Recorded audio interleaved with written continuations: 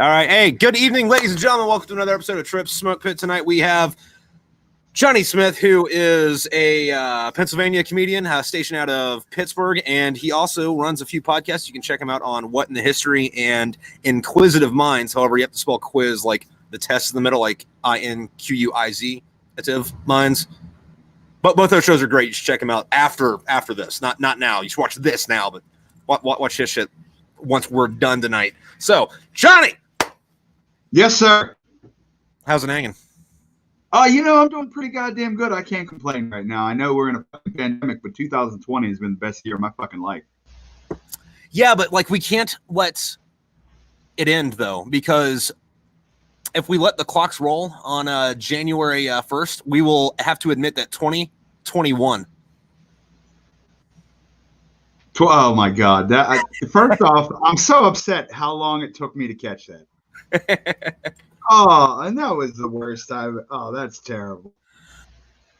Well, I thought you were getting ready to go off into some tangent about Joe Biden fucking microchipping us all or some shit, but not just a simple why would Joe Biden need to microchip us when we carry around cell phones voluntarily? Like, they know all that shit. All those chip conspiracies, it's already happening. It's just in your phone, not like in your arm. Absolutely. I actually had a conversation with a guy in the car the other day about that. Like, there's no reason for chips anymore. They're not microchipping you. You got your cell phone. You're good to go. Yeah. No. And I don't know about you, but I take my fucking cell phone everywhere. Yeah.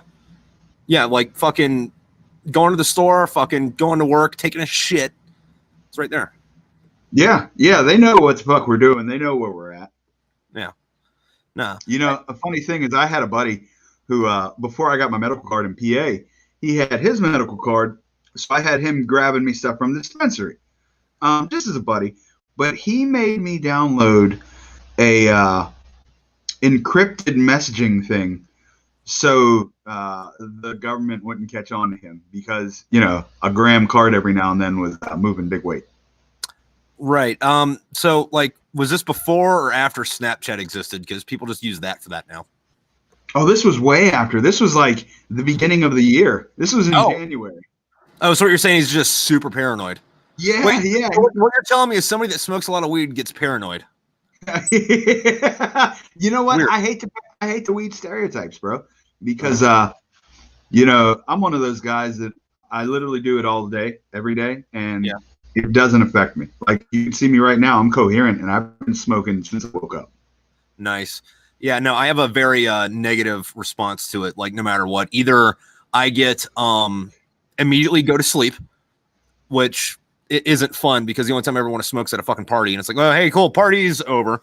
Or I immediately get so fucking paranoid that the person, not my reflection, the person behind my reflection in the mirror is gonna fucking murder me.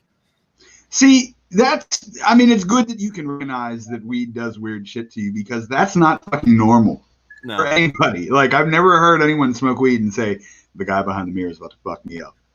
Well, my sister was on something, and she was saying she had to stop because people kept running up to her, screaming, and then ripping their faces off and running away. And I'm like, that might be something else. Jesus Christ! If that's what you got to do to stop, not knocking you, dude. One time, somebody slipped me PCP in a blunt. Oh, dude, how'd that go?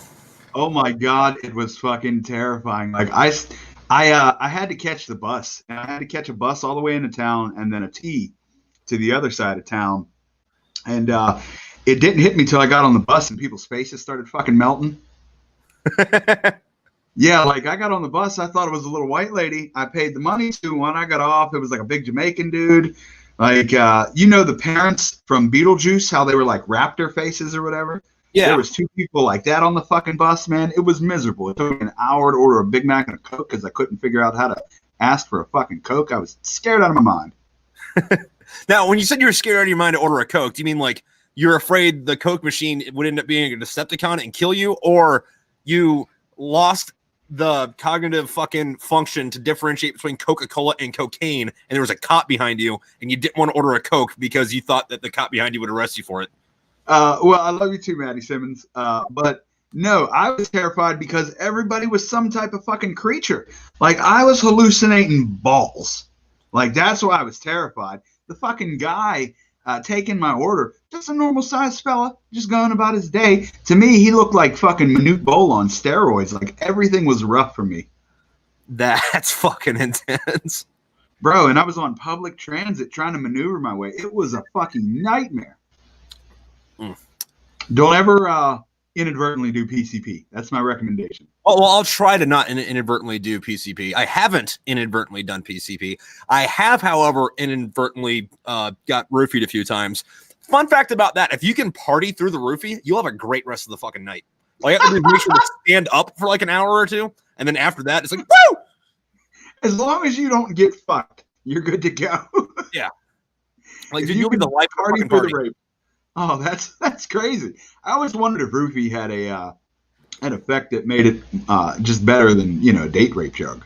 Well, I think what it really does is it A, wipes your fucking memory for the whole time it's there, but like B, like just like completely gets rid of all your inhibitions. So all that shit you want to say at parties, but you don't because you're a little embarrassed. You're like, I don't know if these guys are going to get this joke. You're like, yeah, fuck it, I'm going to say it anyway. And then you end up having a good fucking time. I've turned that into a whole stand-up career. I get up there and tell jokes that aren't going to work. Well, every time you had it like it had something to do with about being domestic, where it's like America bombs everybody else, but I bomb in Pittsburgh. Oh yeah. I said the U.S. bombs internationally. I bomb locally. Yeah. I had a great night. That show, actually, Dan Brady headlined that show, and shout out to him. He fucking murdered it.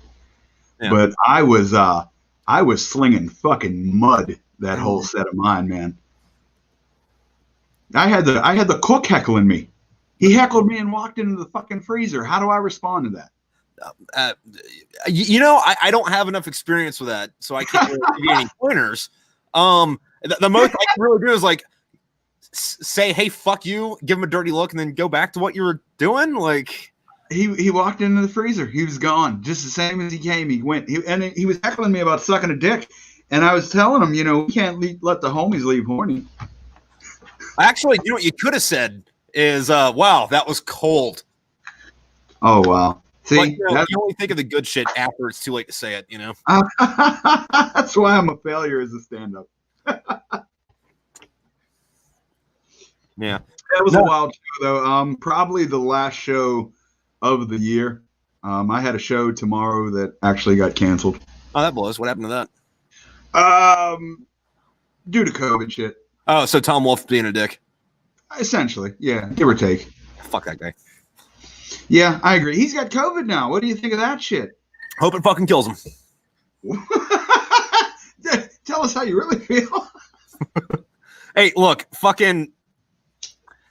There's this band called the Smut Peddlers. Have you ever heard of them? They're a punk band. I haven't, but I think I'll like their work. But they had a song called "Fuck You." That's why, and it's really hard to tell how genuine they're being, but it's a song from the 90s, but there's a line in it that's very it holds up to like modern times, even though the song's fucking 30 years old now. But it goes, I know Bill Clinton thinks we can't be trusted. Half of us are unemployed, the other half is busted. We don't deserve any dignity or freedom. Where the fuck is Lee Harvey Oswald when you need him? Whoa, is this a punk band or NWA? Because those are some fucking bars right there, buddy. Fucking punk band. They also had I'm sorry, that was the Vandals I was thinking about. If we can put a bass beat behind that, maybe a trap beat, we can get something fucking cooking. Oh no, they got some I wouldn't say sick guitar riffs, but like the thick, grungy fucking punk shit. They're not sick, but they've got some melancholy. Yeah. Another good one is the Vandals. Have you ever heard of them? No, sir. I know nothing of punk rock. Oh, so other, punk rock band, their first big album was Hitler Bad, Vandals Good. Okay, so far I agree. But they had another song about, it was kind of, the music was to the, it was kind of like a play on the Dance of the Sugar Plum Fairies. But he was talking about how all Santa Claus does is, inspire corporate greed and, fucking judge the masses. And, he watches you while you're asleep because he's, big brother and he wears a lot of red and runs a gulag up in Siberia with a bunch of slave laborers. And I couldn't find a place to park at the mall, so I didn't get you anything for Christmas. I'm sorry. Oh, word. Okay, I dig it. I can rock with that. Yeah, yeah. So, Uh, I'm just gonna say that at Christmas all year. yeah. Well, actually, speaking of that, fucking what kind of stuff do you buy people for Christmas? Because like everybody buys Uh, different shit. Honestly, I don't buy for too many people. But like the big ones are my mother and my aunt. Okay. And honestly, they're like those people that have everything. And if I get them something, it's just gonna be a fucking waste. So I get them like gift cards to like get their hair done and their nails done and shit like that. Okay. All right. And my brother, he's a big fucking nerd. So I just get him something like a, dope figure or bust or, some cool pop culture shit. Yeah, I'm about on the same page. Like, where I'm at in my life now, everybody that I could buy shit for is like an adult and has stuff, or at the very least, they fucking live somewhere and like don't need shit. And like, Yeah. I kind of like feel bad for like I always hated getting like socks and clothes and shit. Like, give me fucking toys. So what I do now is like I'll go buy people figures or toys, or I'll try to tailor it a little bit. Like for Dan, because he's a big history dude. And again, with the fucking like, I give unnecessary shit. Like I got him a bunch of like plastic army men, but they were like Civil War soldiers from like Gettysburg. Oh, that's dope. No, since Dan is a history buff, I'm going to get him a life-size bust of Rasputin's penis. Dude, fucking wait. Before or after the circumcision? It didn't state. It just made sure it was full erect. Hey, Carter Levi, let me acknowledge you before you start going crazy in the comments. Okay, so the thing about Rasputin though, or Rasputin's cock, is was it like a big one that like got stiff and erect, or was it one that was like already like kind of like big and floppy, and all it did was get hard and bounce From around? what I understand, it was the thing of legend, but it was at least 10 inches. There's different accounts, but from like he just had one of those. I hate to say this, but he had just a horse cock swinging. Like some people are growers, not showers. Yeah, He was definitely a shower at all times. nice, good for him. Yeah, yeah. I mean, yeah, good for him. I don't know how much you know about Rasputin, and like I'm not an expert, but he lived a fucking wild life. Well, did his pubes look like his beard? His pubes more than likely looked like his beard, if I'm being honest. I don't know if you know he convinced people that his penis was a like an agent of God, and having sex with him was a religious experience. Dude, I wish I could con people like that. Like, I don't know if I would use it for that. I would do shit like, hey, go buy my book, buy my shit, give me money. Not so. Jesus gave me a hand job once, so my cum is holy water. For anybody listening, I have a magical penis. It's full of magic, but it's in a small package, like a little wand. But due to that fact, go to the merch store and buy a T-shirt. Yeah, see, I actually don't have a penis, but I have 3 balls, and one of them like lights up and plays a song when you squeeze it. So like, chicks just fuck me for the story. Well, I'm waiting for when we can do like Android enhancements for the body. Well, I mean, have you seen the people that do that already, though? I haven't seen that. I Okay. think I saw fake videos of like somebody having something implanted in their arm. Dude, there's some weird shit out there. Like, there was one guy more recently, and this one was one of the lesser impressive things, but he got this thing installed in his head, and it looks like a fucking like 90s webcam sticking out from on top, but like it plugged directly into his brain, and all it does is like monitor fucking like seismic activity on the fucking moon, which is whatever. What? Yeah. But there was this I read an article in like Reader's Digest in like 2000 and I guess sort of 9 or 10, and there was this school teacher, and she got in a car accident and lost her arm, right? And what they did when they took her into surgery was like it didn't get cut off, it just got mangled so bad they had to get rid of it. They took all of her nerves, bundled it up inside of her chest, and just shoved them all in there. So like her nervous system was still intact. And then I think that was in the 90s, and then like in fucking 2005 or 6, they built like a prosthetic arm for her, and like on her nub they put like a plug, and she had to wear this belt that kind of had like a small like motorcycle battery on it, but it like would power the arm. And they plugged her nerves into it so she could move shit, and she could like pick up an egg or like a penny or like fucking curl like 70 pounds. But the thing with it is they didn't program it to have any feelings, but she could sense pressure and hot and cold and shit. And the whole article was about scientists were trying to figure out there aren't sensors on there for her to be able to tell hot and cold or pressure, but she knows how to do that. Like blindfold, look the other way. This is hot, this is cold, that's sharp, that's dull. That feels like a puppy. Oh, really? That's insane. I would give up my arm today for the 2020 version of that. I'm all about becoming mechanical. And you know what? That guy's cybernetic implant is fucking useless. It's like I get an alert anytime anyone in the world gets a hole in one. Like, who gives a fuck?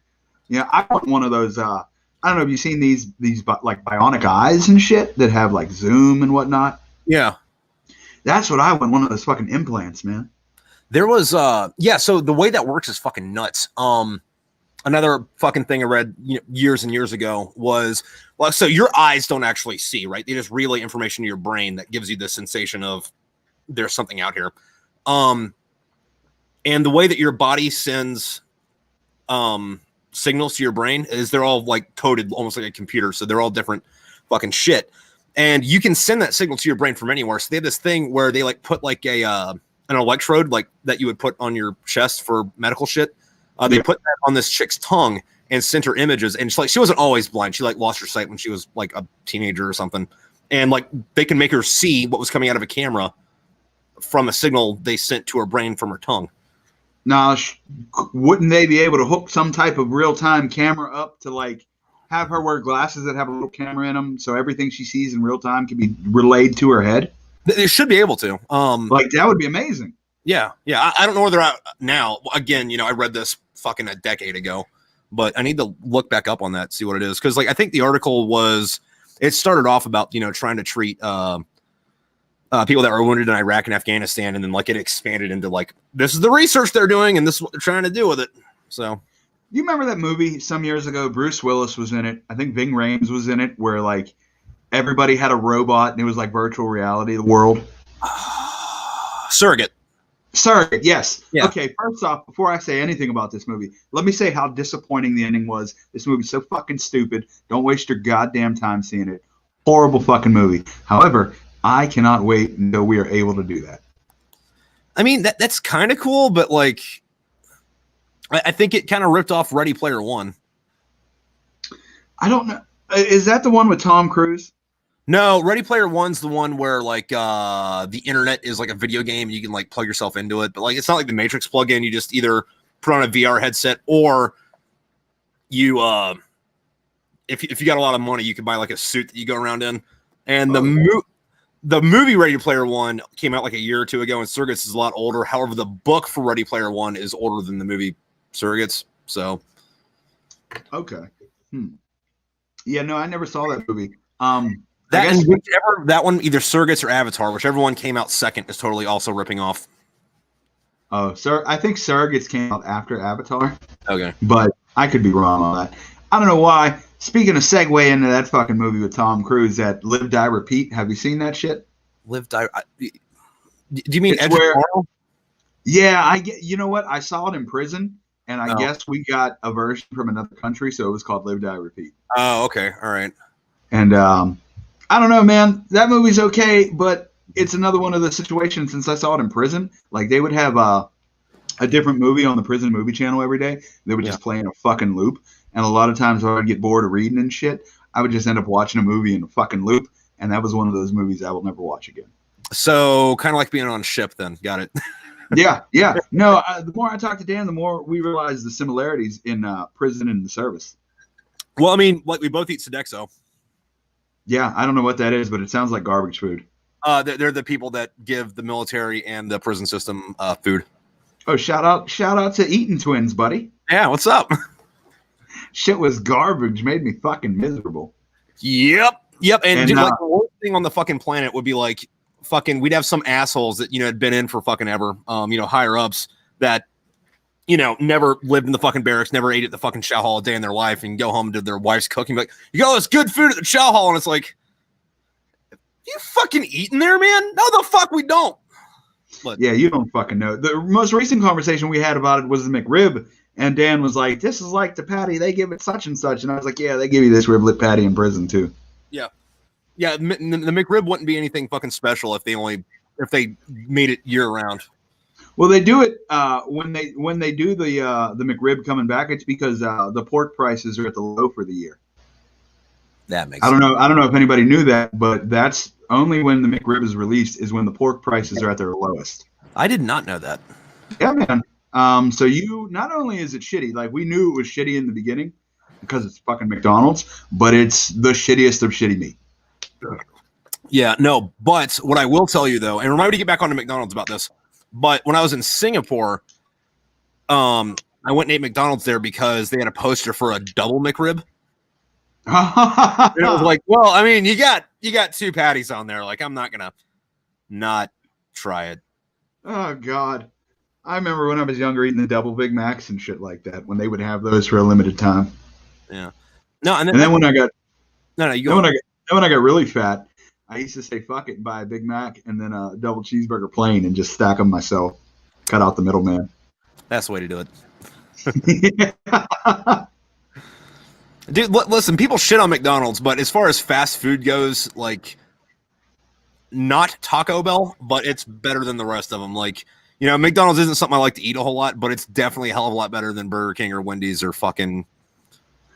See, the only reason I go to McDonald's is so I can get their burgers because I don't eat the bread. I just take the bread off, and they're 2 for $3, double cheese. That's the best. That's the best deal out here in fast food. But if I had my choice, I'm getting chicken from Wendy's, and I'm getting a double Whopper from Burger King. But I don't know. Wait, not Popeyes. No, I've never had Popeyes chicken, and at this point I refuse to because of all the fucking hubbub. Oh, okay, all right, well, fair enough. And I don't know if you've ever eaten at Whataburger, but to me, I had that in Texas recently, and that is hands down my favorite fast food restaurant. Yeah, no, see, like, I hadn't been there till I want to say 2018, and I had one like right across the street from my buddy's house where I was staying at for a couple weeks, and they kept fucking up the tea, and it's like, how are you fucking up sweet tea in Texas? Oh, but see, the tea doesn't count. We're talking wrong, motherfucker. The tea does count. Oh my God, fucking counts. Sorry, the Southerner in me is coming out. The fucking goddamn tea counts. Texas people of Texas brag about shit that the whole world has. They're like, down here in Texas, oh, you got to have some sweet tea. Like, motherfucker, we all know what sweet tea is. It's just sugary goo. And then, and you better fucking do it right. If Big Bad Texas is going to have the best, it better do it better than fucking Georgia. I'm also, since we're on this, Texas, y'all brag about your fucking barbecue. It's the worst barbecue in the fucking South. It's better than anything in the West or any fucking Yankee states, but it is the worst barbecue in the South. Fight me. We'll go to Georgia and you can fucking have that conversation again. How about that? Texans. I love Texans. Like, there's some things I'm not going to let go. You're in Texas, you got to try a steak down here. It's like, motherfucker, cows are all over the place. I've had steak. They're like, no, you got to try it from Texas. I'm like, whatever, dude. Fuck this shit. Like, I love Texas. I love them. I love the people down there. But goddamn, shut the fuck up. You're boring. Yeah. They are. We're just pretty laid back. We don't bother like, you're fucking boring. I get it. That's fine. Just call it what it is. Well, I mean, I guess it also depends on where you are in Texas, because Texas is literally bigger than, like, I don't know, France. That's true. Very true. If you're not, like, out west, like, if you're in, like, say, Houston, that place is a fucking party. Like, fucking, like, then again, you're also, like, downtown with a bunch of people that think they're cowboys and, like, they want to fight and drink. And, like, hey, listen, I have to out-drink you to impress you. And it's like, dude, I'm a career alcoholic. Have fun. I spent some time in Houston. I spent some time in Austin too. They were both good towns. Fun times I had. But the majority of my time was in, like, the heartland, Central Texas. Oh, yeah. I'm sorry. And I was in Bible thumping country down there. And like I said, down in Texas, they're all about freedom until you start talking about weed. Unless you're in Houston, in which case it's like, what? I'm sorry. I didn't offer, dude. I didn't offer you any. Fuck. Just take the whole bag, man. Fucking. That's my bad for not being hospitable. I tell you what, down in Austin, and I'm not that guy. I'm just relaying information. It's a Democrat-run city, and man, there were homeless encampments down there, like tent cities under the place. It was crazy.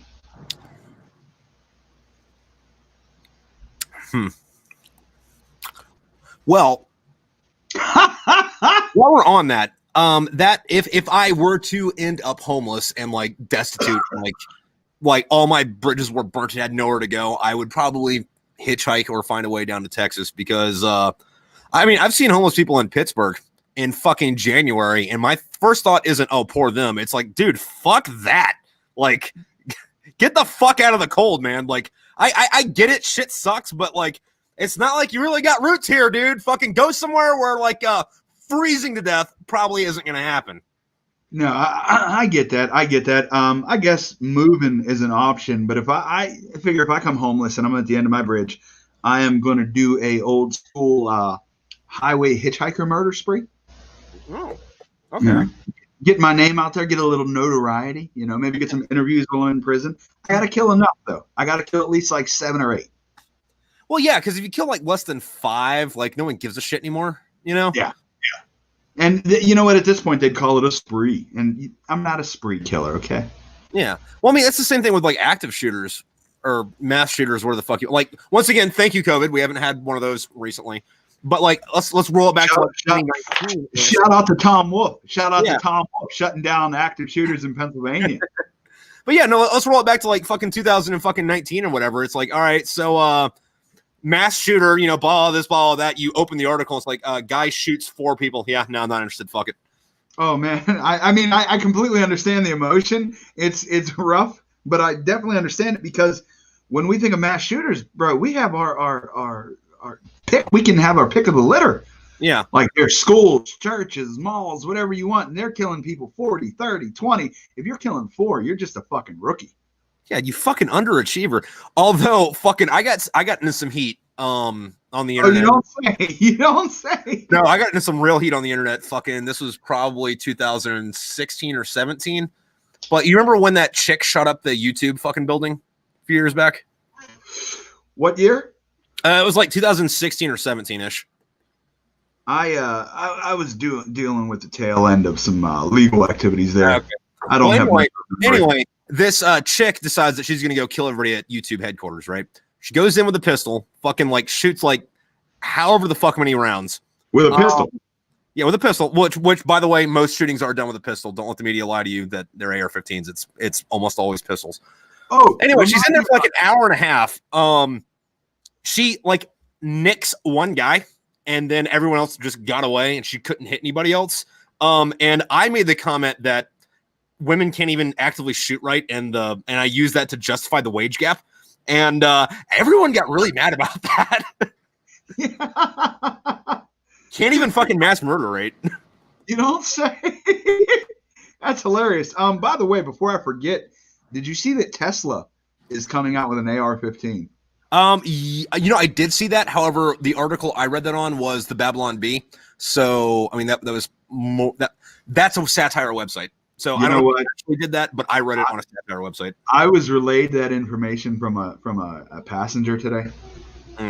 So it probably is the Babylon Bee. Now I feel like an asshole. But I was like all day, I didn't look it up, but I was so fucking curious to know like what their specific upgrades were to the gun. No, that was satire. However, fucking that is an interesting conversation when you get down into it, because like you have like a million different people that make fucking ARs. However, when they make them, to get the rights to use the fucking plans to make them, they have to build them to certain specs. So when people say, hey, this is a good AR-15, the only way it's a good AR-15 is if they upgraded it themselves from the factory. They're almost all identical weapons, no matter who makes them. That's fair enough. I'm just sitting over here feeling like a dunce because I'm spreading fake fucking news. There's no such thing as fake news. Conspiracy is a word that was conjured up by people that don't want you to know the truth. You know, I feel like more and more every day like a conspiracy theorist, but like I'm talking to so many people that I don't sound crazy to anymore, because no matter who you are, you cannot admit that like something is not fucking, they're not telling us the truth with this shit. Oh, nobody's ever telling you the fucking truth about anything. Like, something's going on. It doesn't make any fucking sense. Yeah. No, and like there's always a fucking ulterior motive to everything you see in the fucking media. Like the fact they decided to run whatever story it is at the fuck all is because they want you to either know or think a certain thing. And they are giving you, with the way it is now with all the fucking information that's out there, if a certain organization is telling you something, it's almost like they're letting you know that, not informing you. And there's a difference. I went to a liberal college, and I went there for wait. A liberal college? They make that? I went to a very liberal college. Huh. Weird. And I majored in mass communications and I minored in broadcasting because I wanted to get into journalism. And part of it, they taught you, ethical journalism and blah, blah, blah in the process. And, I didn't get into the field for life decisions, but I can just imagine how crushed some of these new graduating writers are that are, idealists, and they teach you like the right way to write it, and they teach you all about ethics and shit. And then you get out and it's like, hey, you got to put some buzzwords in this shit and lie about something. Yeah. No, like I feel bad for the people that have been doing it forever. Like, because there are some journalists around that have been doing shit since the fucking 70s, and like I would like to sit down and talk to one of those dudes just about like how their career has gone over the last fucking 4 decades. Yeah, how it's changed. I don't really know any like, I don't know, journalists that I think are like honest and mainstays. Like growing up, I remember there was always like a mainstay like Dan Rather, Walter Cronkite, and now it's just like whoever the fuck CNN has on, or whoever the fuck Fox News is an expert this week. Yeah. There are a few out there, but they're not like on any of the big platforms. Like there was a guy I had on a couple of weeks ago. His name's Ethan E. Rocky. He writes for Coffee or Die magazine, which is owned by Black Rifle Coffee Company. That's dope. But his stuff is usually pretty good. Now a lot of it though is like personality highlights or spots. So it's like, hey, we found this cool guy, we're gonna talk about him. So like, yeah, there's no like real fucking what the fuck ever narrative to push. We're just telling you how cool this guy is. But, yeah, it's not hard hitting. Yeah, but like I also really enjoy that dude's style because there's a lot of fucking people like that, or a lot of fucking journalists that will do that kind of thing. However, they'll have pretty much the same story like written already, and all they'll do is like copy and paste names and then like put in a few other quotes from whoever, but like the skeleton will be the same. But like this dude is like, nah, dude, like he looks like he seems like, when I read it anyway, that he sat down and actually gave a shit about the fucking story when he wrote it. Yeah, man, I remember it's such horseshit now. I remember one of the assignments was watching a news program, a half-an-hour news program, and break it down by what news was talked about what. And I think there was 6 minutes of commercials. There was like 12 minutes of sports, like 9 minutes of weather, and the last few minutes, 3 or 5, whatever minutes were just like local news. Yeah. It was horseshit. Like, oh, the Steelers, it's going to fucking rain, and then commercial. Yeah. Yeah, no, the fucking news sucks. Like, I'm glad I don't have cable. And then, like, the way I get my news now, though, is, like, I don't subscribe to anybody. Like, I just, like, scroll through Facebook and wait till I hear something retarded. And I'm like, there's no way that's fucking real. And then, like, go Google it and research from there. But, yeah. But, by the way, I am a Steelers fan. But you know what? Fuck this last game. Like, they lost, and there was too many drop passes, you piece of shit. I'm not a sports podcaster. I'm not a sports commentator. But you guys were dropping everything. You fucking were terrible that goddamn game. I know you didn't have enough rest and short games and COVID, but go fuck yourselves. You're professionals. No. See, I think they should fucking change the game completely. Like what is it? Fucking, you got 4 quarters that are each 15 minutes each. So the way I think you should set that up is a game takes a fucking hour. Fucking, if you take a break, cool. You can break all you want, but you're still on the fucking clock. And then with all the commercial breaks and shit. Yep, nope. Like fucking, they can record it, and then they can show it to motherfuckers later and put the commercials in. But like the actual fucking game, fucking nonstop the whole time. Like, listen, I know that like as Americans are supposed to shit on soccer, and I don't like soccer because I think a lot of sports are fucking boring. But you know what they don't do? Waste your fucking time. You know what they don't do? They don't waste your time. They're on the fucking field the whole fucking time, you know? You know what? People say that about cricket, that it doesn't waste your time, but that's only because the whole game you're trying to figure out what the fuck's going on, so you don't realize time has passed. I have a counter argument for you. Okay. I want you to find me anything that the British invented that isn't a waste of time. Slavery. They didn't. No, they didn't invent slavery. They just were pretty goddamn good at it. Yeah. However, I do have to give props to the British on this, because you know how they got rid of slavery? How did the British get rid of slavery? There was this dude, I forget what his name was, but he was the prime minister. He was the youngest prime minister ever. Like, this dude was like 22 or 23 when he was like in charge of the country. And like day 3, he's like, "Hey guys, slavery's bad. We should get rid of it." And then Parliament was like, "Should we?" And he's like, "Yeah." So like that the next day, because like this dude gave this speech that was like 4 hours long, like started like at the end of the workday and went on until the sun came up the fucking next day. Like literally, like some people were like, "Dude, it was a religious experience," because when he's talking about bringing light to Great Britain, the sun was rising and came in and blah, blah, this, whatever. And then they were like, "All right, yeah, so slavery's bad. Let's, we know this is going to have some economic repercussions. So let's do this thing where it's illegal to buy more slaves as of today, and by a year from now, nobody can have them anymore." And then England was like, "All right, cool. Let's just fucking not have slaves anymore." Like there are some other countries that, have to burn their entire fucking country to the ground. And then, also they immediately gave, full rights to everybody. That's what's up. That's pretty cool. Yeah. There are some other countries that that doesn't quite go as smoothly for, but I got gotta give England its props. I got 2 things for you they invented that I think are pretty good. Crumpets. I don't know if you've ever had them. They're tasty little treats. Yeah, they're just they're just like cakey muffins. Yeah, man, they're delicious. We got to give credit where credit's due. Yeah. The British. And I like the fact that they brought back having a fucked up grill and not being self-conscious about it. I'm a big fan of that. So shout out to the British. Without you, there's no me, y'all. Actually, hey, fucking, if I'm out of line, fucking tell me. But what happened to your teeth? Oh, you were completely out of line. We never talk about that. No. Oh, okay. What happens is my saliva produces like acid or some shit and eats away at my gum lining and eats the gums away. So what happens is my teeth are all healthy and they're connected at the nerves, but there's no gum support. Oh. So it fucking hurt. So the first 6 I took out, these were elective. I went to the dentist. I said, "I need these out, blah, blah, blah." Took them out. And then the 7th happened during quarantine. Up here, gum just got eaten away by my own fucking saliva because I'm self-destructive at every point at the molecular level. At least your body's on board with your mind.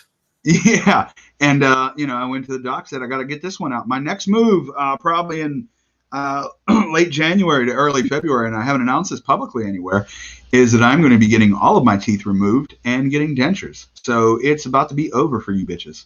Okay. Can I make a suggestion? I don't know why I asked you that, because I'm gonna make the suggestion anyway. You ever watch the old Roger Moore James Bond movies? Do you remember Jaws? I think you know the answer to these questions. Like, Jaws, right? With like the I'm aware of the shark. Get that shit. Like, even if you only wear it like on Halloween. Well, you know what? This may be seem like a folly to others, but I intend to have gold fronts. I want gold teeth. Do that. Absolutely. Definitely going to do that. Just, you motherfuckers hated on my smile for so long. Now you're not going to be able to deny the shine. Actually, do you know what you should do? Fucking, don't quite do that. Get like nice, good fucking like pearly whatevers, but like your canines are gold. Well, what I was going to do was have 2 sets, one that are, regular teeth and one that are permanently gold plated. Like, and I know that, I grew up in the hood, kid from the hood. That's one of my dreams, and I'm going to fucking do it. I'm going to have gold teeth. I'm going to have grills. I don't give a fuck. And you know what? I'm going to be as unapologetic with my grills as I am with my fucking teeth now. So just be ready to see me shining, bitches. Dude, fucking like do it. And then what you should do is like when you do your podcast, like get like just a black backdrop, right? And then get way too many lights. And then like turn the camera settings way down, so all it sees is like your eyes, a little bit of your face, and then my teeth. Yeah, no. Here's another fun fact for you. Never had a cavity. Really? Yeah, people think, I get asked meth a lot. I get asked drugs. I get asked this and that, rotten teeth. No, my fucking teeth were all healthy when they left my mouth. I've never had a cavity. It's just my body it's too much for me to handle. So you're lucky I don't unleash it on anybody else. Yeah, and usually like your gums doing that is like something like if you fucking like chew or dip too much, but like that happens when you're like 50, you know? Yeah. So Yeah, mine started going early in my 20s. In my 20s, I lost some teeth. you just have like a really unfortunate fucking 20s, man. Like, you're fucking telling me, bro. It didn't end at 30 either.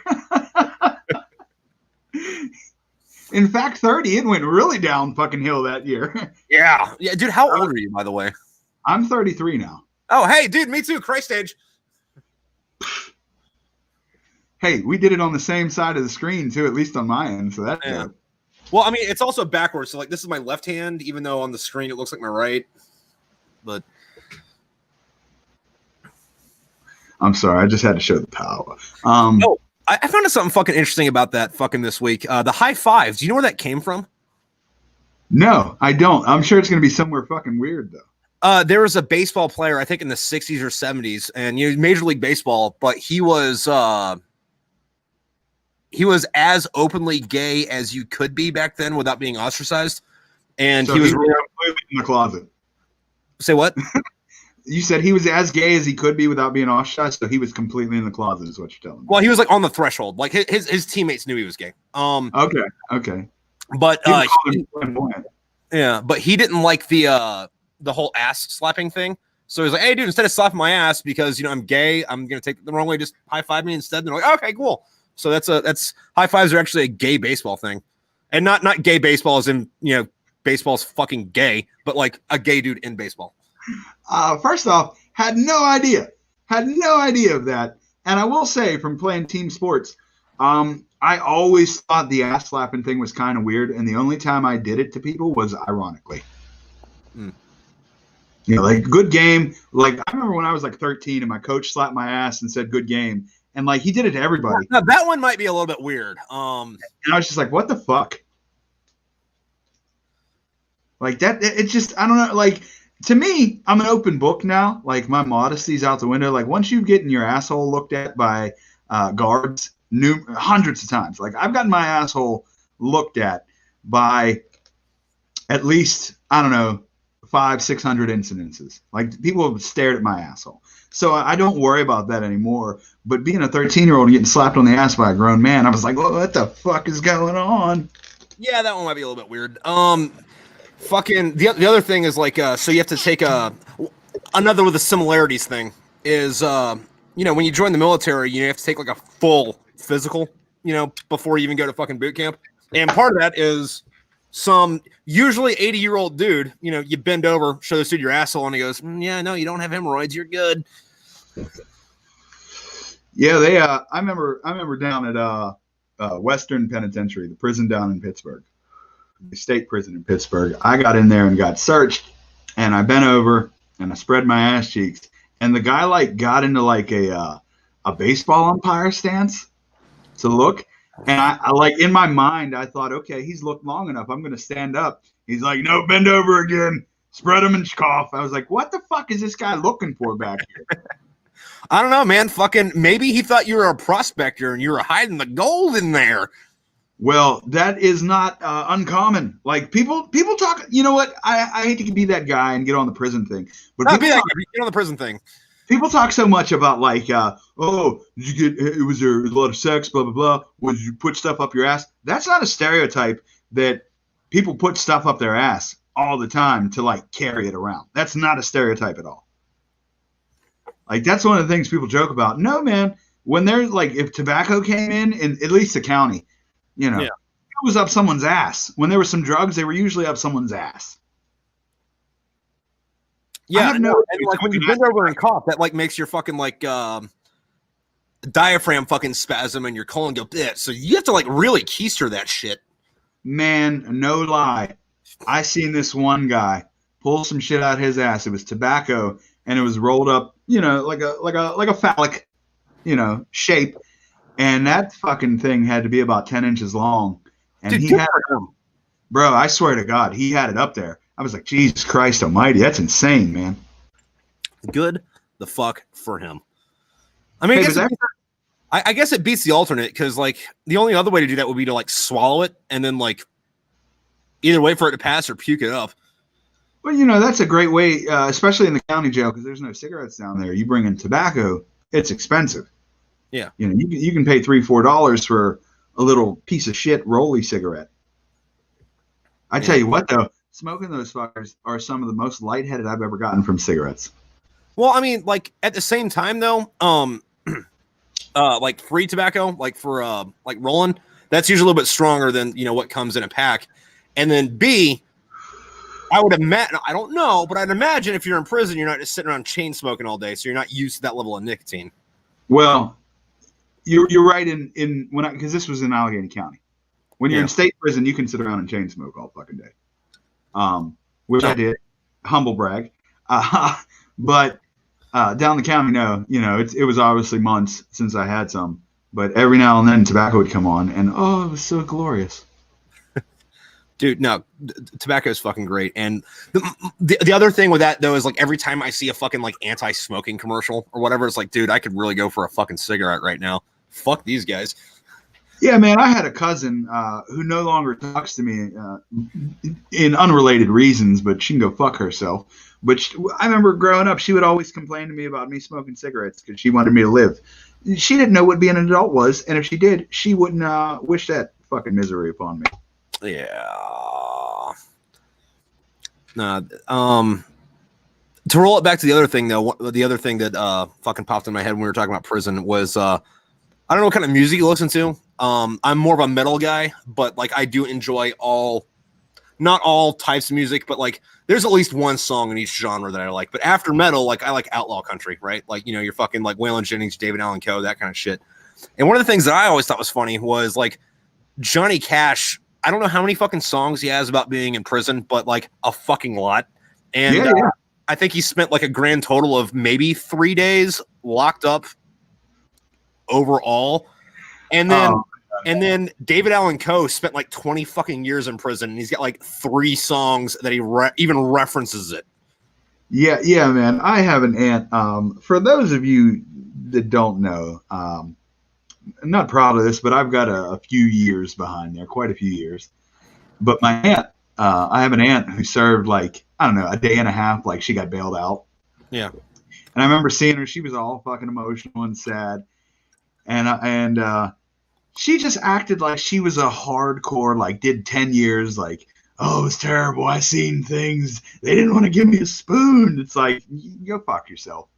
They didn't want to give her a spoon? Well, she should have shoved it up her ass and brought it in. Yeah. No, prison was pretty dope for the most part. Gave me a lot of life experiences. Now that it's over with, I can say I'm glad I did it. I feel like everybody could learn a little bit going. Yeah, same thing about the military. It's like I don't know about you on this, but like I miss it, and given the opportunity, I would fucking do it again. Like not now. I wouldn't go back in now, but like, fucking if I got reincarnated and knew everything, yeah, I would totally do it again. But it gave me a lot of perspective in the case that like I'll be in situations where everyone else is freaking out about how terrible shit is, and I'm like, this is a bad thing. I thought this was like that speed bump you hit on the way to fucking work before the shit started. Okay, you're gonna ruin everybody's month. Got it. Okay, all right, sweet, we're good. Yeah, no, I dig it, man. I can get that. And just like you, after you did your first, I don't know, first term, whatever you agreed to, you re-enlisted and, went again. After I got out the first couple times, I also re-enlisted. So we got that going too. One tour wasn't enough for me. I had to go back a couple times. Now, did you keep going to the same place? Because like I went to Afghanistan like twice. So is that like kind of like a thing? It was like, all right, so put me in this place, put me in this place, put me in this place, put me in this place. I was kind of making my rounds. I did Allegheny County Jail. I did what is that? Washington County Jail. I did SCI, State Correctional Institute, Pittsburgh, State Correctional Institute, Camp Hill, State Correctional Institute, Mercer. I did some juvenile time as well at a couple different places. So I was just, I was checking different spots out. I wanted to compare. Yeah. Fucking. Wait, hold on. Did you get a punch card? And after 10, you got a free one? You don't get a punch card, but you do get a little ID card with your prison number on it and everything. It's pretty cool. I gave it to my brother-in-law in Texas, who is a cop. Oh, nice. Yeah, I said, remember, not everybody you arrest is a total piece of shit. Nice. I don't know, Tripp. There's not a lull in conversation at all. I don't want you to think that. However, from what you told me off air, I'm very curious to know about the dive. Oh, you mean the fucking off list? Yeah. Like my social media and stuff. Okay, so for those of you listening at home, the way I run these shows is I just, like to have a conversation that goes, and I don't bring up my research unless there becomes a lull in the conversation. However, I do cyber stalk pretty much everybody that comes on the show. That way, if there is a lull in the conversation, I can be like, doomed, this. Let's go here, talk about this. Fucking you, on the other hand, who, by the way, he's on What in the History. That's a podcast you should check out. It's good. It's him and my buddy Dan Brady. And he's got his own Inquisitive Minds, which is a completely fucking different animal, but no less fucking good. They're not set up the same at all. They're not. Not at all. Because, like, Inquisitive Minds, it's like a conversation between you and whoever's on there, and you're really good about staying on topic for whatever your guest is on there. And like, if somebody veers off, you have a way to tie what other fucking left field shit they're talking about back into the fucking main conversation and weave it back in. And then, like, What in the History, I think, is fucking hilarious because, like, Dan is just trying to tell a fucking story and you're just being a dick to him. And I think it's fucking hilarious. to be fair, I don't think I'm being a dick. I just get off topic. I look at it this way. I say Inquisitive Minds is like Coast to Coast meets Joe Rogan. Weird shit, but I interview people. That's not unfair at all. I look at What in the History as time suck meets last podcast on the left. Like giving information, but a dialogue back and forth that's kind of goofy and fun. So we're driving down the street and you're the last John Smith on the left. Got it. Yeah. No, that's fucking amazing. I don't mean to scream, but that's amazing. I'm the last John Smith on the left. Well, I mean, like, there's only, like 5 John Smiths in the country. I mean, no, man, there's a shit ton of us. We are legion, and we are fucking many.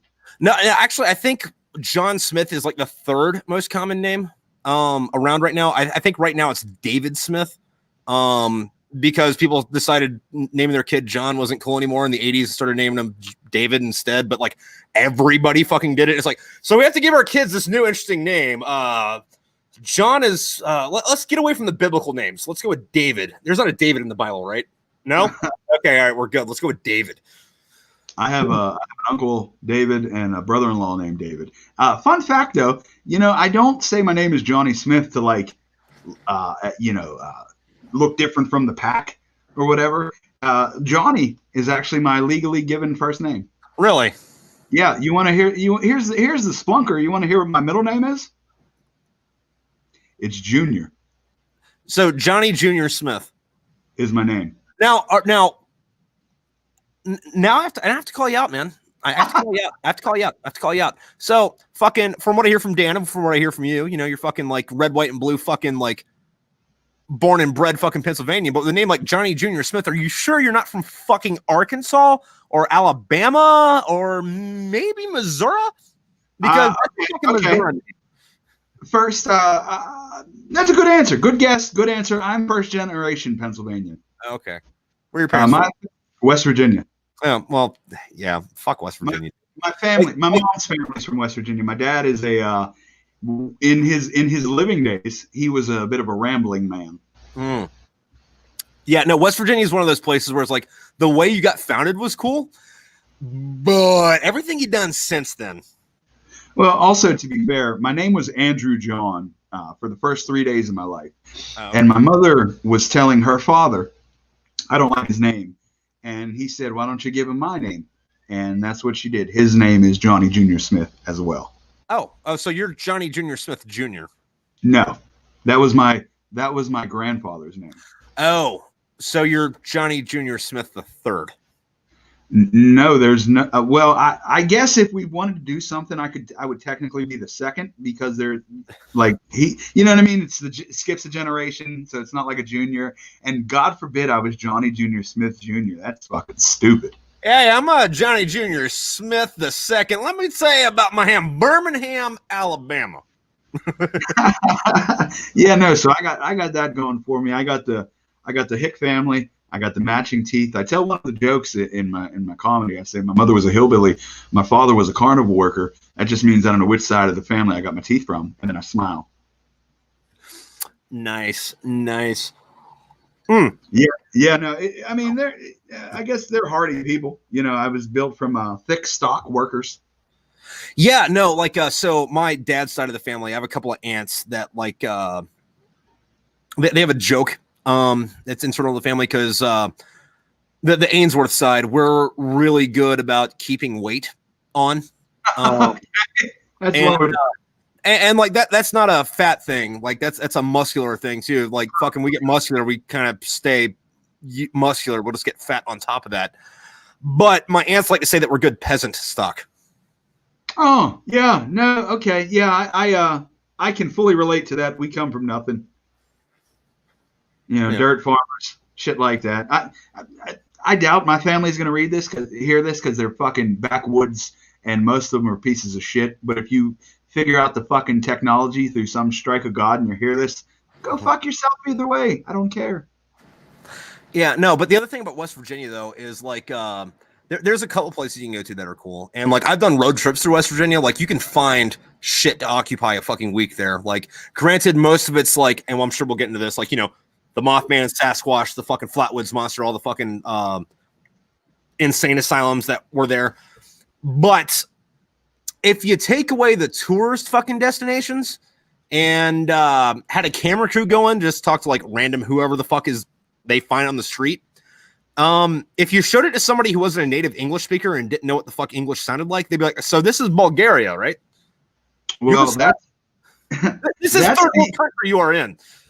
That's the West Virginia I know. I don't know about any of the sightseeing. I've never done it. I used to do a lot of work with my Uncle Tim, and we worked in West Virginia quite a bit, just doing, whatever the lowest tier of society does, clean outs, this and that bullshit for, pennies. But I met quite a few people who don't speak fluent English. You know what? I bought my first car off a man who was a known proponent of incest. Oh, yeah. He actually had a daughter. He had a child with one of his daughters, and he was known to quote, "Incest is best." Fun fact. Hold on. What did he say? Incest is best. So he wasn't even good about the trademark. Instead of saying incest is wincest. That's good. That's better than his. Yeah.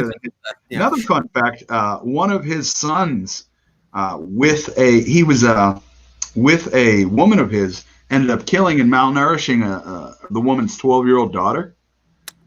She was like 37 pounds when they found the body. Yeah. They hid her in a garbage bag. Crazy story. I don't mean to bring the show down with that, but I met him in jail years later. He was doing 17 to 35, I think it was. Hey, did you steal that Ford? Yeah, man. Yeah, that was pretty much it. It was like, hey, you're such and such. Oh yeah, such. You're the guy that did this. Oh fuck. Yeah, because it was big news. You kill a girl and then hide the body, and they were starving her and shit. Good, fuck him. I think the woman got life or some shit. Pieces of shit. Yeah, no, fucking that's something else I don't fucking get is like I think that, and this is just my fucking opinion on this shit. But there's a point A and a point B. Or I guess an A, a B, and a C. But like A, I think that our prison system does need fucking like massive reform. But I think that we should split shit into two. Like one where like, hey, listen, you're only going to be in here for like a year to like maybe 10 years. So we're going to like reform you and then like, fuck you. You're never leaving prison. And we're going to make your life hell the entire time. And I think it should be two different institutions. However, under that, child abuse should always go to the fucking fuck you part of it, not the fucking like, hey, you did some bad shit. I mean, I dig it. And like, I don't know. First off, Carrie, I don't know what story you're talking about, but when it comes to that, like, I'm a loving guy. I'm very peaceful. I mean, I don't know you personally, but you seem all right. But I feel like a lot of those people, especially like if you're never getting out, what is the point of us wasting money housing them? Like, I know this is cold and harsh, but if you went out like and raped a bunch of kids, boom, you're done. You're murdered. Like, you're taken out. Like, we don't need that. We definitely fucking prison reform, because it doesn't prepare you to be a productive member of society for shit. And if our goal is like, hey, listen, you did something fucking stupid, but there's hope for you. Let's maybe guide you a little bit, so like you're not a fucking whatever the fuck it was when you put you in here, you know? But like fucking like assholes where it's like, hey, listen, so I know you're like a serial rapist, so let's give you a fucking 36 months because like you only raped like 4 chicks, so like fuck it. I'll be honest. I learned how to be a better criminal while I was in prison. Like, I learned quite a bit. The child abuse guy, I'm not going to give his name out, but it was in the West Virginia, Ohio, Pennsylvania tri-state area, maybe 15, 20 years ago. Him and his girlfriend at the time had abused severely her 12-year-old daughter. They locked her in a closet. They didn't feed her. They ended up killing her. And at 12 years old, she weighed 37 pounds, and they put her body in a garbage bag and took it to I think it was the Steubenville, Ohio mall, and like tried to hide the body in a ditch. And then, they, obviously got convicted. I'm pretty sure the woman got life. The man got 17 to 35, I believe. And I just happened to come across him in prison. And before anybody else asked, no, I didn't do anything. I didn't. That's not what happens. People don't do that shit like that in prison. Like, all the pedophiles get it. No, they don't, because you know what? I'm going home in 2 years. I'm not going to fucking murder this guy. Yeah. Yeah. That's what people don't get. People don't get, like, not everybody is in there serving life. Right. Oh, yeah. And they'll tell you, they'll portray it like that in fucking like movies and TV and shit. Like, oh yeah, I'm only here for like, 2 years. So let me pretend like this is going to be it. Yeah. And you know what? Furthermore, like, I get into arguments with people and they're like, oh, child molesters get beaten up. No, they're so fucking protected that you're going to get way more time than it's worth. And people argue with me about this when I've had firsthand experience. Like, I've been in there. I've seen it. They get in their guitar circles and they fucking play guitar with each other and they don't fuck with anybody. They stay to themselves because they know they're fucking weirdos. Yeah. No, fucking, yeah. Again, another fucking similarity, because people will tell me all fucking day and night what fucking Afghanistan's like, and it's like, okay, all right, yeah, sure, you're the authority on that, got it. Fucking random 18-year-old at fucking school. Sure. Yeah, like if you had a prison experience and it was different from me, that's perfectly fine. But if you've never been, I don't want to fucking hear what your uncle told you. Yeah. Dude, like, no. Yeah, no, I had a thing at school. I want to say it was like my second or third semester in, and like I'm a different person at school than I am like on the fucking internet or in person. Like, I'm here to fucking learn. I don't give a shit about anything. Some dumbass fucking 19-year-old wants to spout off about this bullshit. I'll just draw dicks in my fucking notebook and wait for this conversation to be over. I'm not going to argue with you on whether or not you're right or not. But there was one time fucking somebody was fucking talking, and I wasn't hungover yet. I was still drunk from the night before, but like, that like weird part where you're still drunk and you're going into the hangover and like you feel both, like you feel good and bad at the same time. Absolutely. So I was in that state. It was an early class, like I think the class started at like 8 or whatever. It was like an art class. So, it's like a studio. So you're there for like, 4 hours for that one class, but it's like, we're going to tell you about this for like 10 minutes and then do it for the next 4 hours, And these fucking chicks were fucking talking, and one of them fucking brought something up. I don't remember what the fuck they were talking about, but it had to do with fucking politics. And then one of them said something along the lines of, oh yeah, when I was in fucking, fucking sixth grade, ball, all this, whatever. And then the end of that sentence is like, I'm 19 now. I'm like, wait a minute, you're in sixth grade. Man, you're right. I was like, oh, huh. And then like, I didn't say anything at first, but they're like, what is that huh for? Because they're being pretentious. And I'm like, you don't want to know. And they're like, no, seriously, what is it? I'm like, I haven't killed anybody since you were 4 years old. And they were like, okay. And then they kind of went back to their conversation, but like also like scooted over a little bit.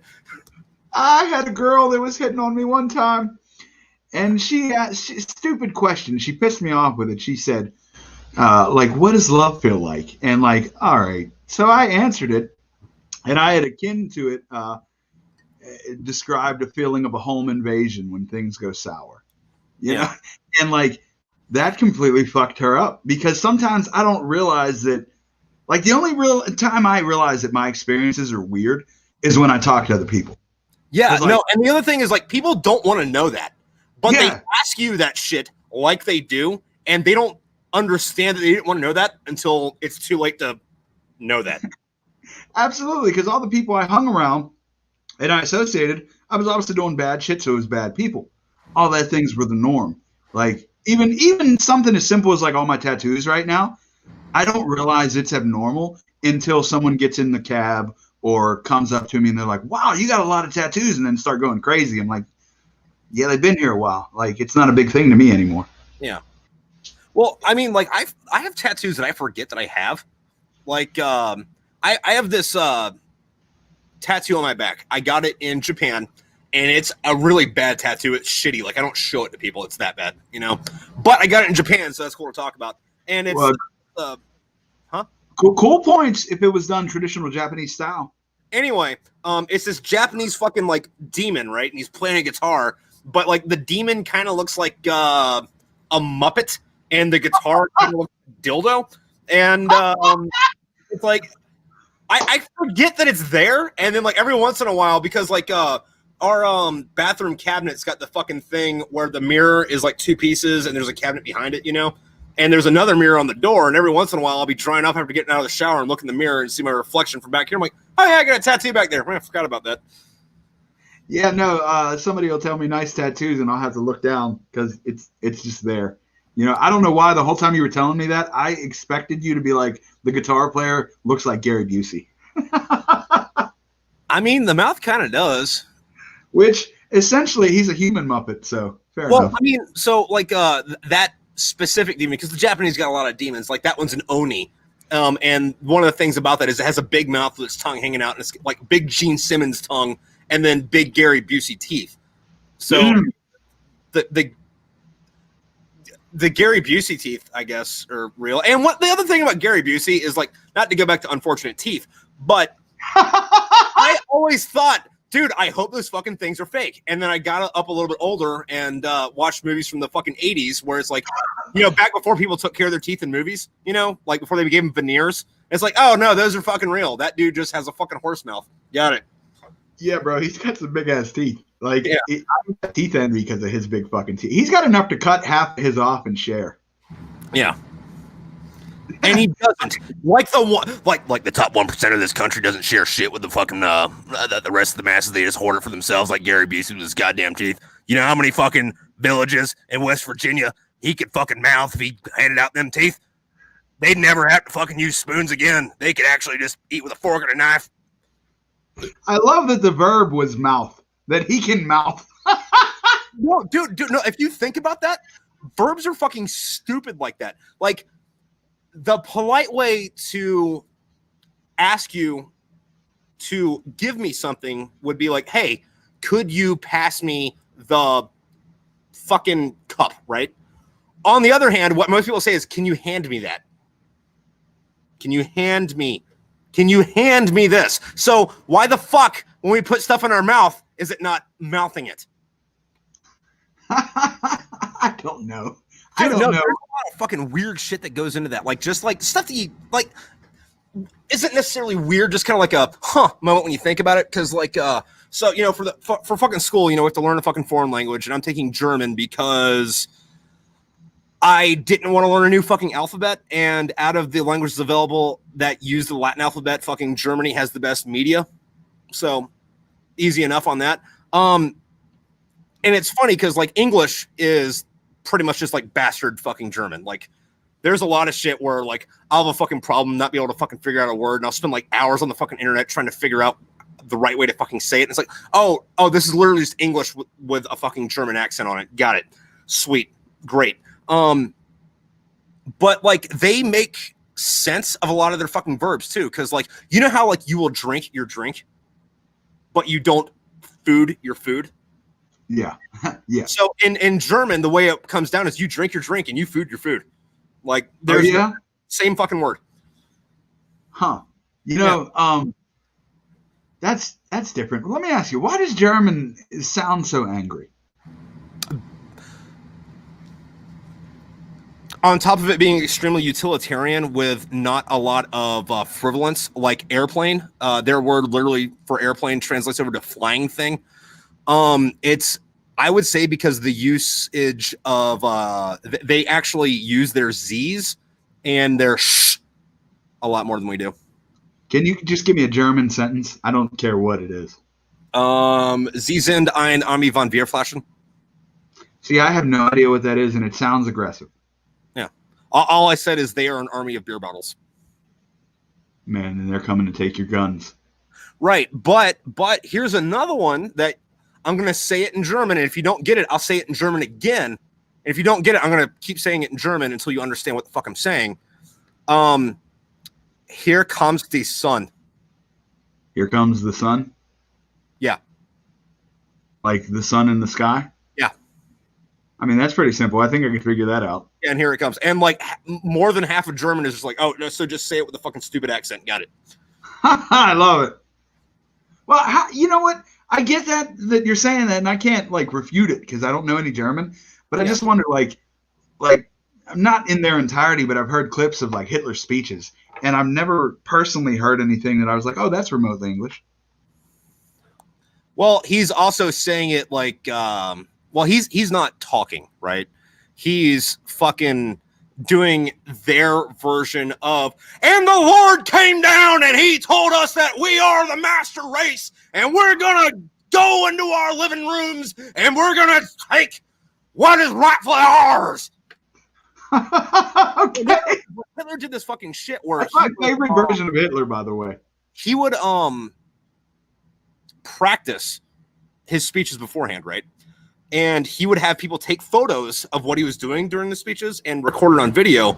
And then after he gave the speech to his like test audience, which was like 5 dudes, he'd watch the video and be like, that looks good. That looks like shit. That looks good. That's good. Do that. That's garbage. Don't do that. And then he would tailor it to where it was fucking like super fucking whatever. Like, you are there's a lot of reasons that fucking like Hitler fucking came to power the way he did. And I would boil it down to 2 big ones, right? The first one is after World War I, like us, England and France fucking straight up ass fucked Germany. Like it was literally at the point to where it was more efficient to just burn money than it was to go buy wood. And people were starving to death. They were freezing to death. And some dude comes up and goes, hey, listen, here's my plan. Nobody starves or goes cold. No one cold or hungry. And then at that point, it's like, okay, well, the other guy's talking about making this alliance with France, who got us here in the first place. And this guy's saying no one goes hungry or cold. Obviously, I'm going to vote for the hungry or cold guy. Also, little known fucking fun facts, Hitler got elected. Didn't seize power, got elected. Like, they'll spin it like, oh, well, you know, he only won, you know, X amount of the vote. And technically... He got elected like chancellor, what, in 33? Yeah. Like he was elected. Like they were like, well, he didn't. He was actually the vice chancellor, and then like stole that office. It's like, well, first off, the way they set their shit up, like the chancellor and the vice chancellor. Imagine if you had 2 separate races for president and vice president, right? He got elected vice chancellor. Now, granted, yeah, it was at like only 33% of the fucking vote or whatever, but there was like 12 fucking parties, and the next in line was like high teens, low 20s. So he had like 10% on anybody the fuck else. But the other thing about that, though, is like he took that fucking speech shit to his fucking rallies and made it fucking work. So like the Nuremberg fucking rallies, I don't know if you guys have covered this on What in the History, if you've read it by shit. No. But one of the things was, he's giving his fucking speech, right? He's doing all the fucking like, the Lord is the Savior and I am the blah, blah, blah, Germany, and no one's going to freeze to death, so help us God. Like, which obviously if you're into that kind of stuff, like you're kind of fucking in tune to what he's saying anyway. But one of the other fucking things that happened at like the big Nuremberg rally, I forget which one it was like 30, he was already in power. Like it was like the speech after the victory speech. So like he'd been chancellor for like 2 or 3 years when this happened. But he's given like, it's like, we all gotta come together fucking speech, And they had these spotlights that they turned it over to where it like kind of formed like a almost like an arc over the fucking congregation. I don't want to call it a congregation because I'm going to call it a congregation, but it didn't start to rain. It kind of gave that like weird mist fucking shit you get. And it looked like the roof that was made out of fucking spotlights was glowing while this guy is giving us this shit. And like, if you talk, well, kind of hard to talk to them because they're mostly dead. But if you like read accounts of people that were there, they described it as a fucking religious experience because this dude up there, he's talking about everything I want to fucking talk about. And he's like, hey, listen, no one's going to starve. No one's going to go hungry. This dude's been in power for like 2 years. And like, I have firewood now and food. Fuck yeah, dude, we're in for this shit. And then he's like, all right, so now that I've been in office for, I don't know, like 8 years, fuck Poland, by the way. And they're like, so food guy, warm guy said, fuck Poland. Yeah, dude, fuck Poland. Fuck them. Oh, Russia. Oh, yeah, they're a bunch of fucking communists. Fuck them, too. So, I mean. The sanctions we put on Germany after World War I were extremely overboard. Like, we crippled them to the point of, like, being third world almost. Oh, about that. Germany didn't get done paying us back for World War I until they reunited in the fucking 90s. How nuts is that? And then you're describing open mics. Hitler was hitting open mics. Mm-hmm. Like, that's essentially what we do. Film your set, record your set, try it again, see what works, throw out what doesn't. Like comics. There's a lot of guys trying to be like Hitler when they get on stage. I guess the best advice I could give you was actually try to be like Hitler. Work on your craft. Yeah, at least a little bit. Yeah, no, fucking, they're actually, do you know what? I got a deep dive for you to take on your own at some point, which is going to kind of fuck your fucking mind pussy a little bit. There's no proof that Adolf Hitler actually knew about the Holocaust. Oh, man, that just fucked my head up because I was waiting for you to say some shit that I was like bursting because I know a lot of weird shit. No, there's like, I wouldn't say evidence, but you can make a really fucking strong argument that, granted, a lot of fucking shit was burnt after the war, so that America and the Russians didn't capture it. But you can't use paperwork to prove that Hitler knew about the Holocaust. Now, you can totally fucking talk about how he hated the Jews, right? And you can prove that he knew about them being moved to like the bad parts of the neighborhood outside of the city because you filthy fucking Hebrews go live in the fucking hood while us good Aryans live downtown. A lot of people don't know that's where the term ghetto came from, by the way. Right, but you can't prove that he knew that they were being put on trains and sent to fucking Auschwitz.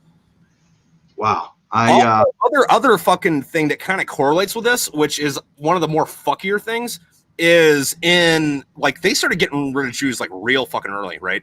Like early 30s. But their first thing that they did to get rid of the Jews was like, hey, listen, we don't want you fucking Jews here.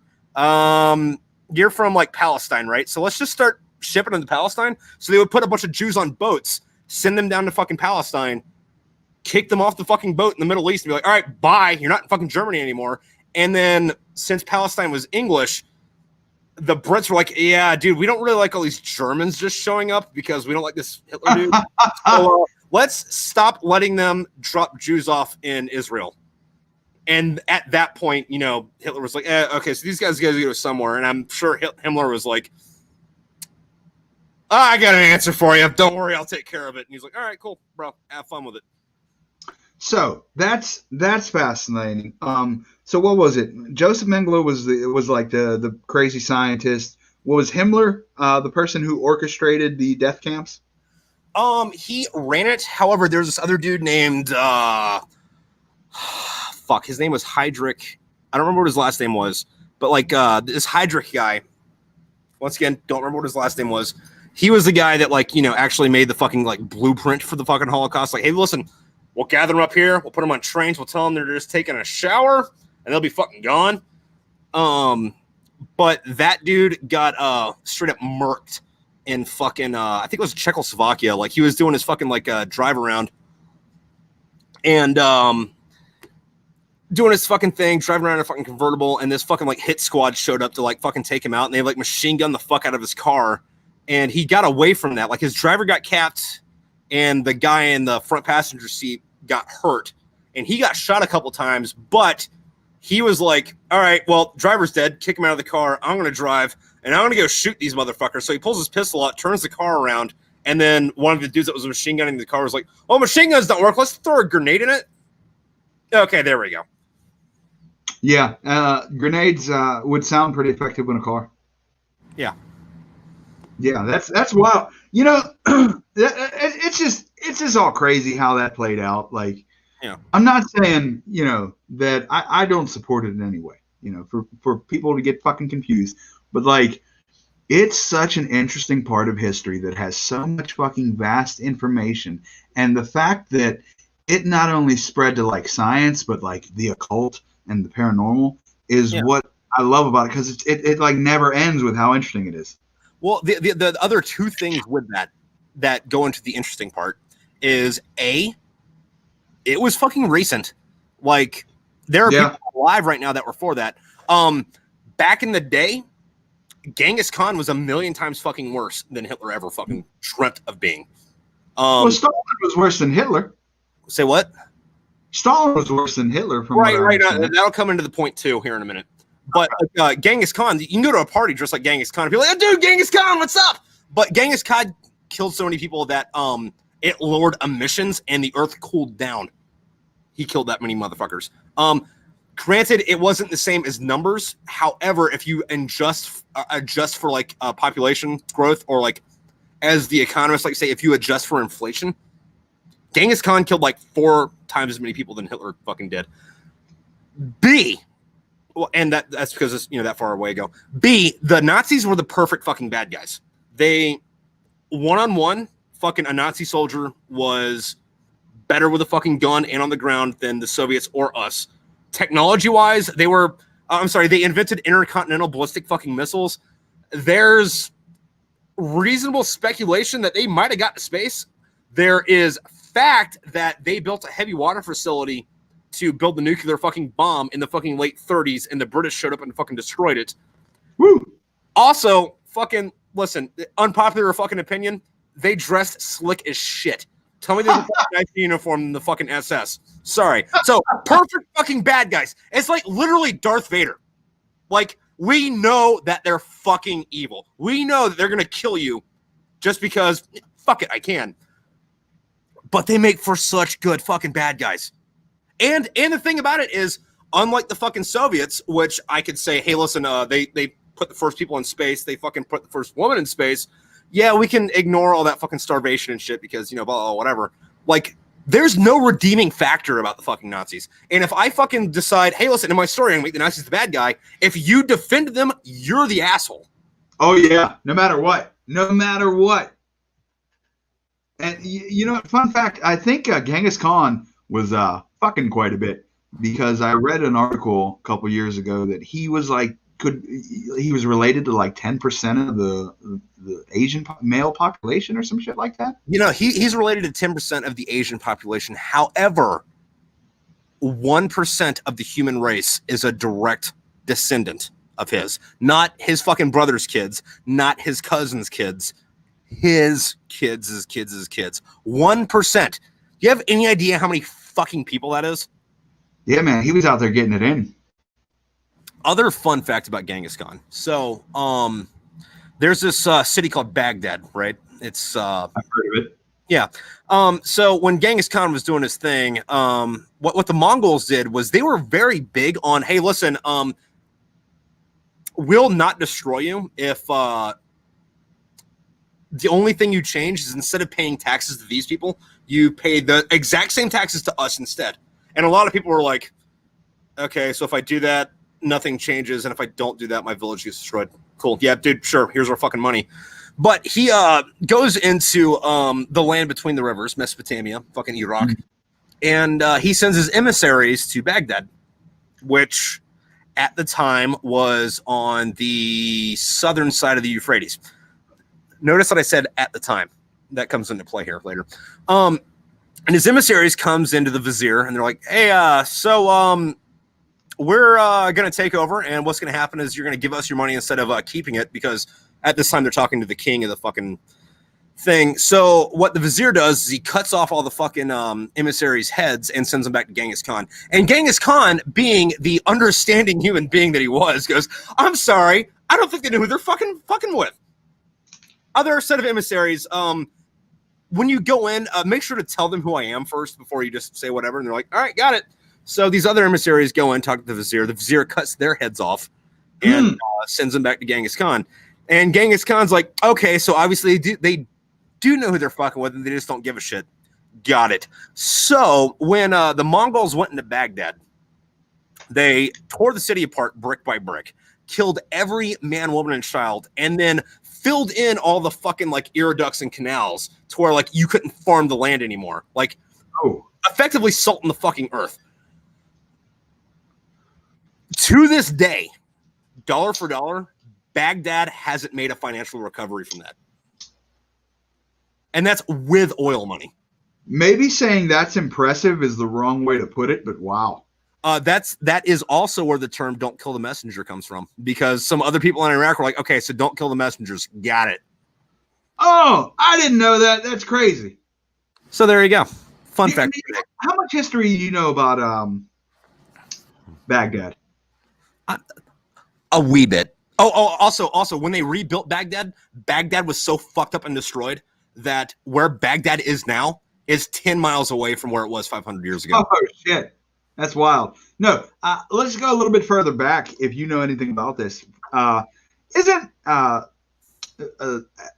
Baghdad the site of ancient Babylon?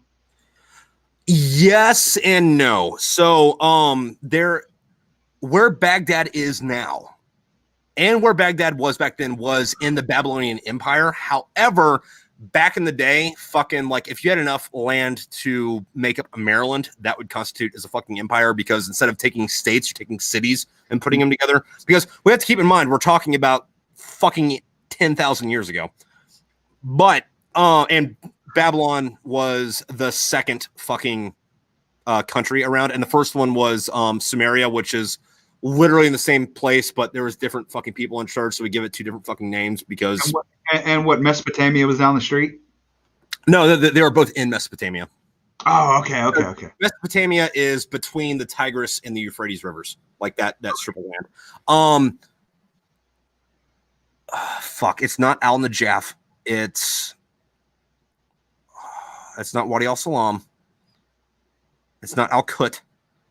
Fuck. No, there is a city though that, like, when people talk about Babylon, like the city, yeah, like as in the Bible, it's a little bit further down the river. Like Baghdad is 50 or 60 miles up or north. Oh, okay. I always thought like that was the exact location of I guess the lost city of Babylon. Yeah, no. The other thing about that is it's going to drive me nuts. I'm going to have to fucking Google it, so you're going to have to deal with some fucking clacking. And I should know about this because, like, I wrote about this in my fucking book. But Babylon. So Babylon was originally a fucking city, right? And most of it's fucking like destroyed and under this fucking sands of time, because there's something that happens when a city's around for 10,000 fucking years. It eventually gets fucking destroyed in one way, shape, or another. But Saddam Hussein was like rebuilding it and like calling himself, the fucking king of fucking Babylon, which technically he was. But Yeah. he was trying to like rebuild it to like make a fucking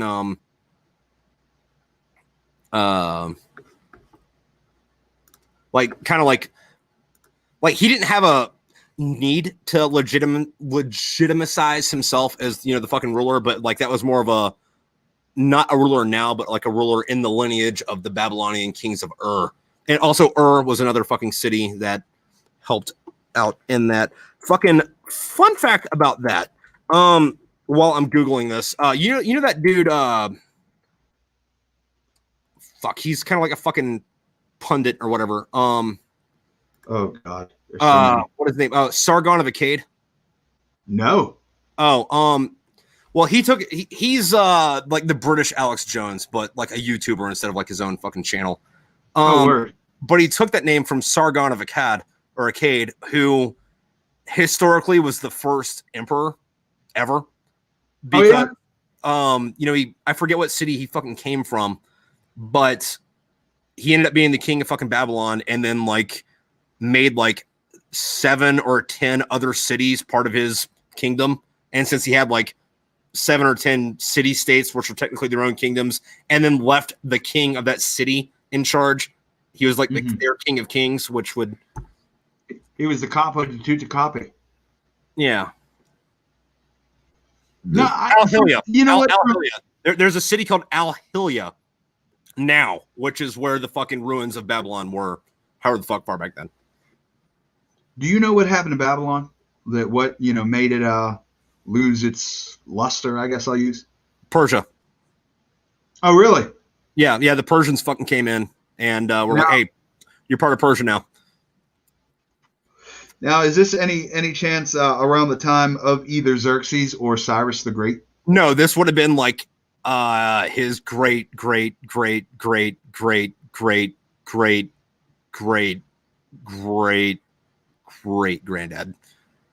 Well, since we're talking about old shit, what's up with the fucking pyramids in Egypt, man? What do you make of all the pyramids in different, you know, countries and different cultures and shit? Okay, so I'm gonna steal some stuff from Andrew Schultz on this, but actually, you know, I'm just gonna steal this dude's whole fucking bit because it's my show and I don't give a shit. And I gave him credit, so like now that I gave him credit, I can say whatever the fuck I want. 2 things on this. Okay, so the Egyptians, right? They built the greatest thing known to mankind ever, right? And for the next fucking 5,000 years, the only thing they make is cotton sheets. I'm not buying it. That's that's fucking dumb. However, they like to say that the Jews built the pyramids, right? Now I don't know if they built them themselves, but they probably got the contracts for it. And they say the aliens built the pyramids, right? Now, there are pyramids in fucking Mexico, and no one fucking wonders who the fuck built those. So, yes, the pyramids were built by illegal aliens. Brought them over on a fucking boat. They fucking, they're like, hey, dude, fucking picked them up from fucking Home Depot. I was like, hey, dude, we need this shit built. And they're like, all right, cool, got it, bro. Right on. Let me ask you this, like, because I always wonder, Egypt was such a power, you know, the pyramids, the Sphinx, all that shit. What the fuck happened to turn them into nothing now? Like, no offense to Egypt, but like he said, you guys just do sheets at like fucking, you know, convention center sales. So, Egypt was its own thing. It was its own fucking dominant powerhouse. And there's like a 2-pronged fucking thing that goes into this. They were their own fucking like regional power. Like in modern terms, they were as strong as America was now. But like, I'm sorry, it was in the ancient world, they were as strong as America was in the fucking early 90s. Like, fuck with us. I'm sorry, early 2000s. Fuck with us. See what the fuck happens, right?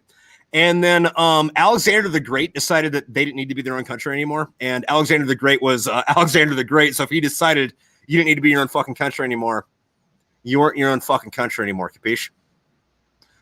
So after Alexander the Great, Egypt was still as powerful as it was. However, it was either part of Alexander's empire for a bit, or it was his own thing afterwards. However, after Alexander the Great, they call it Ptolemaic Egypt. Okay. Where it was ran by the Greeks pretty much. So you had like a Greek aristocracy there. And that was its own fucking powerhouse for a really long time, like a lot longer than people think. Because like a lot of people like to think that like Egypt disappeared like I don't know 3000 BC because it was that fucking long ago. However, it was its own thing after that. They just didn't build anything fucking new, so we don't fucking like recognize it as such. But they were still a regional fucking dominant world fucking power. Well, for the known world anyway. Okay. And then this dude I'm sorry, not dude. Fucking the Ptolemys, which is spelled Ptolemy, Greek spelling. Did the Ptolemys ever get? So what? I'm sorry for interrupting you for this. Now, did the Ptolemys ever get diagnosed with pneumonia? Probably. Anyway, fucking the last Ptolemaic fucking ruler there. Her name was Cleopatra. You may or may not have heard of her. She was fucking. No, she was fucking rocking that shit, and then she shacked up with this dude, Julius Caesar, and they were having a good time. And Julius Caesar dumped her ass like a fucking sack of potatoes and went back to fucking Rome. And then she shacked up with this dude, Mark Antony, and Mark Antony knew Julius Caesar, so it was kind of like one of those things where it was like, "Hey, dude, I'm done fucking this chick. Do you want to fuck her now?" He's like, "Dude, I'm fucking her now. Cool, I'm in." And then after that, he was part of the assassination attempt. Not attempt. I'm sorry. It was very successful. They fucking killed Julius Caesar. Then this dude, Octavian, who history remembers is Augustus the Great, was Julius Caesar's fucking like kind of like adopted stepson, you know. But it was a little bit different. It wasn't quite stepson because, you know, like the way we think of it, like, you know, like your mom marries some fucking dude when you're like 15, you're like, what the fuck is this? But like, hey, I found this orphan on the street. I'm going to raise you as my own. And then Julius Caesar liked to keep his enemies close, or his friends close, but his enemies closer. But he kept them within stabbing range, which turned out to be fatal. Octavian, or Augustus, was like, all right, so keep my friends close and kill all my fucking enemies. So one of the fucking first things he did was, hey, Mark Antony, I heard you were helping out killing my dad. And Mark Antony's like, yeah, dude, I'm going back to Egypt because, like, Egypt isn't going to fucking, like, let you come down here. Egypt is one of the strongest countries on the planet. Also, side note, in 1990, Iraq had the 5th most powerful military on the planet. Really? Yeah. Also, the way this correlates is, do you know what happened in Desert Storm? I don't know exactly what happened. Not at all. I'm not going to lie. Okay, we'll go into Desert Storm in a minute, but it turns out not being number 1 is kind of fucking fatal. So the Egyptians were like, hey, listen, we're like number fucking 3 or 4 on the planet. There's no way anything's going to happen. Then Rome burnt Egypt to the fucking ground. Huh. Oh. Yeah. I mean, like, to the fucking ground. Like, oh, hey, listen, you're part of the aristocracy. I'm sorry. I hope you don't like your limbs. We're going to cut those off before we kill you. Also, I hope you don't like your house. We're going to burn that down. And I hope you don't like the city because we're going to tear that down. Not only fuck you and the horse you rode in on, but fuck you and your family and your family's horses. And you know that chick you had a crush on in middle school, but you never said anything to her, but it wasn't really a big deal because, you know, silly fucking kid. Yeah. We're going to kill her entire fucking family too, because they knew you once like 10 years ago. Like, massive fuck you. Like, Octavian went on this like murder spree because like he was the emperor of Rome when Rome was probably the strongest and somebody just killed his dad. Now, this is me going off on a tangent and maybe directing this in a whole nother way. Actually, hold on real quick. Go on this tangent. Go on it, but I'm going to go pee in the sink. I can hear you. All okay. Right? I just want to know, go ahead, go pee. I'll ramble.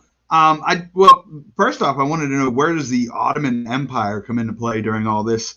And I know they ended, you know, as far as history goes, fairly recently, but I don't know when exactly they started. And another little weird thing, Julius Caesar was stabbed one time by like 60-some people, I believe it was. And just from being locked up, I know a guy that can do that all by himself if you guys are ever interested. Keep it a one-man job. No, you know, that's the thing. I get fascinated about history, and, you know, instead of looking it up like a normal fucking responsible adult, I got friends that either know a lot or Dan, who will just, I'll ask him about a topic and he'll do like 3 years of research in 2 days. He'll be like, I read 7 books. I listened to 37 podcasts. I read 14 articles. I think I got enough information to do an hour presentation. And I'm like, oh, Dan, I'm sure you got it. And he goes off on the 7-part episodes. So the Ottoman, yes. Sorry, go on. What? No, I was just saying, essentially, the Ottoman Empire. So the Ottoman Empire didn't show up till like much later, like not relative recently. Like they were around for almost fucking 1,000 years. Like I want to say they rolled out like 12. Oh shit, no. So that was, I'm doing math in my head, like history math. Like I'm trying to think. I was gonna say 1300s. However, some shit went down in Romania in the 1400s. They were already established. So like around 1,000 fucking AD, right? Okay, so this is way further ahead than the time of Caesar and Augustus. And yeah, no, this is like 2,000 years after that. Okay. Yeah. And we can go into the fucking Ottoman Empire here if you want. But fuck, what was the part 2 on that? I was just rambling around. I guess my question, since I asked the Ottoman Empire, is when did like I guess the Romans and the Greek lose some of their power, and we saw a Muslim-based power rise up over there? That would have been the Arab conquest. 400s. That was Muhammad and his fucking gang, which is always a fucking. Quick question. 400s AD. Yeah, 400s AD. Like this was fucking. Who was it? Gabriel? The angel Gabriel came down to Muhammad and like told him some shit. Hey, start a religion because this, that, and whatever. And then after starting the religion, fucking out of Saudi Arabia, they all went on their fucking like murder spree and built an empire that went from fucking Spain to just about fucking Pakistan, which is always a fucking touchy subject that people don't like to talk about because Muslims doing bad shit. Who could have guessed a religious organization would do some bad shit? Because back in the day, there wasn't like all these different sects. It was Muhammad and his fucking dudes, not like, because nowadays, Christianity does this. Like, you mean Orthodox or Catholic or Baptist or Methodist? Like, which one are we talking about? Like, this is back in the day where there was like one church. That's not the right term, and I don't know what the term for church is in Islam. Not I mean like a mosque, like a building, but like the church.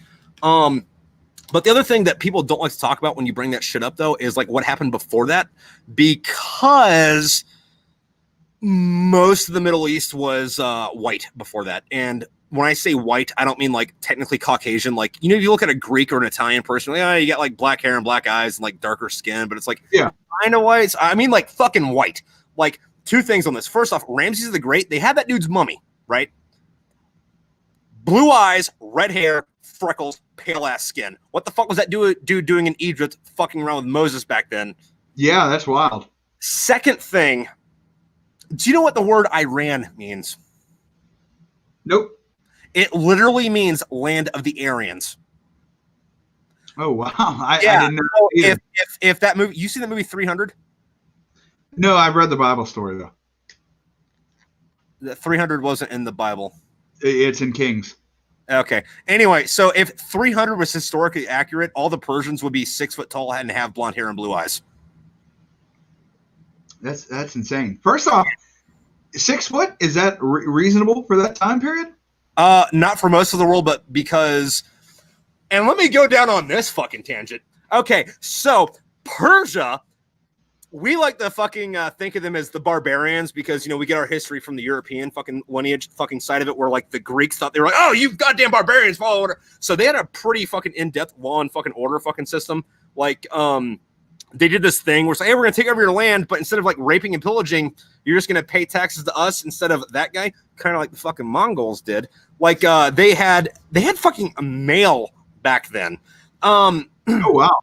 A lot of something else they didn't do is they had, at the time they had a monotheistic fucking religion, Zoroastrianism, which has had some bumps. It's not continuously practices, but it's back now. But that is also where Abrahamic religions get the idea of a heaven and a hell because that shit's not in fucking Judaism.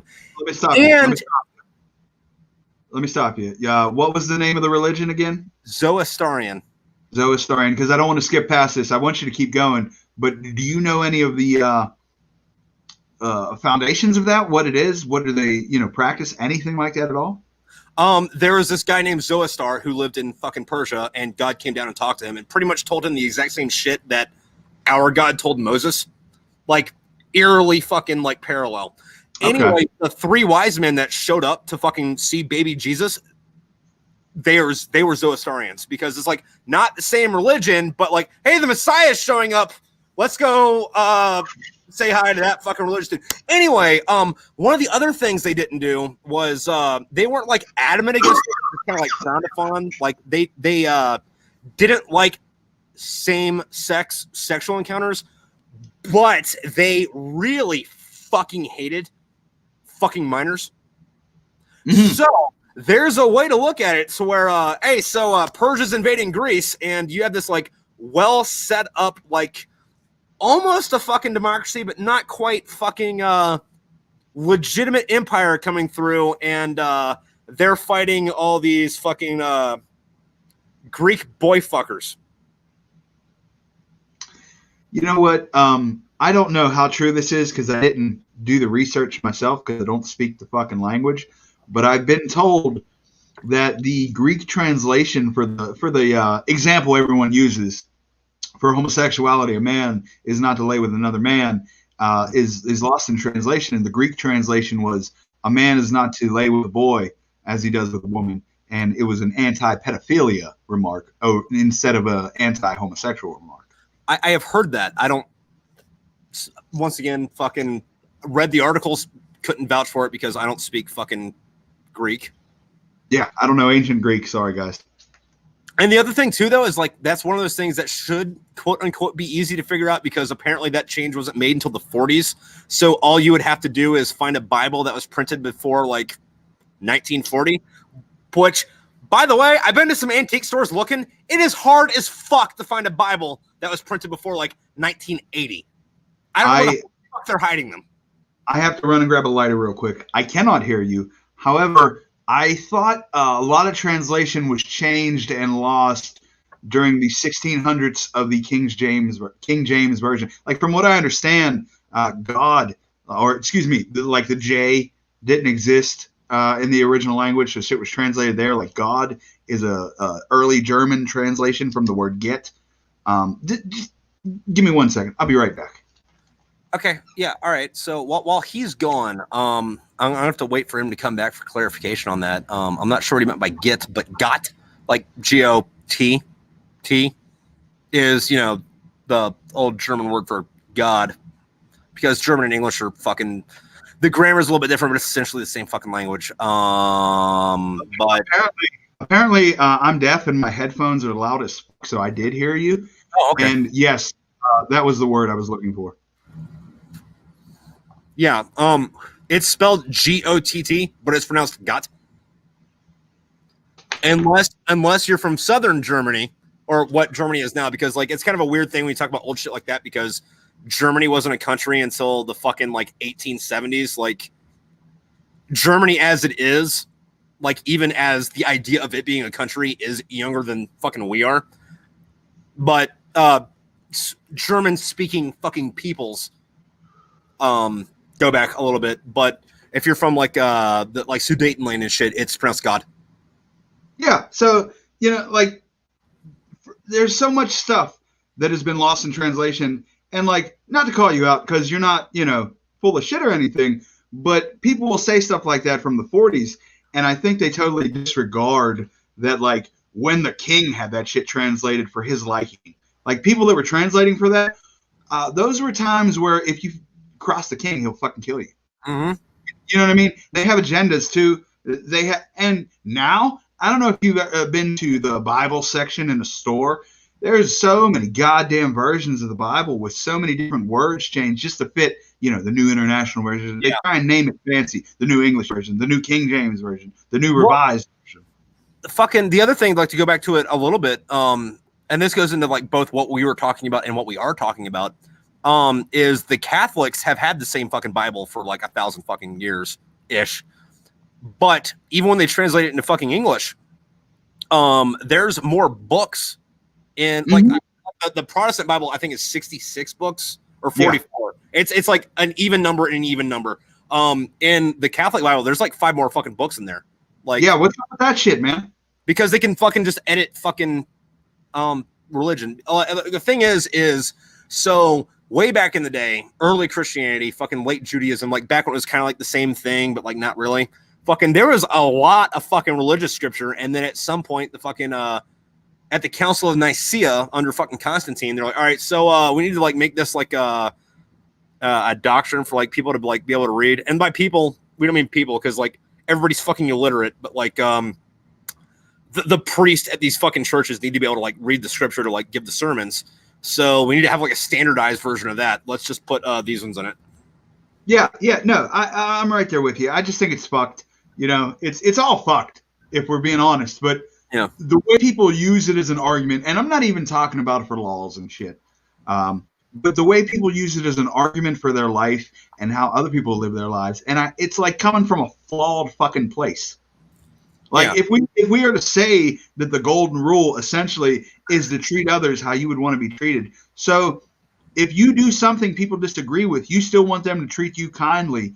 But if someone does something that all of a sudden you cherry pick out of the Bible is wrong, you can be a piece of shit. That's another thing I get off on. I don't do the church thing as much anymore. I did it for a good 20 years, and I've seen how people pick and choose little fucking scriptures they want from the Bible. And furthermore, I'm sorry to get off on a tangent.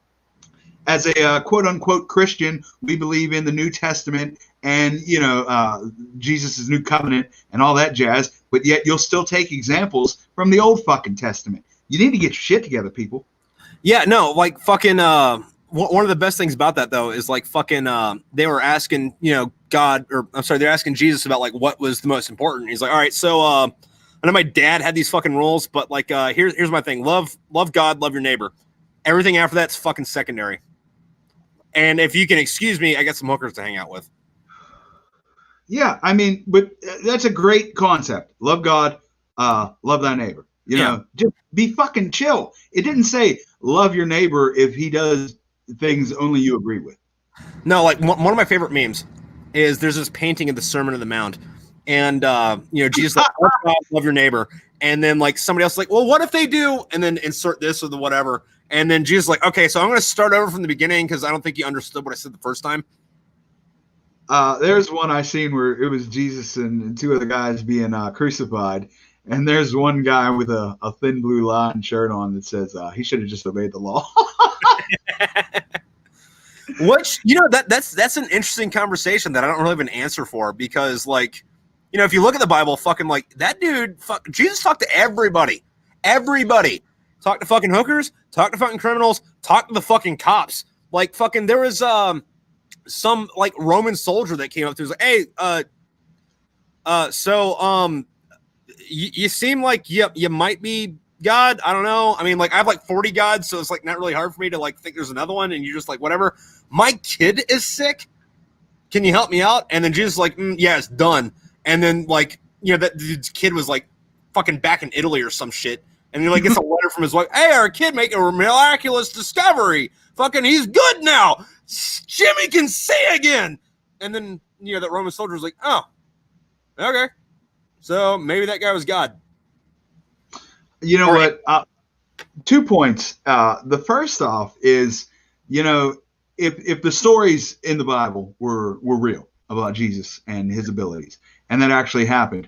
Yeah, if I saw like there's Joe has been blind since he was born, and now Joe's fucking walking around fine because of this guy. Or, excuse me, my sister is mentally challenged. Boom, now she's reading books because of Jesus. Like, I'm gonna believe he's God too. Furthermore, in a society today, can you imagine the Son of God trying to come back and state that he's Jesus?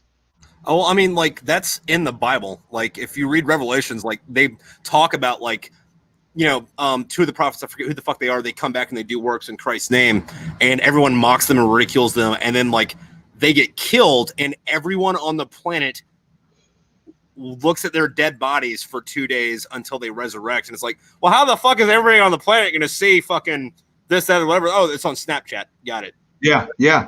It's on the internet. No, it's wild because even if Jesus came back, I'll be honest, I'd be fucking skeptical as hell my goddamn self. Dude, I'd be scared. I'd be fucking scared as shit because once again, I read fucking the Bible.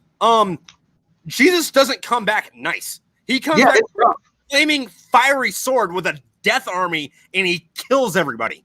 Like, he's not coming back fucking Mr. Nice Guy the next. Like, the fucking next time Christ comes back, it's gonna be like an 80s movie that's a sequel that is like fucking is back with a vengeance. Like, it's not gonna be a good time. Diane down the street is awaiting his arrival, and she bakes cookies for the neighborhood kids for that reason. These people, like, you know what else bothers me? Where in the fuck in the Bible does it say that the devil rules over hell? It doesn't say it anywhere in the Bible that he rules over hell. Like, I don't get that. Catholic invention. What's that? That's a Catholic invention. Yeah, if we're looking at it reasonably, Satan is in hell suffering with the rest of the unfortunate souls down here. That's his fucking punishment. It wasn't, hey, you get your own kingdom of darkness and I let you tempt normal people with fucking cheating on their wife, because that's not how God works. Yeah, no, and like there is like a later thing where he does get thrown into hell. It doesn't say where he came from. It said he was on earth and thrown into hell. So like it's kind of weird with scripture because he was a fallen angel. It's like the demons all got sent to hell, but it's like, yeah, but they can come out and possess people. So like they like a free pass in and out. And then at some point, Satan is going to get locked up for 1,000 years, only to come back like it's an 80s action movie sequel with a vengeance to fuck shit up before Christ comes back a third time. And with this time, it's like Christ 3. This time it's personal. I'm a little rusty on my scripture, but from what I understand, he was an angel that either became jealous of humans or decided to challenge God, something like that. God cast him out and whatnot, and over time he got banished to hell. Like, I don't think it was an immediate hell. I think it's kind of weird because like Satan is like a conglomeration of a bunch of fucking different demons, right? Like, if you look at, once again, don't speak the language, but from the research I've done, there's a lot of fucking demons, right? Fucking demons. And then at some point we decided that like Baal and Apollyon and Abaddon and Lucifer and Satan and the devil were all the same guy, and there's just different names, which they weren't grouping up together. However, not in Christianity, but in Islam and in Judaism, the character that we're going to call Lucifer fucking wasn't his name, but I can't remember what the fuck his name was, so we're just going to roll that right now, was fucking the most beautiful and most powerful angel, like God's right-hand man, right? And originally they didn't have free will or freedom of thought, and then God, after a certain point, made humans, and he was like, hey, listen, angels, you're gonna like serve these dudes. And then Lucifer was like, wait a minute, you made those dudes out of dirt. I made it a fire and the holy unseeing smoke. Why am I serving this dude? And then God's like, stop asking questions. And Lucifer's like, but I have questions to ask. And then God's like, well, shut up and do your job. And he's like, I'm going to form a union. And then God's like, don't form a union. And then the devil's like, all right, so I'm going to form a union and fuck you. And then God's like, oh, fuck me? Fuck you. And then the devil's like, well, fuck you. And then God's like, hey, so I know that you were the most powerful angel, but you're the most powerful angel in the sense of this, that, and whatever. I also have a dude that's pretty much the equivalent of the God of War. His name's Michael. And he kind of, I don't know why I built him for this purpose, but I did. He's kind of like a Terminator if a Terminator couldn't get killed by a fucking coffee shop waitress. Have fun fighting that dude. And then God didn't kick Lucifer and the fallen angels out of heaven. God fucking told Michael to take out the trash. And then Michael fucking was like, I'm your worst nightmare. And then, fucking kick the devil out of heaven. And there was a great war in heaven, and between Michael and the great red dragon, not God and the great red dragon, but like one of God's lackeys, fucking took him out of the neighborhood. You understand what I'm saying? Yeah, man. That's like that to me. I don't know. You know, I have my faith, and I always loved like the image of Michael, just like an angel of death. Like just go and rain upon and just slaughter for whatever purpose God says. No, I have to wait a little bit. I don't ever want a face tattoo, but I want to have not a job, but a career to where if I had a face tattoo, it wouldn't matter. And the reason that comes into play is because I want to get that tattoo of Michael stabbing, like with the spear. Because there's some of the sword, some of the spear. Like, and there's that one, like one Renaissance one. I think it was by, fuck, I don't know. It wasn't one of the big artists, but it was like, stepping on the devil's head, shoving a spear into his fucking neck. But I want to get that tattoo, but I want the devil to be like on my like upper fucking knuckles up to my wrist, and then like Michael to be on my fucking forearm. However, I do have to either retire or make sure that like I have a job to where it's like it's cool to have a tattoo of the fucking devil on my hand. Boom. Stand-up comic. We're in there. It's not a devil. I actually have a cross over here. Yeah. Fun facts about that too. Fucking I love it because there's different levels of Satanists. But most Satanists are I'm mad at my mom, so I'm gonna worship the devil. So I'm gonna get this upside down cross to show that I'm blaspheming against the Christ. Do you know who is so fucking heavy metal that he has a inverted cross on his fucking throne? I do not know. The Pope. Yeah. Like the Pope has a big upside down cross on it because St. Peter, who was the first Pope, got crucified too. But while they were nailing him to the cross, he's like, wait, guys, stop. Fuck. I don't deserve to die the same way Jesus did. So can we change this a little bit? They're like, dude, we're still going to nail you to this bitch. It's like, at least turn me upside down so it's not the same way. And they're like, okay, all right, fuck it. Hey, the crucify me upside down. Do it. Two things on that. First, I heard that a inverted upside down cross sometimes are used by Satanists, but it's used the wrong way because it's tradition. It's fallen out of favor. But the upside down cross is more of like an homage, respect type thing. And then I think Satanists. Go ahead. You can use the upside down cross as like a blaspheme if you want to. However, an upside down cross at its core meaning means I'm not worthy of suffering the same way that Christ did. Not that I'm not or that I can't, but I'm not cool enough to do that. So do it some way differently. It's a way of humbling yourself before Christ. That's what an upside down cross is. And Satanists, a lot of times, I think Satanists get a bad rap because I actually know some personally. I actually have a brother who's a full-on Satanist, Church of Satan, all that jazz. And like a lot of media stereotypes will paint them one way, and they're not these people. Like they're good people. They just believe in some other shit. Well, there's three kinds of Satanists as far as I'm concerned, right? There's I hate my mom, Satanists. There's atheists that just want to troll Christianity. And those two groups make up like 95% of Satanists. And then like you have your other 5% that are like, okay, all right, yeah, no, Satan. Got it. All right, fair enough. The ones I've come in contact with, you would never know. Like, that's the thing. A lot of times they'll paint Satanists as these, almost goth, stereotype and negative. And like the ones I've come across have just been like, you would never know. You'd be like, hey, Carl. Yeah. He's not like, oh, fucking burn, you dirty son of a bitch. But, whatever. Satan. Remember the whole satanic panic? If you're 33, when we were younger, like the early 90s, when everything was due to Satanism. Yeah. Yeah. Nice. Yeah. No. So the Satan is like the devil, and they made this video game about the devil. And even though in Doom, like you weren't stuck in hell with demons, demons were stuck in hell with you, and you were making them pay. But it was very violent, and that's what led to Columbine. So Oh man, Columbine was all Marilyn Manson's fault. Dude, and do you know what? Do you know what? Fucking, I'm gonna call Marilyn Manson a pussy about that because all that shit happened, and then he like, there's a noticeable change in his music after fucking 1998. I think. What's Columbine? That's one of those things I have to take your word for.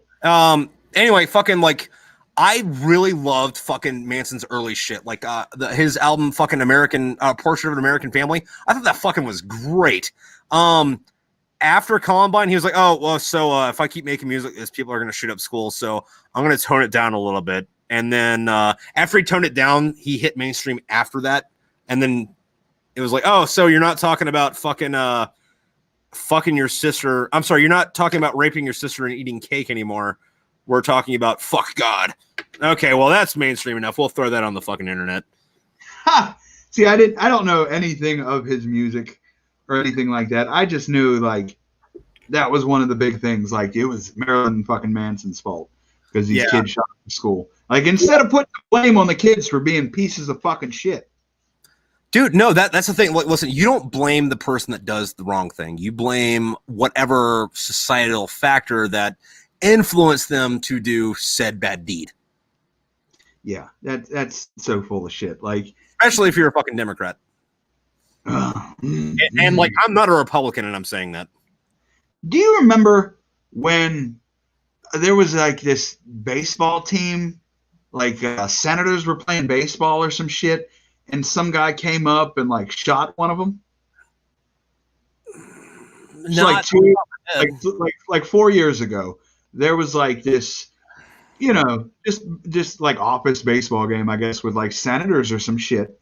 And then was the senator a woman? Because if the senator was a woman, she got shot in the face. No, I don't remember her name. She lived. Her husband, though, I can go into a bit about her husband, but go on with your thing first. Yeah. Wasn't she a Republican? I'm pretty sure she's a Democrat. She's a Democrat.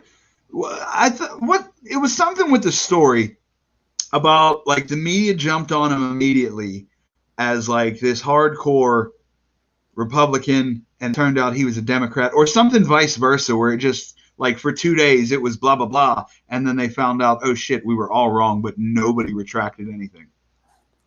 Well, I mean, that's the thing with that though. Like, if and this is one of those things that goes back into the fucking like different disinformation about fucking social media and like the way that memes portray shit is like everyone likes to say that all mass shooters are fucking like socially isolated fucking like white cisgendered males. However, if you look at it, white cisgendered males are the minority in fucking mass shootings. They just get the most media attention. Like the DC sniper. Do you remember that guy? Yeah. Black dude. Fucking. Oh yeah, cool. He's black. All right, so fuck it. And then like the trial wasn't in the fucking news at the fuck all, which you would think it was because that dude fucking murked some motherfuckers. Yeah. He killed like 6 or 7 people, didn't he? Mm-hmm. And they were all random people, and it was all a plot for him to randomly kill like his ex-wife so he'd get custody of the kid or some shit. When he should have shot her at like number 3. Yeah, now see that's one of those things though. That brings me back to country music. Because once again, big metalhead, but secondary outlaw country. I don't think that it is acceptable in any way, shape, or form to ever hit a woman. If you want to shoot her, on the other hand, go for it, buddy. I'm not co-signing anything. What is the name? Michelle Bachmann's popping in my head. That wasn't the woman who got shot, was it? Fuck, I don't know. I might have been. But anyway, what were you saying about her husband? She's married to a guy named Kelly, and I fucking don't remember what his first name was, but this guy Kelly and his brother, they're kind of weird, like anti-heroes to me, because like on one hand they're like super fucking like not Democrats, but like straight up leftists. Okay. However, they're identical fucking twins. They're both astronauts, and I think individually they're number 1 and number 2 for the amount of time anybody spent in space. And they had a fucking experiment they did in 2016, I think, to where at the time beforehand, they'd both spent like X amount of time in fucking outer space, right? So as an experiment to see what the effects of being in outer space does to the human body, since they were identical twins and had spent the same amount of time in space before, they sent one of them to outer space for like 18 months. Like, just, hey, go be up in outer space alone for a year and a half so we can measure what happens to your body and see what changes. And then since you're an identical twin, we'll also keep tabs on your brother to see what changes between y'all while you're up there. So, like, it's one of those weird things where it's like, yeah, politically, you can go fuck yourself. Because, like, I know one of them is running or was running or won, I don't fucking know, for Senate in Arizona. But, like, as far as their, like, professional careers, like, dude, you guys did some fucking hardcore shit. That's fucking legit. By the way, her name is Gabby Giffords. Who's your husband? Oh, shit. Let me look real quick. Gabby Giffords. Okay, I don't care. Wikipedia. I have a point to make with this. Go ahead. I don't know her husband. Well, just Google her husband, so just make sure I'm right, because if I'm wrong, then I'm gonna feel like a fucking asshole. But like, Kelly? you know, yep, Kelly, yeah, Kelly. Like I said. Anyway, so this is one of those things where, you know, everybody's like, well, why do you only remember a woman because of what her husband did? It's like, well, because her husband was like part of one of the reasons that we understand how fucking space works. Oh yeah, he just won. He just won in December of 2020. Okay, yeah. He's So a senator. it has nothing to do with like me not giving a shit because she's a woman. It's because you're a senator and you got shot, but your husband is still more badass than you. And like, the only reason I know who you are is because your husband spent 18 months in fucking outer space at once. Yeah, man, he's got quite the fucking resume here. Yeah. He's got a bachelor's and a master's. The bachelor's is from the United States Merchant Marine Academy, and the master's is from the Naval Postgraduate School. He was a fucking captain, a NASA astronaut. Jesus Christ. Yeah. Oh, there's this other dude. I forget what the fuck his name is, though. I feel really bad for this because, like, I follow this dude on Instagram. He's one of my personal fucking heroes. I have this thing with heroes being in NASA. I think his name is Johnny. I might be wrong. Let me. Whoa, that was wrong. Fucking know what the fuck I googled on that one. Hold on, give me 1 second. I know this dude's biography. I just gotta fucking find his name real quick. Johnny Kim. Johnny Kim. Let me tell you a story about Johnny Kim. Actually, I'm going to Google one thing real quick just to make sure I get the ass into the story right, because the first half of the story, you're going to call bullshit, and then I'm going to tell you the last fact, and you're like, that's extreme bullshit, and then you're going to Google it and be like, fuck me. I've done nothing with my life. I'm so excited now. This guy, Johnny Kim,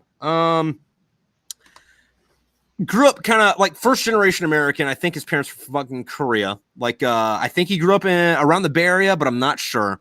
Didn't really have too many fucking prospects with his life anywhere to go. So what he does out of high school is he joins the Navy SEALs, right?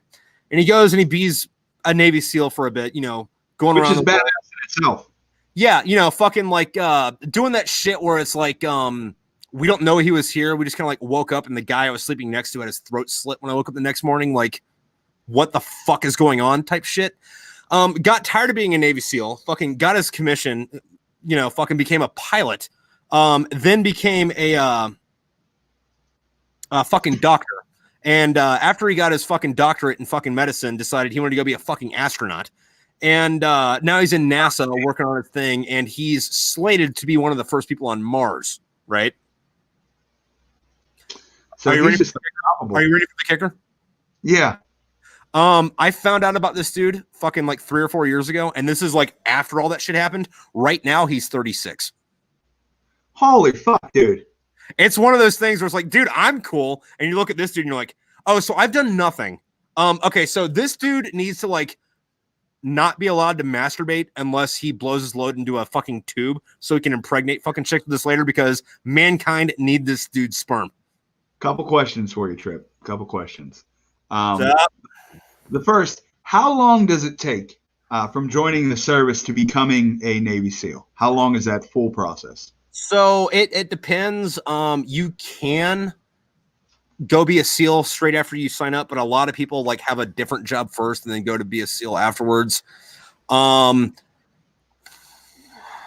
way it works is you go to BUDS, which is Basic Underwater Demolition School, and that's 3 or 4 months of free swimming in freezing fucking water and hoping to God that you would just die for several months. And then after you graduate that, then you go to like your airborne jump school and like your, fucking jungle survival warfare school. And then you're like actual how to fight people on a boat school. I think the actual like pipeline for that course is almost 2 years. Okay, so 2 years. He does that. He's probably that's after boot camp. Okay, so he's probably a SEAL for a while after he graduates. So yeah, so I don't know, but let's assume that he got a waiver from his parents and joined when he was 17, right? Okay. So by the time this dude's 20, he's sneaking into houses and like just putting a knife in real slow and okay. So after he does that, what happens next? He went to college while he was still in. So okay, between deployments, fucking got a degree and got a PhD. No, got a degree first, and then became a pilot in pilot schools. Fucking another couple months, which at this time probably would have made him 22, maybe 25, somewhere in that range. Became a pilot, and then while he was piloting, got his fucking degree. So most of this is before fucking 28-ish. So he got his PhD as a doctor. Yeah, like he's a fucking medical doctor. And Jesus Christ, and then he practiced medicine. I don't think he practiced it, but he got the credentials for it. Okay, so he had to at least do a residency. Yeah. To like get everything. So that's years still. And then you said he becomes a fucking astronaut. Yeah. And right now he's an astronaut. And it's like one of those things where it's like, yeah, dude, I'm 33. I'm cool. Oh. So I'm a bitch. Got it. Cool. God damn, dude. What the fuck? Yeah. There's an podcaster now. I'm not even a stand-up anymore. I'm a fucking podcaster. No, there is an opposite to this though that is very much more not what is the opposite of depreciation? Self-love. Self-love. There's an opposite of this that is self-love. All right, so Isaac Newton, right? He was trying to figure some shit out, couldn't figure it out while he was at college, and then he goes home, and over the summer he invents calculus, right? After he invents calculus, he goes back to school to like do this, that, or whatever to prove this. And he does this before he's 19, right? And then he like goes and lives this fucking full life and then dies a virgin. So it's like, you invented calculus, you fucking nerd! Well, I guess he was asexual, which I can understand. Shout out to my aces out there. But I'm going to have to quote The Lonely Island on this. Doesn't matter, had sex. What point did he write the laws of physics or whatever? Doesn't matter, had sex. Unlike Isaac Newton. No, he wrote those laws of physics like in his like 20s. Okay, so he didn't. Doesn't matter, had sex. Okay, fair enough. He did have sex. They just saved his sperm, and his child became Nikola Tesla. Yeah. Although Nikola Tesla's got a fucking crazy story too, because he's from like backwater fucking nowhere, I think, Romania.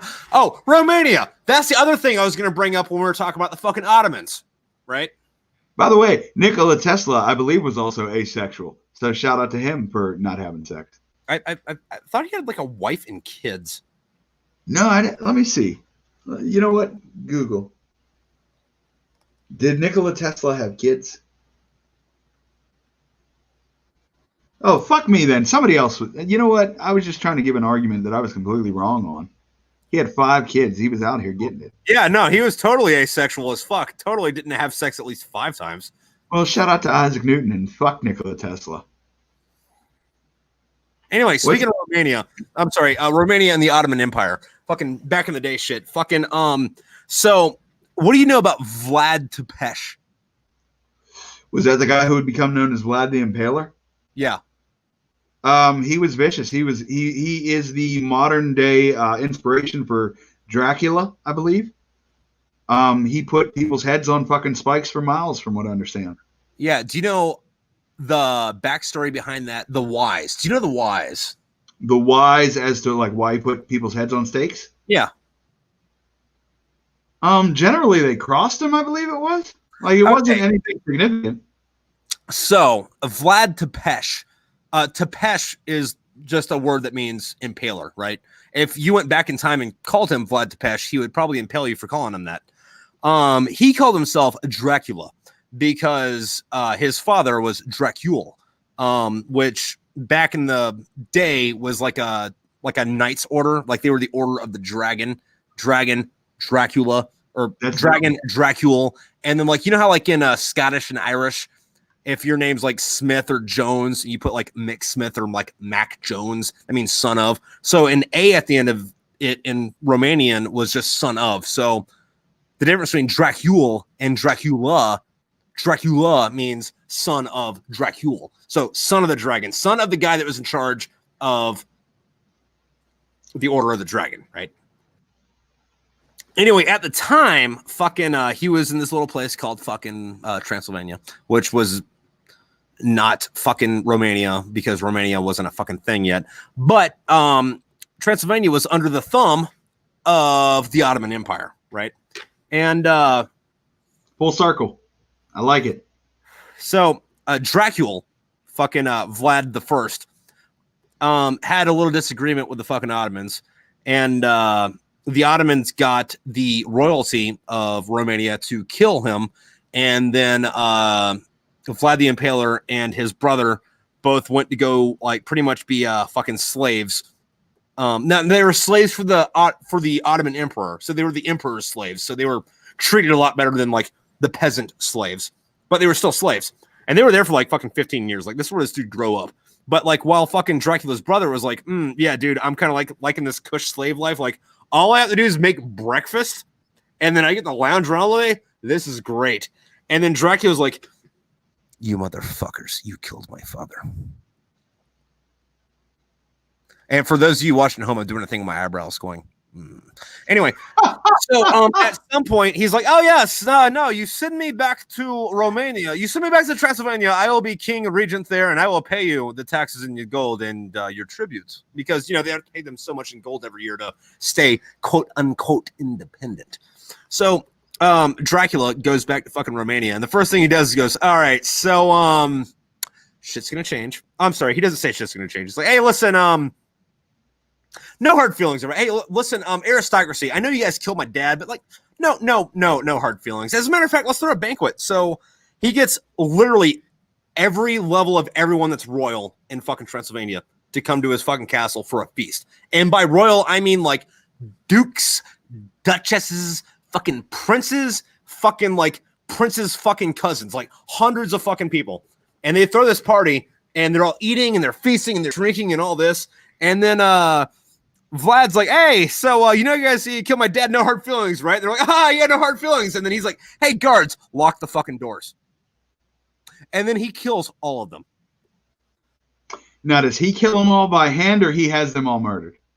Well, he has them all murdered, but like this is one of those situations where getting stabbed to death would have been like the nice thing to do. Okay, so they were like quartered and entrailed and just fucking tortured. Yeah, like this is still the Middle Ages. Like fucking getting crucified would have been polite back then. Okay, and then he put their heads on stakes and what, lined the path to the castle or some shit? Not yet. Oh, okay. Not yet. So what happens after that is he's like, all right, well, so Transylvania, we're our own country now, we're autonomous. Fuck the Ottomans. So at a certain point of the year, the Ottomans come in. And they're like, they haven't heard that, you know, Transylvania's. Quick question. When he said that, were his people behind him with this? Did he have their support? Oh, well, I mean, some of them were, and the rest of them got impaled. Okay. Easy enough, right? Fucking, like, straight up So evil we're- dictator, but, you know. Anyway, fucking the Ottomans show up. They're emissaries, and this is one of those don't kill the messenger type things, except for, you know, he actually did it.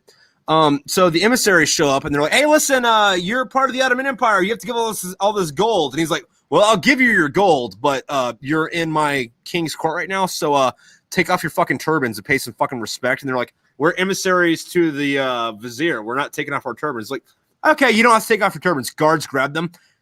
Nail their fucking turbans to their heads so they can't ever take them off. So they, nail their turbans to their fucking heads, which you don't live through that.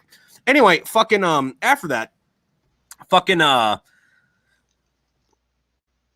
what the fuck was this dude's name? I forget what the fucking the Ottoman emperor's name was.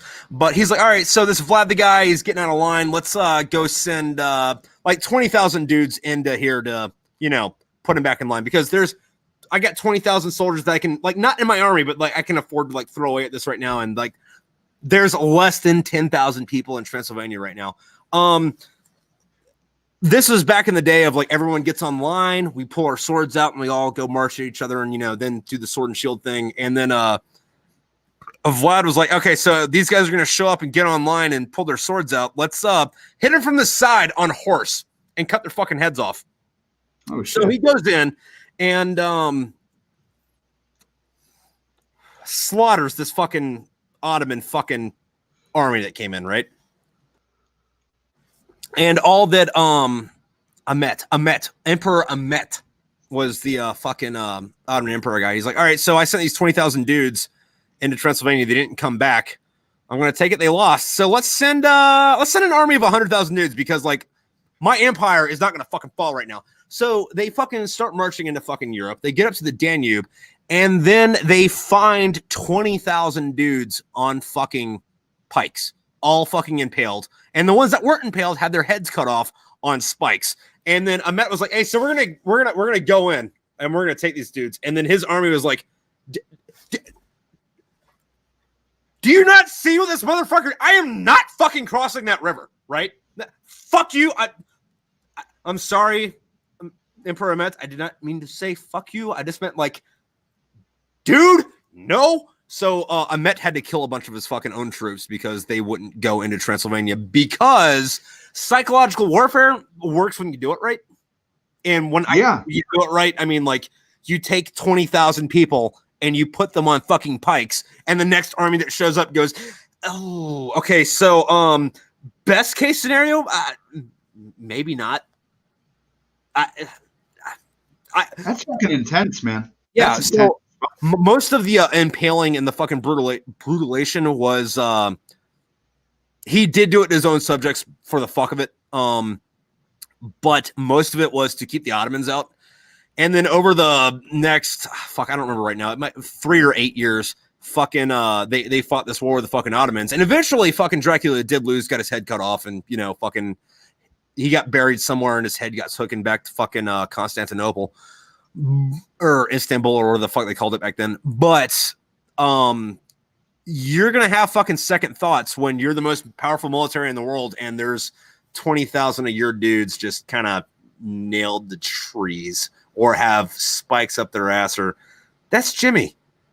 Yeah, man, that's fucking crazy. Honestly, that's a lot of overkill, because it only takes me about 3 or 4 heads on spikes before I decide to turn back. No, but the thing is though about that is like in our culture, and by our culture I mean like us and like Western Europe, right? We're like, oh, Dracula, big demon bad guy, right? And then in the Middle East and like Turkey and like Anatolia and all that, they're still like, okay, so this wasn't a real dude, that was like a demon that like fucking we just so happened to fucking fight. However, in Eastern Europe, that dude is still on stamps. Like, there's like they credit him for the reason that Europe isn't a fucking Islamic fucking continent. They're like, no, listen, we're Christianity, and that dude saved us from fucking being Muslims. So, hold on. You're telling me that I guess, and maybe I'm saying this wrong, people of the Middle East still think of Vlad as a demon creature and not just a guy. If you walked into a forest, but none of the fucking trees were actually trees. They were your buddies that had trees made out of them. Would you believe a human being did that? You would think, though, after hundreds of years, because it's been a while. Okay. I'm sorry. So there's this cultural fucking thing we have to go into real quick. Everyone likes to like be politically correct and think that people in the Middle East aren't cousin fucking rednecks. But everyone in the Middle East is a cousin fucking redneck, and the worst parts of West Virginia is high class in the Near East. So all that lore is still like, you're telling me they're like in the dark ages over there as far as like modern thinking and shit. Yeah, I mean they have electricity and the internet, but I mean like in Saudi Arabia, I think women got the right to drive last year or a couple years. However, they're still not allowed out in public without a man. Not even that, as far as like the social justice part, but like, you know how? Okay. No. I mean like complete way of thinking like that. Like, you know how you'll talk to someone and they'll be like talking about like Bigfoot or the Mothman and be like, oh, that's nuts. It's crazy. Like they still believe in like shit like that over there. Like not necessarily those, but like mythical things. So when I was in Oman, the training area we were at, the guys that we were training with, they were pretty fucking legit dudes. And as far as like military shit goes, after Israel, they're the most competent fucking military in the Middle East, right? They wouldn't go to the west end of the training ground because that's where the genies live. That's fucking insane to me. That is insane to me. Yeah, no, like there's a lot of shit that you completely take for granted in America that you don't know that you take for granted. Okay, you know, like there's paranormal investigators. There's all these cryptid hunters out there. There's people that try and find spirits and demons and shit. Okay, so if I'm living over there and they tell me this is where the genies live, like. I guess maybe in their culture, because I'm sure because of Disney, we think a genie is something, but it's like a demon or some shit. This is where the demons live. I'm gonna want to explore that. I want to go find these genies. No, you're not, because that's where the demons are, and they're gonna get you if you go over there. Yeah, man, that's so crazy to me. What is a genie in their culture too? Like, so genies are weird. Genies are weird. And genie isn't the right word. That's like a fucking French term that we kind of adopted. But you have this thing called the jinn, DJINN. And they're this weird thing. So at the beginning of time, God made the heavens and the earth, and then He made like the angels. Then He made man. But when there were angels that fell. But when He made man, He also made the jinn out of the smokeless fire, and they also have some powers that we don't like. They can like cast fucking spells or like grant wishes and shit. Not all of them, but some. It's not a universal fucking trait for them.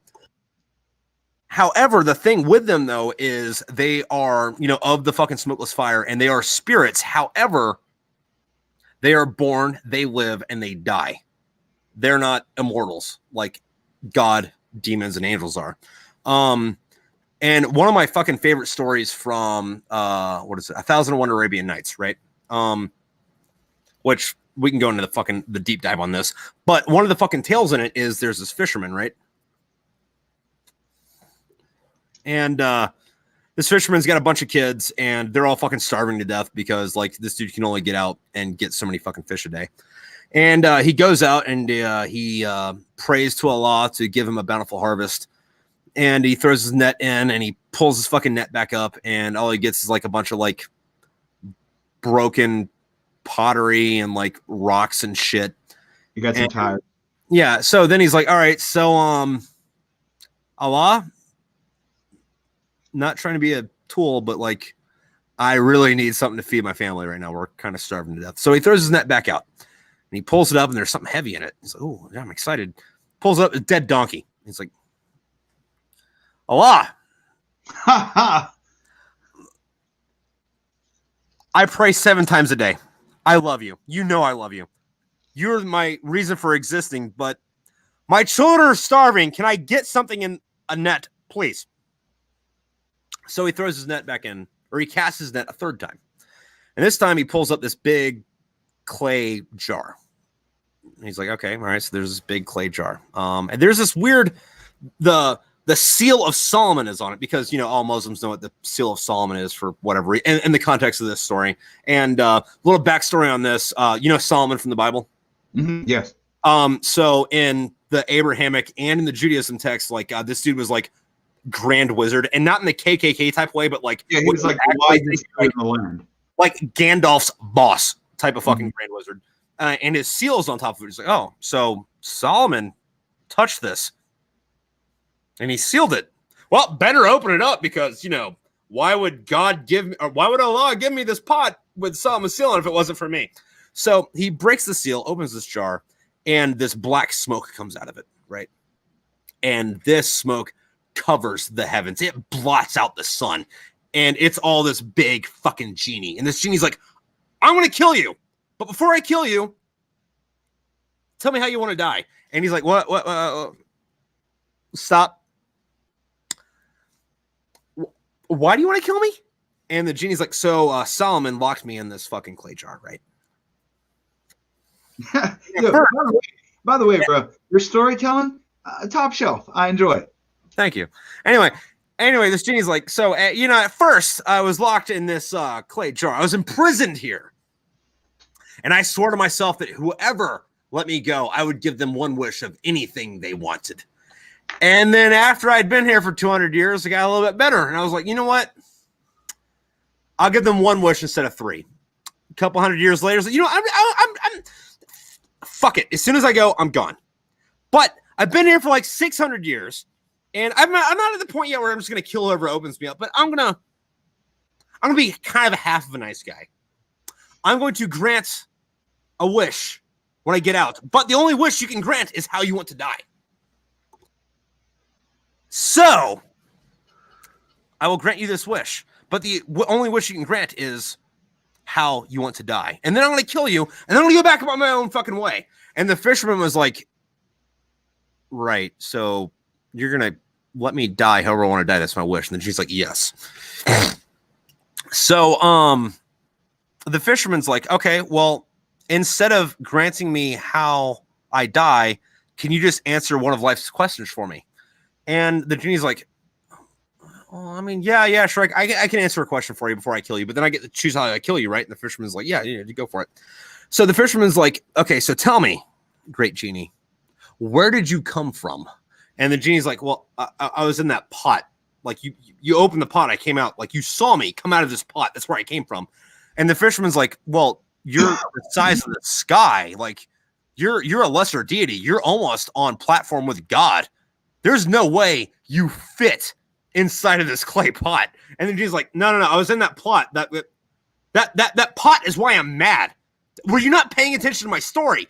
And then the fisherman's like, yeah, you said that, but I kind of think that was a trick because there's no way you could blot out the sun if you came from this little pot.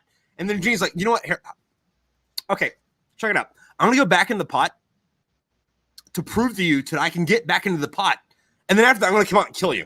Fair enough. And the fisherman's like, yeah, that's fair enough. So the genie shrinks back into the pot and he goes, do you believe that I came from the pot now? And the fisherman's like, yep. Puts the seal back on, wraps it back up, and throws it back in the ocean. He ended up not getting any fish or feeding his family, but the rest of the story is cool. That was a fascinating story. I didn't know where that was going, though. I thought there was going to be some life lesson about how genies can coexist with humans or some shit like that. Oh, no. They all want to kill you. But if you're a good Muslim, you can outwit them. That's one of the fucking funny things about Islam too.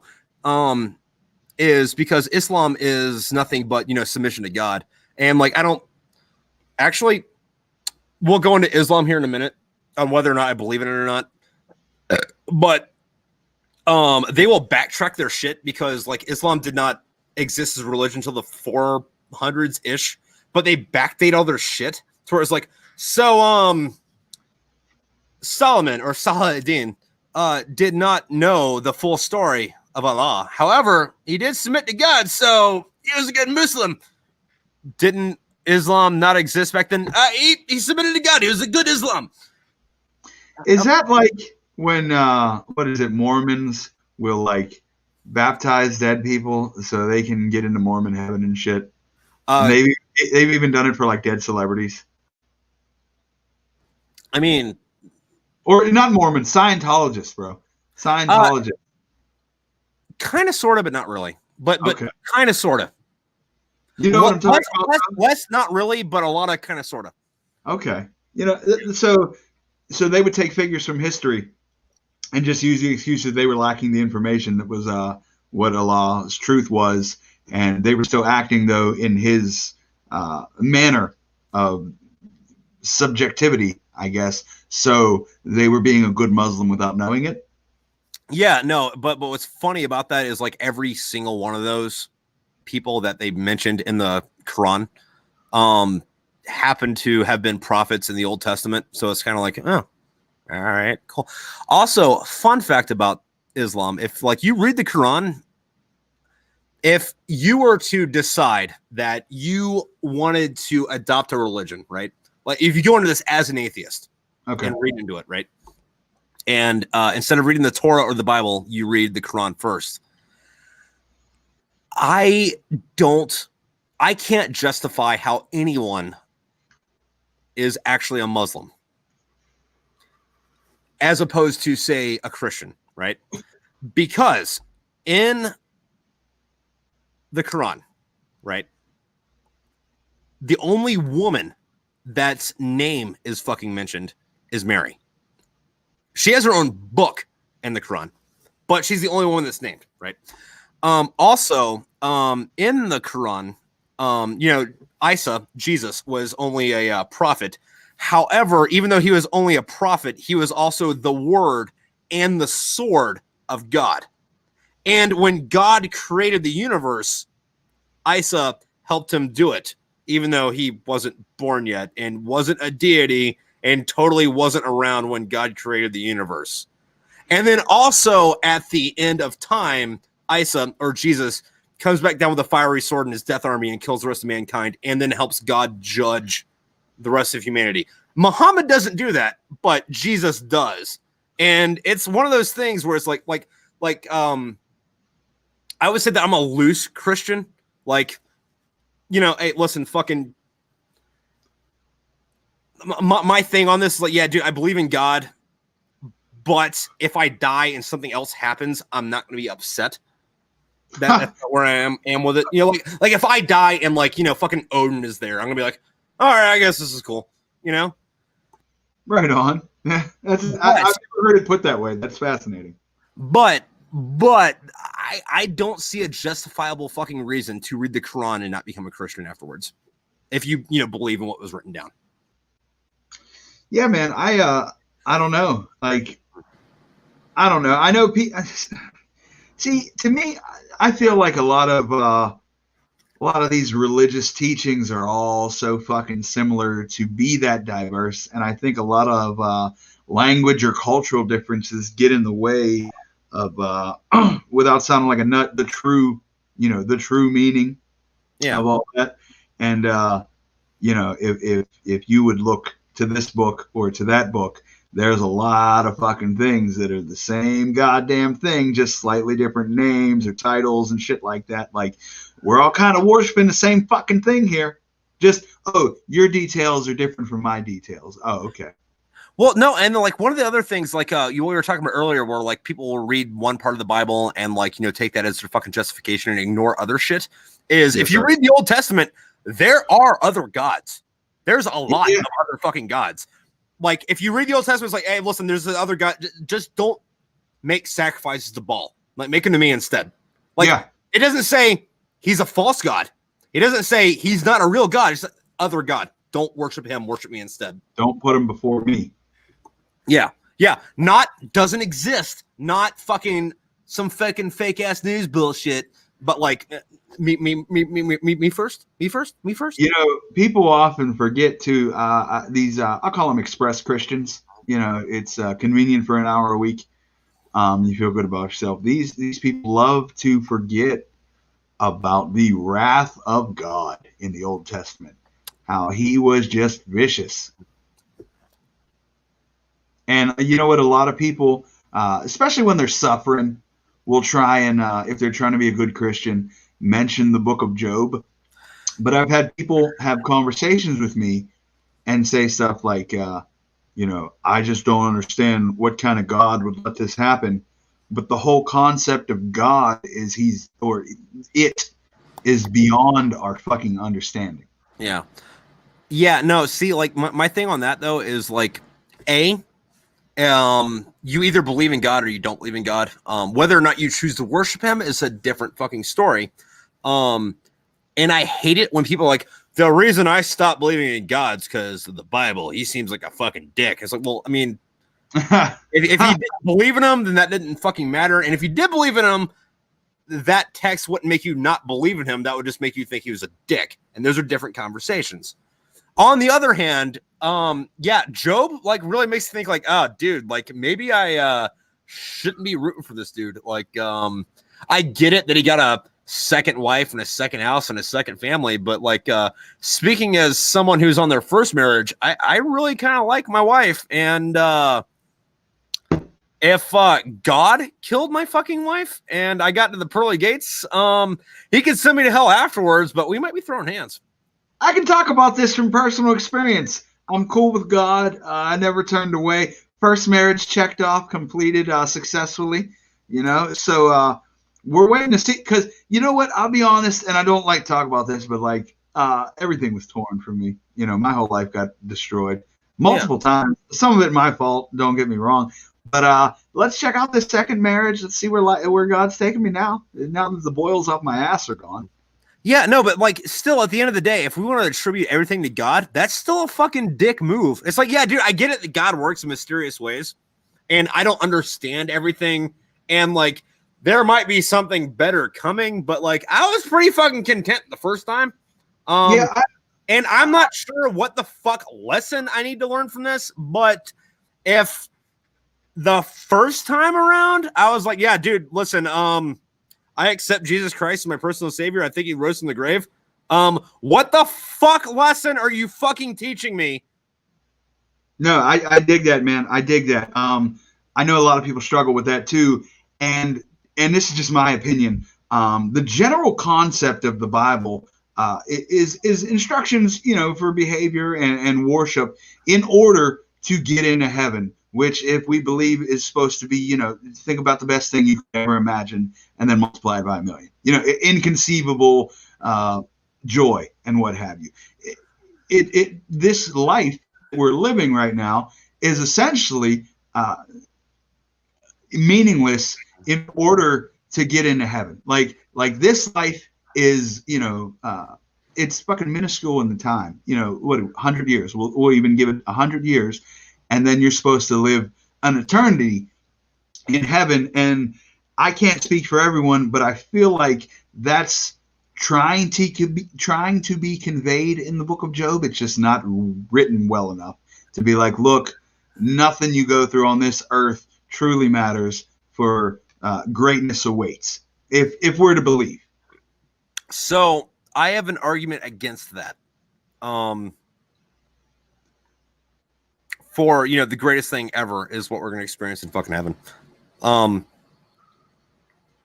I've done a lot of cool shit. Like if I died tomorrow, or if I died right now, right?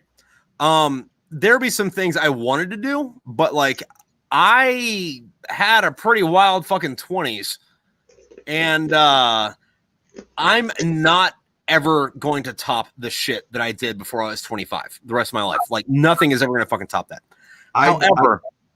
However, the single most satisfying thing that I have ever done in my entire life, like bar none, like not an argument. Like we can argue about like number 2 and down, but the most satisfying thing that I've ever done in my entire life was fucking killing somebody.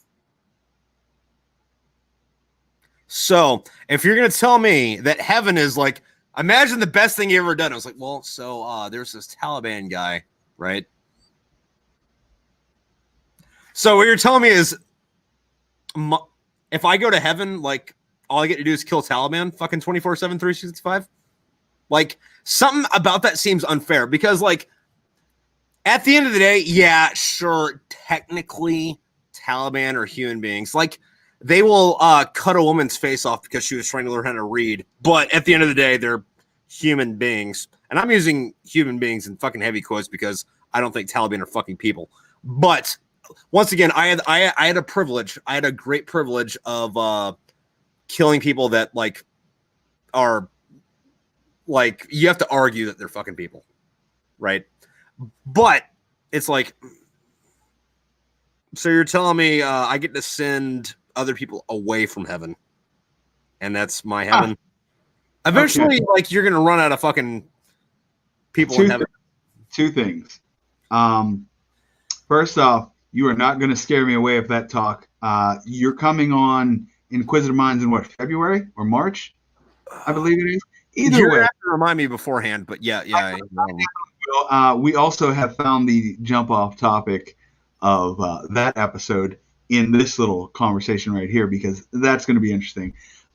Second of all, I don't necessarily believe that it's an argument against my argument. I think it's more of an argument for the inconceivability of God. You know, like, because like, I get it, man. If that was like the best thing you've ever done, and like that's your fucking pure elation, you know, your ecstasy, just you can't conceive anything better. Then, you know, it's just with that. Like, I can't conceive how big space is. You know what I mean? And if we're supposed to believe that God is inconceivable, then only the most, you know, like from what, I don't know, man. It's just whatever that feeling was multiplied by 1,000,000, and there you go. It might not be the act of actually shooting a Taliban while you're in heaven, but the joy you feel from that can be, you know, I don't know, put into your fucking soul. I don't know how it works. I haven't been up there yet. I'll let you know when I come back. So I have a other fucking theory that is going to be extremely unpopular to the woke community, and I'm sorry, woke people, but I don't know if you can see that. But Tripp, before you go on, I just want to say I enjoy the conversation. Just not all expressions, feelings expressed are shared by the guest here. So carry on. But I've enjoyed it. I've enjoyed it so much. What if religions are all overlapped? Like, they all get you to the same end state, but like the Buddhist, Muslim, Christian, Zoroastrian, you know, Taoist, Shintoist, fucking or voodoo or whatever the fuck it is, their end states are not the same end state. Like, they go to the same place, but not in the same manner. Like, what if, and hear me out on this, what if Muslim heaven is, I'm sorry, if Muslim hell is Christian heaven? Like, well, let's throw this back to the Crusades a little bit. All right. So what if you're a Muslim and the worst thing you can think about is being killed by a Christian? And if you're a Christian, the best thing you can think about is killing a Muslim. So they just like put you in the same place. And then fucking Allah says, yeah, listen, you are not a good Muslim. You go to hell. Also, hell is God's fucking heaven. So all the Christians just like kill Muslims all day. And then what if it's flipped to where like Muslim heaven is also Christian hell? So like all the Christians that were not good noodles go to hell, and then they just get killed by Muslims all day. I'm going to be honest. This sounds like Bible fan fiction. Which was what Dante's Inferno was, by the way. That is what, if I'm correct, introduced the concept we were talking of Satan ruling over hell.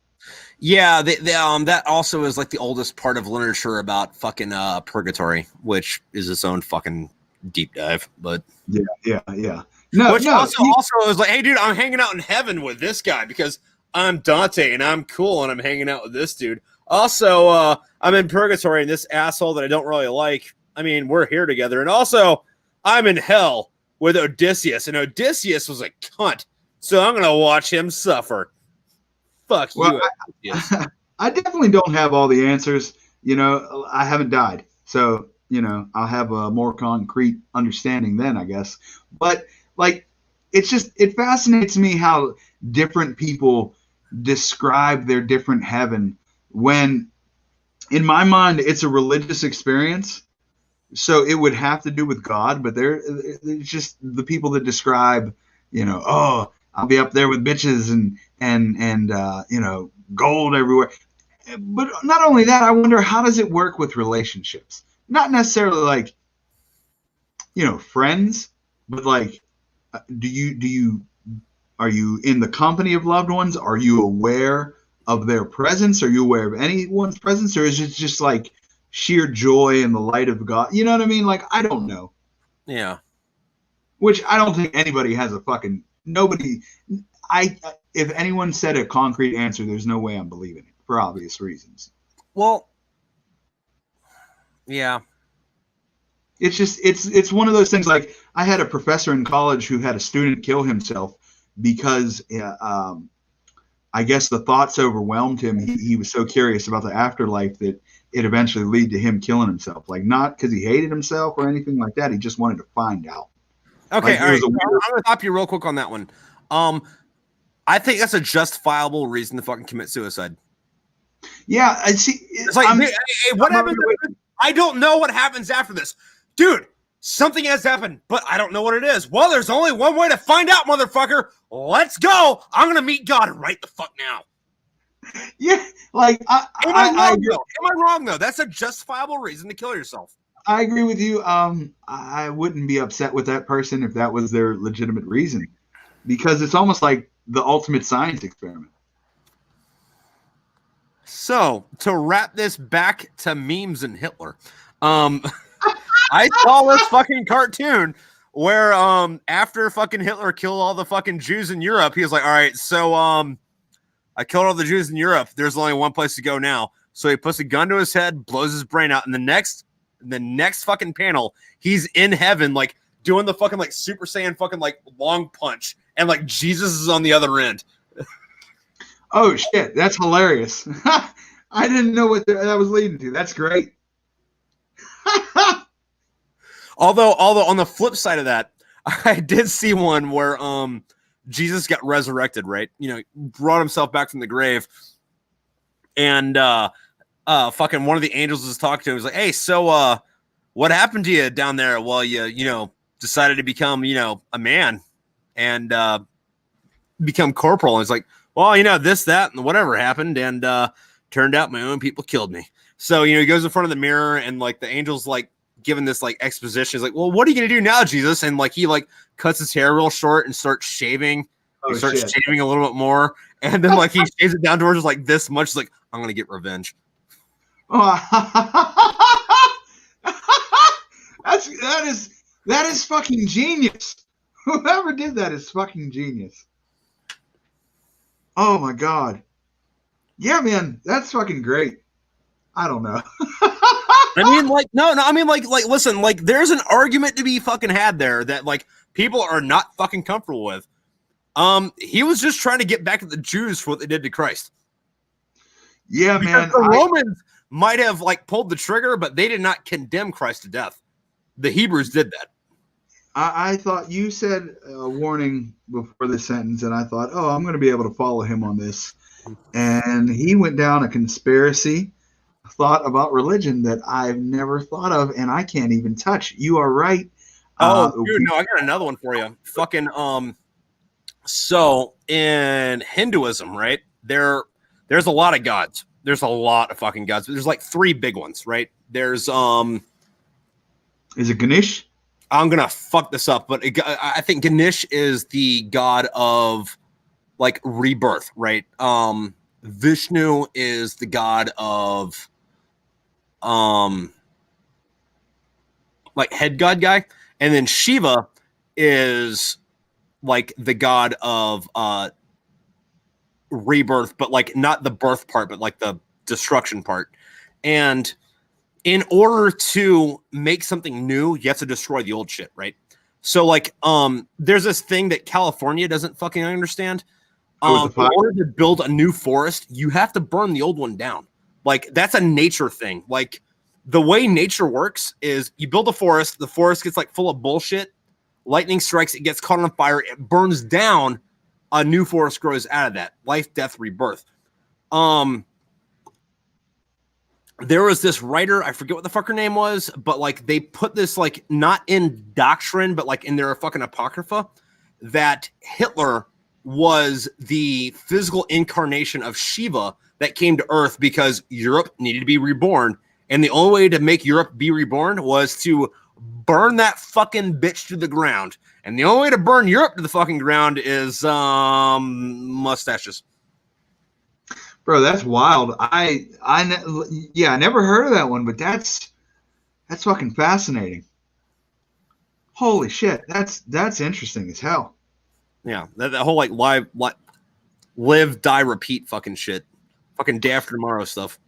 Yeah, no, man, death is part of life. Death is natural, you know. And what you were saying about the fires, Native Americans, when they had that land, used to do controlled fires for that reason. Yeah. Like, people don't listen, you know. People move out to California, get some weed, and vote blue no matter who, huh? Yeah, also, the thing, I kind of need one of those blue no matter who dudes to fucking justify to me how the person Biden must have put in charge of the fucking Secretary of Defense was totally a fucking military contractor, fucking Warhawk. Yeah, man. They're going to tell you he's not Trump. Yeah. That's exactly what they're going to say. They're going to be like, he's not Trump. Yeah, no, but here's my problem with that is, like, if that's your platform's bullshit. Like, like back when they were like fucking 2 years ago, I guess, when they're doing their shit, like I was all about both Tulsi Gabbard and Andrew Yang. Like both of them, I'm in it to fucking win it with, because Tulsi Gabbard was like, hey, listen, so I invaded Iraq. Let's do this shit that like stops getting soldiers killed, because the best way to support the troops is not to get them killed. And then Andrew Yang was legitimately concerned about fucking Skynet and Terminator fucking happening. And then the fucking dumb. This is the reason I fucking hate Democrats. Like, they're like, all right, so in order to make a better society, we have to not Trump. Yeah. Do you mean feed the homeless? No, I said not Trump. Do you mean like, you know how Trump said make America again? You're like, America was never great for some fucking stupid reason, but like actually make this a good place to live. I said not Trump. So you're going to make things better, right? I said not Trump. Yeah, it's like, we're not going to make things better. We're going to make things parallel. Yeah.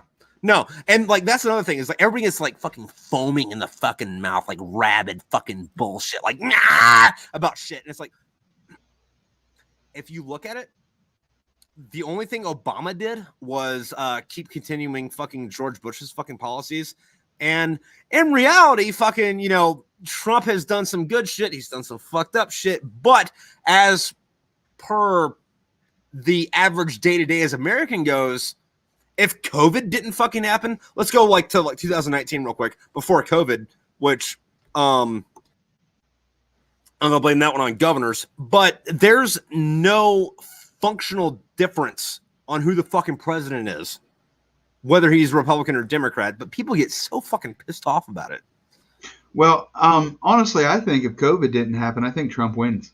Yeah.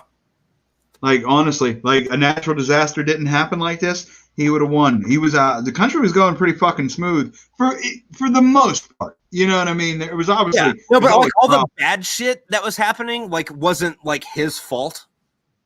Yeah, I get what you're saying. Yeah. I'm not a Trump supporter, and I'm saying this, you know. Yeah, I'm not a fan of Trump, but he almost won this fucking election. You know, like second place in this election was first place in any other fucking election. Like the number of people that voted, and they only voted that, I think, because they're, you know, fucking the world is on fire, and like Trump happened to be in office. He's easy to blame for it. Yeah.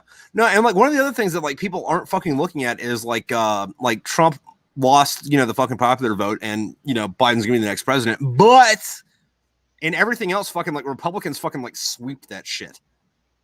Yeah. You're like not. I know I sound like a real Trumper, but now it's going to be so difficult as a Democratic president to get anything going, to get anything fucking rolling. Yeah, because like Biden's whole platform is, I'm not Trump. I'm gonna play Despacito real quick. That dude. Yeah, like what? Like I get it, and then they're going to use that argument when it comes to. I don't think he's going to survive the first fucking 4 years, but if he does, they're going to have that argument. Oh, well, it was a Republican this and a Republican that. They couldn't do anything. Yeah, no, fucking. The other thing that like really pisses me the fuck off, right, is like after all the fucking God, I feel like a fucking asshole now. All like the Black Lives Matter shit that happened this fucking last year, right? Everyone likes to fucking like high focus, like from the first time since 2014, 15, when who was the president in 2015 or 14? Obama, right? No, not Obama. We're talking about racial injustice. Oh, it's gotta not be Obama then. Yeah. So like Trump started the fucking like racial injustice in this country. So I don't remember who the president was in 2014, but like all that Ferguson bullshit where like Black Lives Matter fucking came out of. I have a hard time fucking not connecting, understanding what the fuck people are talking about when they're like, well, we can't support Trump because all the racial injustice of this country. And it's like, okay, so let's look at the candidates in 2016. One dude gave a lot of fucking money to Al Sharpton and, helped get Rosa Parks the Presidential fucking Medal of Freedom. And the other dude wrote the fucking reason that like half of the fucking black people in this country are in jail right now. Yeah, like we've said it before, like the Democrats have worried about what Trump has done more than they care about what Trump says than they do about what Biden has done. Yeah. And, like, I get it. Shut the fuck up, Trump. Shut the fuck up. If someone says, do you condemn white supremacy? You repeat it. You say, yes, I condemn white supremacy. I get that. Okay? You don't say there was good people on both sides of a race riot. You just don't say shit like that. I have a problem with that fucking argument too, though, likes to say that, like, Trump doesn't fucking condemn fucking white supremacy or whatever. But, and hear me out on this,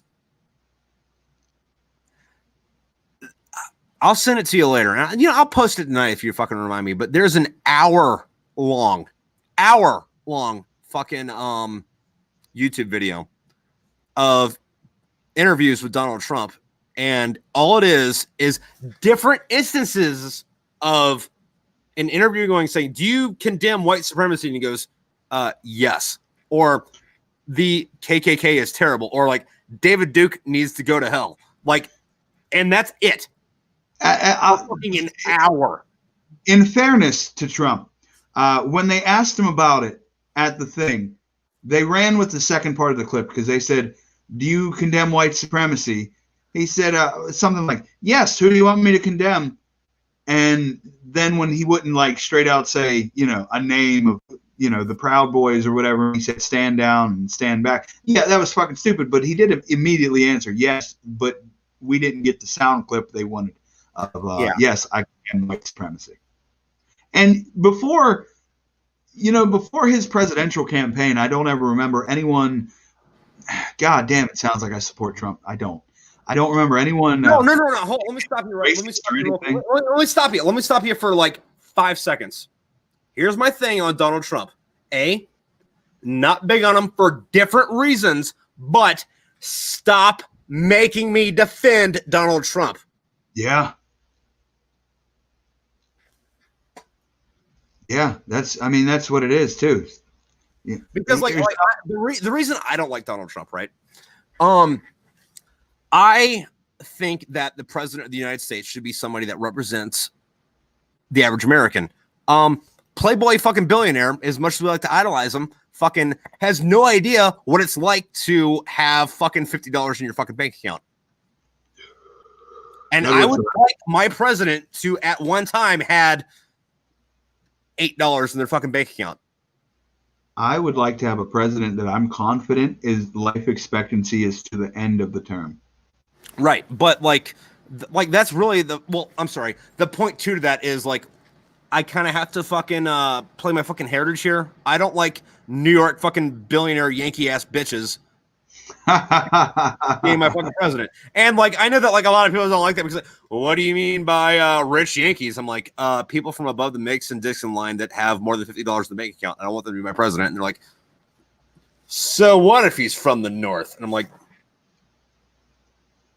I don't want a playboy billionaire to be the president. I want somebody that like knows how, not what a hammer is, but how to fucking use a hammer. Yeah, I don't think many people realize how big of a difference there is from like Trump and us, like normal people, because like he doesn't understand day-to-day situations that would plague us. Like he has enough money that he can just throw money at problems and fucking fix it. Like he had sex with a porn star for what, $315,000. He just threw money. Once again, good for him. Like that was one of those things like, oh, he banged a porn star, dude.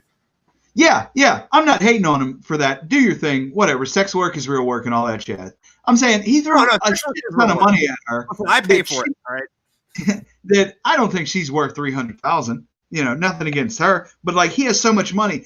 I don't know what $10,000 looks like. I don't personally know that because I've always been fucking poor. Like to him, $10,000 is literally fucking nothing. Like people don't understand that when you say it's nothing.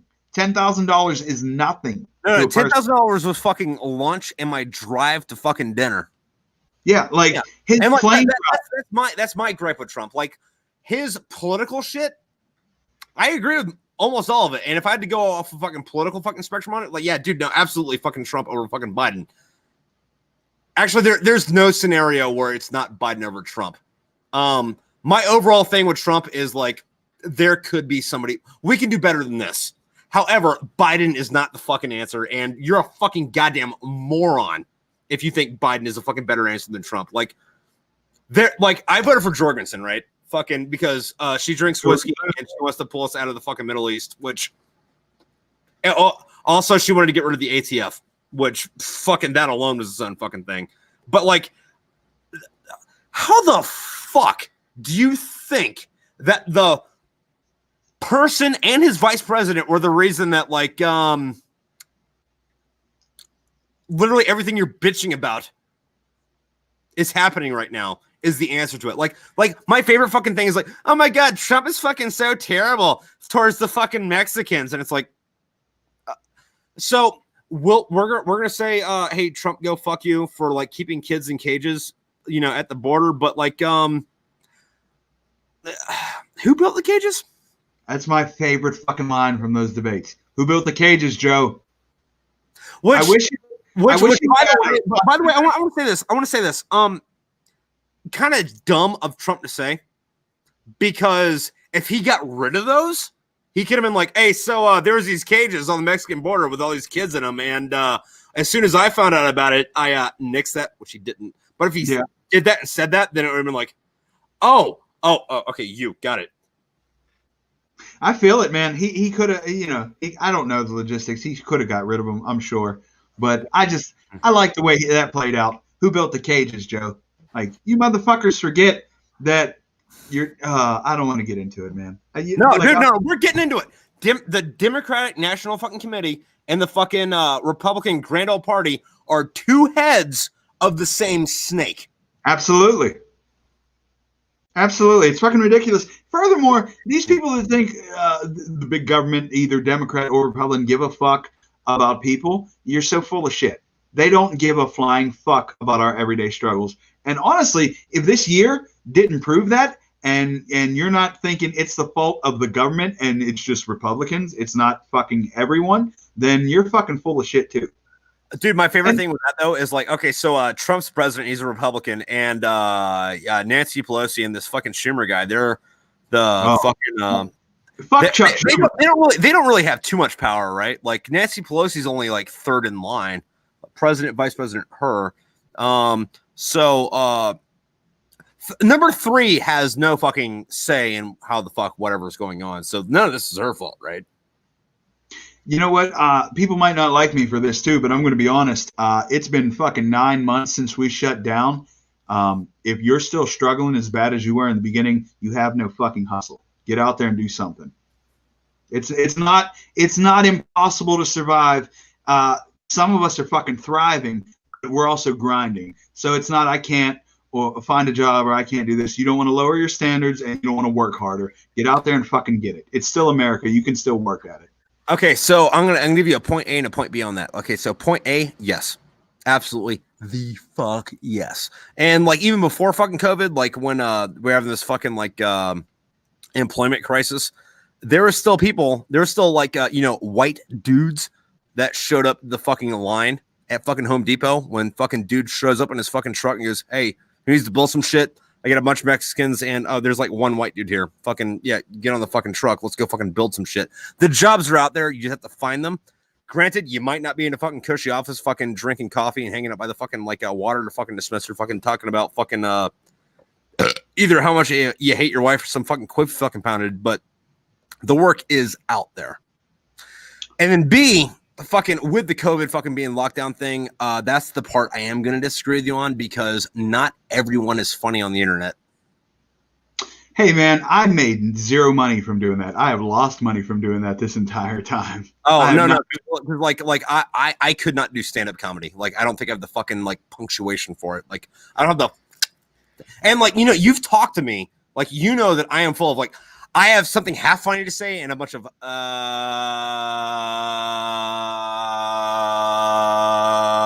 punchline. Let me be clear, guys. There's no comedy hustle here. I didn't make any money off of any type of comedy or entertainment this year. What happened was I fucking went out there every day and I busted my dick, whether I had to detail cars, cut someone's fucking lawn down, put in someone's fucking ceiling. No matter what it was, I was trying to make some fucking money, driving for Lyft, anything out there to make money because I knew the rent was fucking due. And if you want it bad enough, you can go out and make some fucking money somehow. Those people that ring the goddamn bells for the Salvation Army get $7 an hour. You can make some fucking money. Yeah, no, but what I was gonna get at though is like, I didn't mean to come off as ultra. Oh no, I got it. But like, no, what I was gonna say though is like, there's a lot of people that like, and I'm not talking bad about them. Like, I respect the hustle, right?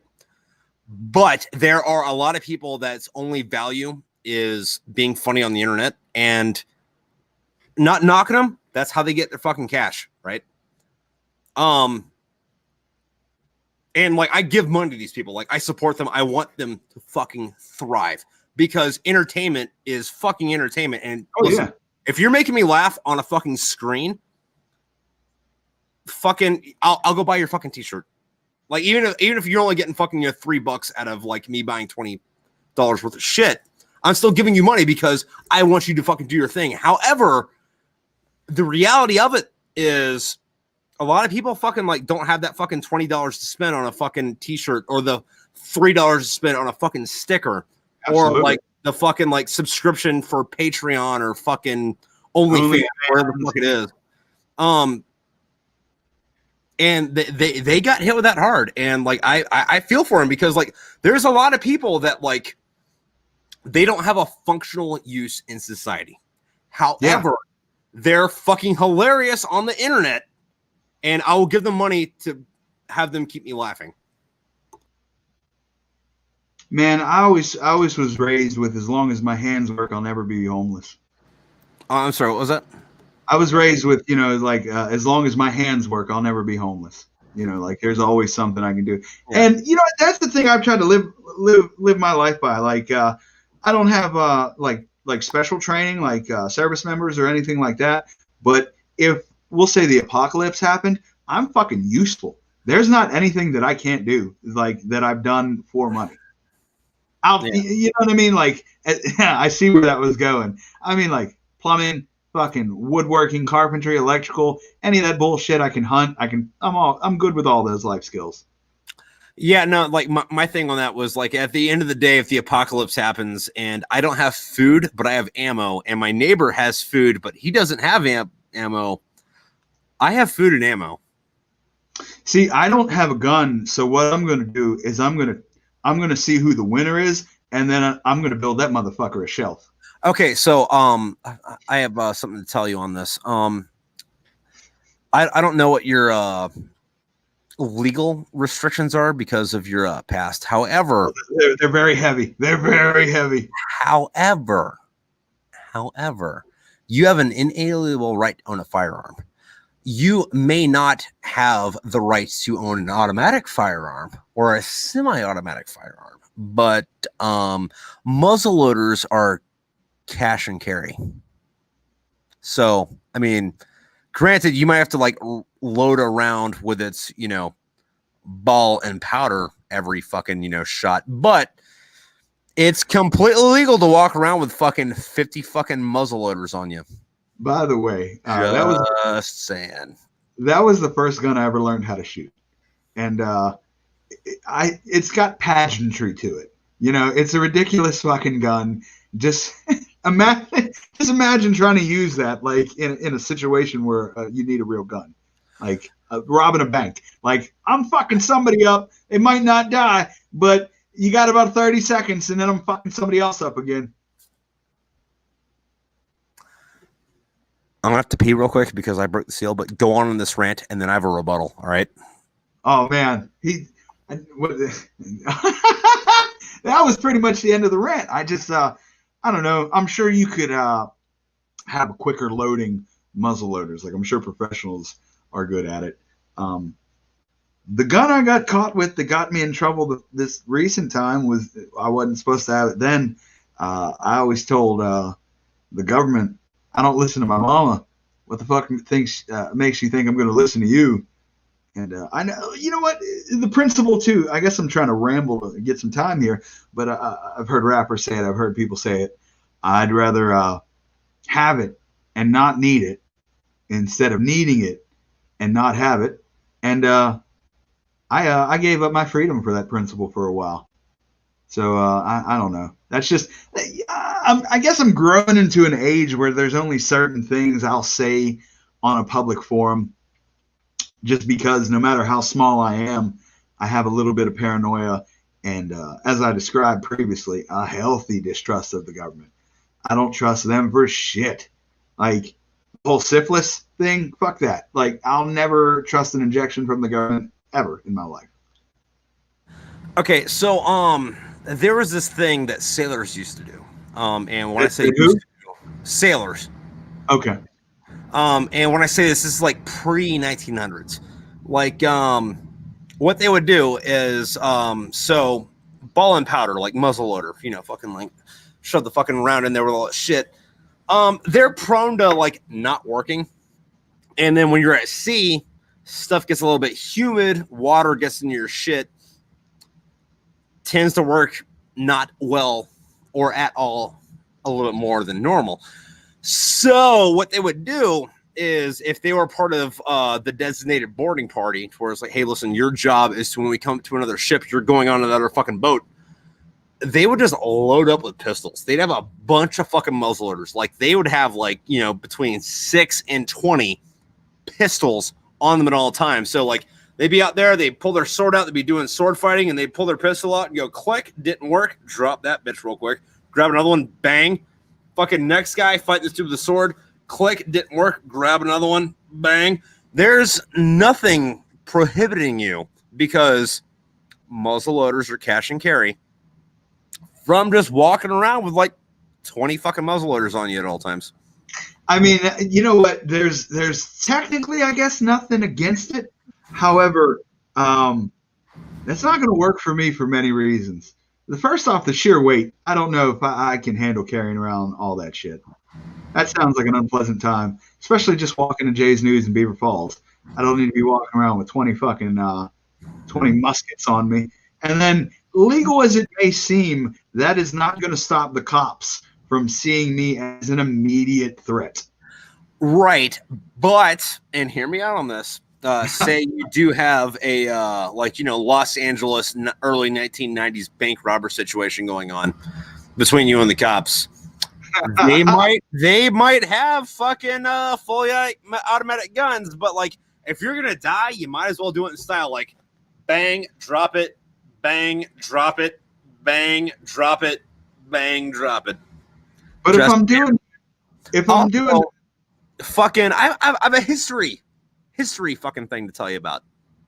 If I'm doing that though via what is that, Boondock Saints, the father, with his little gun vest, and I know I'm gonna die, why not go out with pistols that'll fire more than one bullet? Like, okay, it just seems absurd to me. It seems like I'm going on a Dungeons and Dragons quest. Like, oh, you rolled 17, now you got to carry 20 fucking heavy pistols with you. Have you ever seen the movie Highlander? Have we done this already? Have you seen Highlander? No. You haven't seen Highlander? What? After Die Hard, how does anything shock you? Okay, so we're gonna ignore the punchline of this, but anyway, fucking Blackbeard, right? Okay. History differs on whether or not his name was Edward Teach or Edward Thatch, but at some point, fucking he ends up being a fucking pirate down in the fucking Caribbean, right? He goes and does this fucking thing, and Blackbeard was only active for like fucking like 14 months. Like it was less than a year and a half, like total. And this is with a 6-month break, right? Mm-hmm. He goes down to the fucking Caribbean and starts like burning everything, fucking like taking everyone and their fucking motherfuckers like hostage to do their fucking shit. We're gonna delay a little bit of this conversation because before the day he died, he was not actually credited with killing anybody ever. But before that, what he would do was he was like 6'3" or 6'5" back in the monster at the time. Yeah, like late 1700s, like white dude. Fucking he was a monster. Yeah, and what he would do is he would put the cannon wicks in his beard. He would like, fucking weave it in, like braid it in. And what he would do to capture ships is like they'd tie themselves to other ships, because what they would do is like, the ships roll up, they'd throw grappling hooks over, and then the pirates would come over, and then instead of fighting everybody, like you have this like 6'3" to 6'5" dude who is dressed in all black with this long beard and long hair, whose beard and hair are on fire, shows up on deck, and then everyone else is like, hey, so I don't know if I believe in God or not, but like that thing, not that man, not that guy, that thing is the devil. So hey, dude, take our ship, please, yeah, please take our shit and fuck off. Please. What's a tall man around that time? Like 5'6" is a tall dude. Yeah, so 6'3" to 6'5". It's like fucking Shaq walking around, decked in black, head on fire. You have a religious experience in the bad way, right? So he goes around doing this shit, and like at no point is he credited with torturing or killing anybody, like a lot of pirates are stereotyped as doing. He just showed up and it's like, okay, that guy's obviously Satan. Give him the shit and fuck off. Which another fucking fun fact is, like, how pirates love gold, right? Yeah. Do you know what they liked more than gold? No. Not starving to death. Not starving to death. More often than not, pirates would show up, take your food, and then fuck off. Like that was most of what piracy was back then. Hey, we're here. Give us your food. All right. Pirates are just Yogi Bear. What the fuck? Yeah, no. So he went on the Caribbean, fucking shit up, and then the records are kind of weird because it's really funny because like even now, like people haven't done the math to put this together, but in English records, Blackbeard disappeared for 6 months. Like I guess he kind of like retired, around. Like it was like he sailed towards South America and then like wasn't heard of for 6 months. However, in Spanish records, in the exact same time frame, this guy El Gran Diablo showed up, who was almost 7 feet tall, wore all black, his head was on fire, showed up celebrities, food, and rum, and occasionally silver and gold. Fucked up South America for 6 months and then disappeared, and no one's ever heard of him again. But you go back to English records, it's like, oh yeah, so at this point, fucking Blackbeard shows back up.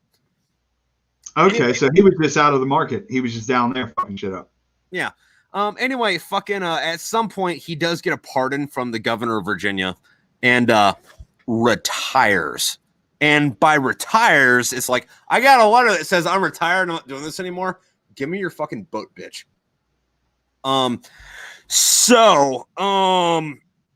He goes on about doing his thing because Blackbeard's gonna Blackbeard, right? So the governor of Virginia is like, I give this dude a pardon and he's fucking this up. I'm gonna go send some dudes go kill this guy because fuck him. So they send a bunch of fucking Royal Marines down there, and I think this is in North Carolina at the time. Was it North Carolina? Yeah. Sorry, I'm trying to do brain math. It's either North Carolina or South Carolina, but I'm like 99% sure it's North Carolina. Anyway, fucking they send these Royal Marines to go down there, and they catch them like on a fucking Sunday morning when like they wouldn't be fighting, but like all the pirates were still drunk for the night fucking before. And they get on this fucking like deck to deck battle. Like fucking like if you read the historical documents, they read like a fucking action movie, right? So like half the pirates are like too drunk to fucking move, but like the 9 of them that can go to fight the fucking Royal Marines on the fucking deck. The couple dozen Royal Marines, like it's a fucking action movie, right? So historical fucking accounts differ, but before Blackbeard was killed, he was shot either 9 or 20 times. Either way, fucking still swinging. Like after he was shot that many times, still killed like 5 dudes. And this is, after he got shot that many times, right? Oh, shit. And he fucking was fighting this dude named Lieutenant Maynard, who was like the leader of the fucking Marines. And he knocked this dude to the ground and goes, "Ha, I got you now." After he got shot either 9 or 20 times. Also stabbed at least 50 times. So bare minimum. 50. Holy shit. Bare minimum, shot 9 times, stabbed fucking 50 times. Bare minimum. He's like, I got you now. And then some other dude who I know you haven't seen Highlander, but for the people watching at home, this person who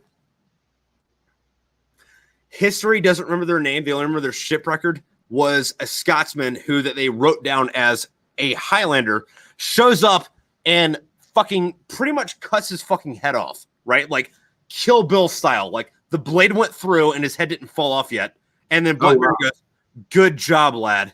And then his head fucking falls off. Oh, that's a fantastic fucking story. And then after that, they're like, all right, so we got to take his head back to the governor of Virginia. After at least he's been shot 9 times and stabbed 50 fucking times. And they throw his body into the fucking ocean. And then historical records dictate whether or not this is because of currents or because what I would like to think happened. His body swam around the ship 9 times before it fucking sank into the fucking ocean. And then to this day, if you go to fucking, it's not Ocracoke, but that's the closest name I could think of that sounds kind of like it in North Carolina. If you go out there at night to the ocean, you can hear someone screaming, "Where's my head?" Oh, shit. That's a wild fucking story. I love it. I don't care if it's true. That's a great fucking story. Oh, shit. No, but what's weird about it is because you haven't seen Highlander. What Highlander was about was every 100 years or so, there's an immortal that's born, right? And the only way to kill these immortals is to cut off their heads. But it only counts to cut off their head if you're also one of these immortals. And then the last of these immortals, the very last one that wins, fucking after cutting off each other's heads, becomes God. And it's just kind of weird that like there's this movie called Highlander, and the only way to kill the immortal is to cut off their head. And there's this dude that got shot at least 9 times and stabbed 50 times. The only way to actually stop this dude from his rampage murder spree was to cut off his head. And it was done by someone who history only remembers as a Highlander. That's pretty cool. It's pretty cool. Sounds like another version of the movie, the one with Jet Li. No, dude, like the all one the other will ones. rip off of that. Yeah, I like the one. So imagine that, but like you had to cut each other's heads off to like get up the pyramid. That's pretty fucking wild. Yeah. I would definitely cut my head off if there was another Johnny Smith here. Like, honestly, I think I'm the best version of myself, and I think the other versions of me are a bunch of bitches. Just in case they're listening. Well, I mean, I don't think they're listening, but giving the sheer size of the conceivable hypothetical fucking extents of the universe, it's mathematically impossible that they're not. Ha, you fucking pussies. Bro, I am talking shit on myself on a level no self-deprecator has seen before. I am interdimensionally talking shit on my fucking self. Interdimensional child molesters. The elites. What the government doesn't want you to know is that the other Johnny Smith is a literal hobgoblin, pot-bellied vampire, and he's over here raping your fucking women. And I'm sorry, he's not raping your women, but he is raping your jobs, and he is stealing your women, and he's over here to help George Soros. I'm definitely out here trying to steal people's jobs. If there's something somebody wants to pay to get done, I am fucking in there. I'm like, oh, you need a ceiling replaced? They're like, yeah, can you do it? I was like, yeah. They said, when? I said, when do you need it? I'm available now. That's my advantage. I am available to do whatever the fuck you want me to do. Outlets, you need some wiring done? I'm available right now. Let's fucking get it going.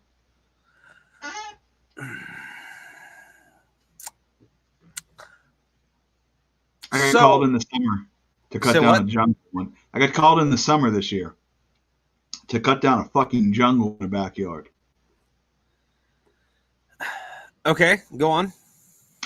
And I thought I had something more to that, but I lost it.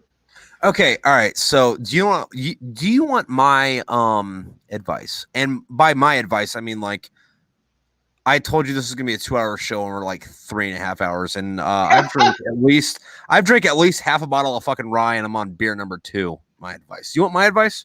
Yeah. What's your advice? Okay, so Johnny, you've done a thing or two. You've been. If I were to say you've been around the block, that would be putting it lightly, right? I can go with that. Okay, so Johnny. Fucking here's my advice for what you should do. And like I always love this, by the way. I'm gonna look in the camera when I say this because I love it when people are like, oh hey, I did this and that, and people are like, do you know what you should do with that? And like I hate it when people do this to me, but I'm gonna do it to you right now.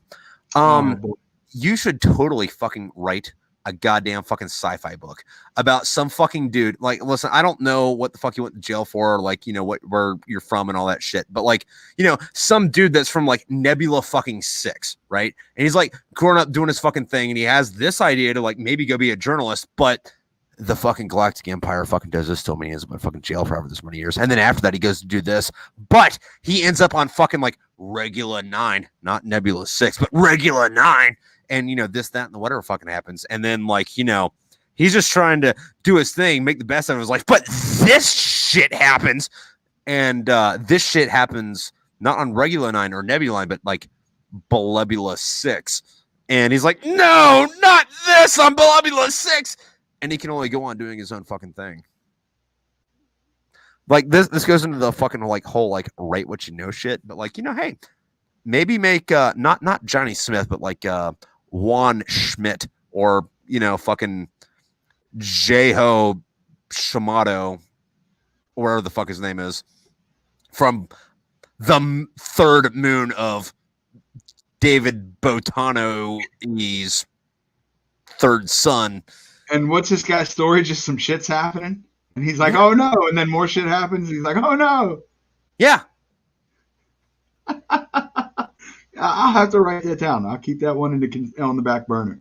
Yeah. And then like, it's like, dude, no, his whole fucking thing was like, dude, listen, I'm just trying to like make my life and doing this shit. But like, all this shit keeps happening, and like I have all this fucking terrible shit that happens to me, but like at least I have pride in my teeth.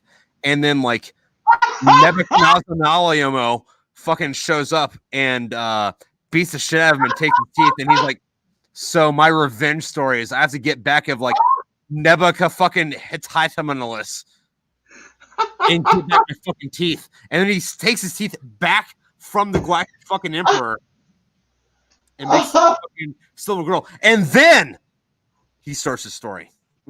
Shit keeps happening, but at least I've still got my pride in my teeth. Oh man, that's gold right there. No. That's a plot point, because at one point he's fucking having this exposition against somebody, and like he's talking to the bad guy. He's like, "This might have happened, but at least I still have my pride." And the dude kicks the shit out of him. And he goes, "Oh my god, my pride!" I don't know, man. Most of the shit that's happened to me bad is probably been my fault. Most of it. Well, I mean, like that gets into like some deep philosophical shit, because either you could say like, okay, so nothing was my fault because I'm a victim of circumstance, or like, okay, so I was born and that was my fault because I was the strongest sperm, and I could have easily just fell back a little bit and let like fucking other dad's nut fucking hit that egg. But I decided I want to be number one, and so here's my story. Man, I made actively bad decisions. Like, I made poor decisions knowing full well they were poor decisions with no good outcome. I was like, yep, that's what the fuck we're doing right now. Yeah. Although, on the fucking topic of bad decisions, bad decisions have led me to believe that I am physically impervious to sexually transmitted diseases. Man, I hate to finally found something to co-sign with you, but I'm right there with you on that, man. This is a bad thing about me. I've never used a condom except for my wife. And that was because I wanted her to think I was. Yeah, that turned out. I wanted her to think I was a gentleman because I wanted to marry her eventually. So I was like, I'll use a condom and pretend like I'm a good dude. Oh, no. I've had conversations with my buddies, right, where it was like, hey, listen, you remember that chick last week? I'm like, you mean that chick that both of our dicks were like rubbing on each other inside that chick's hole? And he's like, yeah. So I have chlamydia, and I got that test before he banged that chick, and I just got the results now. So we totally fucked that chick, same dicks in the same hole. And I might have squirted my chlamydia juice on you while we did this shit. I'm like, all right, well, let me go get tested. And I'm like, oh, don't have it. You're a fucking superhero, man. You are a goddamn superhero. That's your superpower. Impervious to STDs. If only you could use it to fight good or fight crime. No, it's a fucking terrible thing though, because like I'm sure I'm gonna die of AIDS because excuse me. So like right now there's kind of like an outlier going on. Like my granddad has been in the hospital for like a month with fucking COVID until like last week, in which like last week he got over COVID. He got over COVID last week, and then immediately fucking got pneumonia and went into a coma. Oh Jesus Christ. Yeah, no, and to my knowledge, he's still in a coma. However, before him, no one in my father's line of fathers has died before 100, save house fires and murders. As far back as we can trace it. But my wife, they all like lose their mobiles and go batshit insane in their 60s and die in their early 70s. So the way I'm doing math is like, so I can have a loving relationship. I can do this for like 30 years. And then after my wife dies, I got 30 years as fucking slaying poon as a fucking old dude, right? But at that point, it's like, hey, listen, love my life's fucking dead. Fuck it. Like I legitimately have 5 right now. I have 5 people I'm scheduled to have sex with after my wife dies. Like straight up, like, hey, listen, I know we're gonna be in diapers and like shitting involuntarily when we fucking come, but like, let's fucking the old folks home. I'm gonna have AIDS before I'm 80. Like, I'm not gonna get it till I'm fucking 76, but I'm gonna have AIDS when I'm 80. I'm a little disappointed I didn't make that list earlier in my life of people that I was gonna have sex with after my wife died, because I would have been cashing in early as fuck. I would have Okay. been like, this Also, list really paid off. also, just to not to be a dick to you, Johnny, but like for the audience that are listening to this home, we've talked about this a little bit, but we haven't talked about like your wife died when you were like fucking 30. So like for people at home, that's what this joke's about. Oh yeah, yeah. For people at home that don't get context clues. Yeah. So they're like, why are they joking about people's wives dying? Which Yeah, like on one hand, I know we talked about this before, but I want to reiterate, is Mhm. like great and terrible at the same time. Like shit, because like I kind of loved you, that's why I married you. The fuck.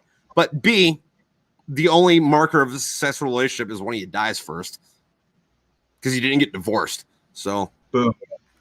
Yeah, we did. We definitely didn't get divorced. She mentioned divorce, but only once. which is shitty, but That's a bad joke. That was in poor taste. well, I'm not one to talk. Yeah. No. I mean, it is what it is. I get. Yeah. You know what? This is fascinating. I had a guy in the car the other night who just like a week and a half ago, his girlfriend, like essentially common law wife, uh, just up and died while he was making dinner. Like he walked in the living room, asked her what she wanted to drink. He went in, grabbed her plate and something to drink. He came in the living room. She was dead. Oh, that It was sucks. yeah, it was devastating to him. And he was pouring his fucking heart out to me. And it was the first time that I've experienced someone that like had a situation that I could relate to like that. Yeah. And I didn't even mention that I shared a similar experience because I saw so much of myself in him when I was first going through the grieving process. Like it was such a moving experience, not because of him, but just because of like the emotion that I understood in that car. It was crazy. Yeah, no, that's one of the hard things I'm going with through my granddad, because like I'm just waiting for someone to call me to tell me he's dead, But that situation has been going on for like weeks, and I have a lot of fucking dead people, right? However, the longest I've had to wait for someone to die was like 2 or 3 hours. It's like, oh, dude, this dude got shot. I hope the helicopter gets here on time. The rest of us have been like, oh, okay, so he's dead. Keep shooting. So it's hard for me with my granddad, not just because it's my granddad, but because of the waiting. It's like, are you not? How's this gonna go? Because like a lot of times, like death is like sudden as fuck. Like it's like, oh, so we're just gonna go about Tuesday, because what the fuck is special about a Tuesday? Whitaker, holy fuck, you Yeah, know? yeah. What's special about a Tuesday? Yeah, tell me about it, man. Yeah. No, dude, and like that's really hard, because like fucking I could probably I could name you 20 to 30 right now. I couldn't give you a definite number, but 20 to 30 people that like I would consider friends that are fucking dead right now. But all of them were like, oh shit, that just happened. I've got more important shit to worry about than you just dying in front of me right now. And now it's like, okay, so I know this is happening, and I'm gonna call my aunt. She don't know shit. Call my other aunt. She don't know shit. Call my dad. He don't know shit. Call my granddad. He don't know shit. We're all just like waiting for it. It's So it's a different kind of stress. yeah, so it's something that it seems like you have time to process the emotions because like I guess all the other people were so sudden and essentially people were shooting at you, so you didn't have time to stop right there. But with this, it seems like you have plenty of time to process the emotion. And I don't know, I haven't like dealt with a situation where I was waiting on someone to die. Is there any type of like acceptance or closure you're feeling? It's really open ended. Like I don't know. Like I know that's not like a good answer, but like this is my first time dealing with that, like that kind of shit, because it's either death in combat or like your friend calls you and says, "Hey, dude, fucking John died in a car accident," you know? Like, you don't have to go afterwards. Like, oh, fuck, that happened. What the shit? But, like, it's a different fucking animal. Like, it's not comparable. It's not comparable at all because it's like, most of the time, it's like, fucking person X died. What the fuck? Versus, so is this going to happen or not? And then you get the anxiety that's just like, so, I guess some jokes I can make because, you know, dark humor fucking gets you through shit. Yeah. But it's like, how old is he? I don't know. What? How old is he? He was in Korea. Okay. So I'm not being a dick, but like his life expectancy can't be, like, even without being sick, can't be extremely long. You know what I mean? Does that play a factor in it, that he's older as well and he's not someone middle-aged? Well, so the thing is, like, he's in his late 80s, right? He was born in 36 or 34, 36, 34. I'm sorry, I don't know fucking numbers. Either 36, 34. Like, he's old. Like, joined the military right after World War II, went to Korea, fucking, you know, old. But it's one of those things where it's like, I knew that I would have to deal with this at some point, but I always kind of figured that it'd be like, hey, your granddad didn't wake up this morning. Not, hey, your granddad's in the hospital. He's been there for a bit. It's a month later. Hey, your granddad's still in the hospital. He's in a coma now. You know, it's. I had my Uncle Tim, I was fairly close with for many, many years. And he died last year. And, like, you know, it was a bit of a process where, like, it seemed like an eventuality that he was going to die, but it took, you know, took some weeks. And I remember that I would just start kind of getting numb to the updates. And, like, you know, I did not think about it, but I was able to, out of sight, out of mind for a while. And then I got a text. I got told by text at an open mic that he passed. And honestly, I feel selfish saying this. It fucking hurt me. But at the time, my focus was on my set. I was up in like 3 people. And, like, I didn't allow myself to feel that. Yeah, no, like, I'm at the point now where it's like, I'm expecting that whenever my phone lights up and I didn't call for it, because, like, you know, I'm trying to call, you know, to, like, stay updated. But, like, I'm at the point now where, like, I'm expecting to where, like, this name pops up on my phone. Okay, all right, that's what's going on right now. Pick up, you know? So, yeah, anxiety and dread. Yeah, man, I bet. It's rough to go through. Yeah. No, and like it's fucking different. It's just fucking different because all the death that I've had to deal with was like, oh, that just happened, or like I found it after the fucking fact, not the anticipation of it. You know? Do you think it'll be easier and maybe you'll get some type of again, maybe release isn't the right word, but when he finally passes, like a sense of like it's done. I can be more at ease now. I don't know about that. It's gonna be more like a, oh, god damn it. All right, fine. Like, and by fine, I mean, like, you know that toxic ex-girlfriend you had that said fine? Yeah. Yeah. Okay, so accept. Hey, what's up? Oh. But, like, when I say what's up, I know, because why the fuck else would you be calling me right now? You know, instead of me calling you, you know? Yeah, when my brother texted me that our dad died, I knew what it was just from him texting me. Like, he just said, hey, and I knew what he was going to tell me without talking to, like, my dad for years and him for quite some time. It was just, there was no reason for him to text me. Dude, no, I have a other fucking thing with that because, like me and my sister are really close, right? And we're closer than the rest of the fucking family is, like, by leaps and fucking bounds.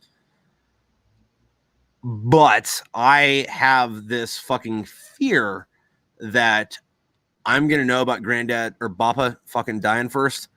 And I'm not going to be able to text my sister. I'm just going to have to fucking call her. And I feel really bad for the emotions that she's going to get when I fucking call her. You know what I mean?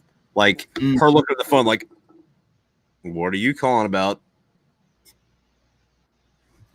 Like me and Dan were talking about this fucking last weekend when he was here about people killing themselves.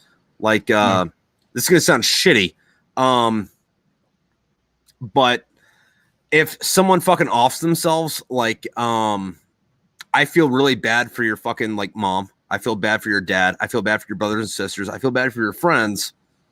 But if you want to go put a gun in your mouth, fuck you. I don't give a shit. You know, like body autonomy. Like I'm a big body autonomy guy. You want to kill yourself? Fucking go kill yourself. I don't care. I feel fucking shitty as fuck for your fucking family though. Yeah. So. Yeah. We touched on this too. I feel like killing yourself is such a selfish act. You know, it is, and I feel that it is. However, this is like fucky for me because like the battalion I deployed with in my first deployment has had more suicides both per capita and overall than any other battalion that's deployed to Iraq or Afghanistan ever. But I had this conflicting issue with it where it's like, dude, if I was going to kill myself, fucking fuck you for trying to stop me. I mean, I understand that. I do understand that, you know. Like granted, it is selfish. I get that. But like at the same time, like if that's what you want to do, like if you really want to kill yourself, no one's going to stop you. You can do the thing where like you cut your arms up and like go lay in a bathtub, but like you only kind of cut your arms up and like you're like kind of in the bathtub, but you do it like, 15 minutes before like your boyfriend fucking comes home or whatever the fuck it is. Like, oh, I'm going to kill myself. Bobby, I'm trying to kill myself. Stop me. And what do they say? Across the street for attention, up the road for results. Yeah, no, but there's a big difference between that and putting a fucking 45 to your fucking skull. You know what I mean? Like, people that want to kill themselves are going to fucking do it, and they're not going to give you warning. They're just going to fucking do it. Dude, there's this dude I was in fucking 29 Palms with, and his brother killed himself, and I felt really fucking bad about this shit. Like I didn't even know these people, and I felt bad about it. Like, he had a fucking wife and kids and all this shit. So what he did was he was having a really bad time and he worked himself out of debt. So they were like in the surplus, right? Like, there was like a green number in their fucking bank account. And him and his wife still had separate bank accounts, but it was like one of those, like, I have a bank account, she has a bank account, we have a joint bank account. But like he worked himself out of his own debt and then withdrawed all of his fucking money, like down to the fucking penny, put that shit in his wallet, put his wallet on the fucking like coffee table, and then blew his head off in front of his wife and kids. Oh shit. Yeah, which that part of it was kind of fucked up, but it was like, well, I mean, you made sure they're financially stable, but could you not? So he took it out of his account and put it in his wallet so she would have access to it? Yeah. As the de facto wife, wouldn't she have access to his accounts anyways? Depends on what state you live in. Okay. Well, that was pretty fucked up. Yeah. It's like, here, I care enough. Come to find out later, turns out that dude's dad also did about the same thing. Oh, and shit. That dude's dad's dad did the same thing. So it seemed like that family history was like, hey, I'm going to have a family and kids. And then like, yeah, I'm done. Good Lord. Also, Nate said, I had a high school buddy that shot himself in the stomach right before his parents came home. Total cry for help. And he ended up dying from it. Yeah. Now, Nate, I don't know the situation or anything like that. I'm just curious, though. How can we describe it as a cry for, and like I said, I don't know anything. How can we describe it as a cry for help if it was effective? See, the thing about that though is like, granted, each fucking individual thing's its own individual fucking circumstance. But if you're gonna shoot yourself and you don't do it in the head, I would take that as a cry for help. Like, I'm gonna kill myself and then shoot yourself in the fucking gut. It's like, all right, kill myself, help me. That's a good answer. That's definitely a good answer. On the other hand, there are some people like that have tried to kill themselves and it didn't work out and it fucked them up for life. Like I've read a lot of shit about people that like put a shotgun in their fucking mouth and then like didn't point it straight back but pointed it up, and all it did was like blow their eyes out. Oh, So they ended up like blind, deaf, and mute, but still alive. And it's like, if you could have just tilted it a little bit more that way. isn't that worse too? Isn't that a worse existence? Yeah. Like, I'm already suicidal now. I can't see, hear, or talk. What the fuck? Yeah. Just like Nate said, that was a great fucking answer, man. I didn't think about it like that, getting shot in the stomach. Yeah. Yeah, you know, fucking like what Nate said. My dad was an ER nurse. He told me about the people coming in with that. Yeah, no, I could fucking totally see that, because like there are so many people that are like, and it's unfortunate this gets to this fucking point. They're like, I need help, so I'm gonna stab myself in the wrist a bunch, and that's where my veins are, so I'm gonna bleed out. So help me, and then they get help or they don't get help. Mm-hmm. But people that actually want to fucking kill themselves, they don't play the maybe game. Like, I'm sure Dan told you about his buddy with the fucking cat in the bathtub. Yes. Oh my God. Yeah, that shit was intense, and he was gonna die no matter what. Yeah, and for people listening at home, he tried to kill himself. His wife walked in and stopped it, but then he like ripped out his jugular vein. Like, Yeah, he was punched going her, out. punched her in the face. Yeah. To like, stop her from stopping him, and then ripped out his. Oh my God. Like Yeah, he no. was. Yeah. Yeah, no, like if you want to kill yourself, like you're not going to give warning signs. And that's the other fucking thing is like a lot of people that kill themselves, they don't give you warnings. Like people will tell you, oh, if people are giving away all their stuff, that might be a sign. If they're super depressed, that might be a sign. If you're doing this, that, whatever, that might be a sign that they're going to like go out. People that are actually trying to kill themselves, that want to kill themselves, they don't give you signs. They just fucking do it, which is one of those things, because like, you know, fucking, especially in the fucking veteran community where it's like, oh, we got to stop veterans from killing themselves. It's like, nah, dude, like we know how to use guns. Like we know how to actually fucking use them. Not this fucking like, I go to the gun range and shoot fucking paper or shit. Nah.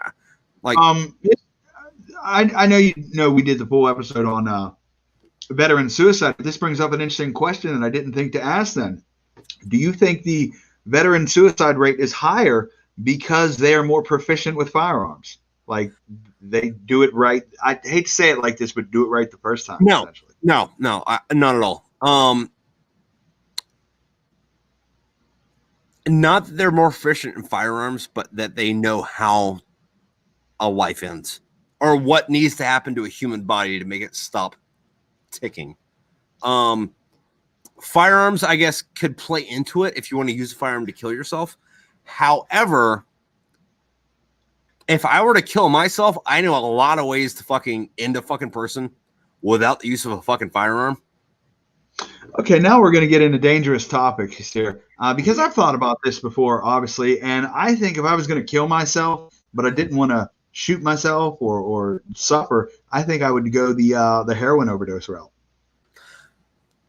Okay, well, real quick, I want to go back to the heroin. Remind me about heroin, but Nate said it gets talked about all the time at suicide prevention training. The training just teaches people what signs not to give. They really want to get. Yeah, no, Nate, you're right about that. Fucking, all suicide prevention does is teach you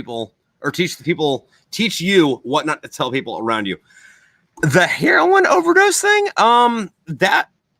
that would be in my top 5 ways to kill myself. Like, I don't ever want to do heroin. Like, it seems like the fucking wrong thing to do. However, if there was a comet heading for Earth and it was like, okay, so we are going to die, not might die, not probably gonna die. Like, we are gonna die. I'd be like, oh, dude, fucking, let's do heroin. Fuck it, I'm on the way out.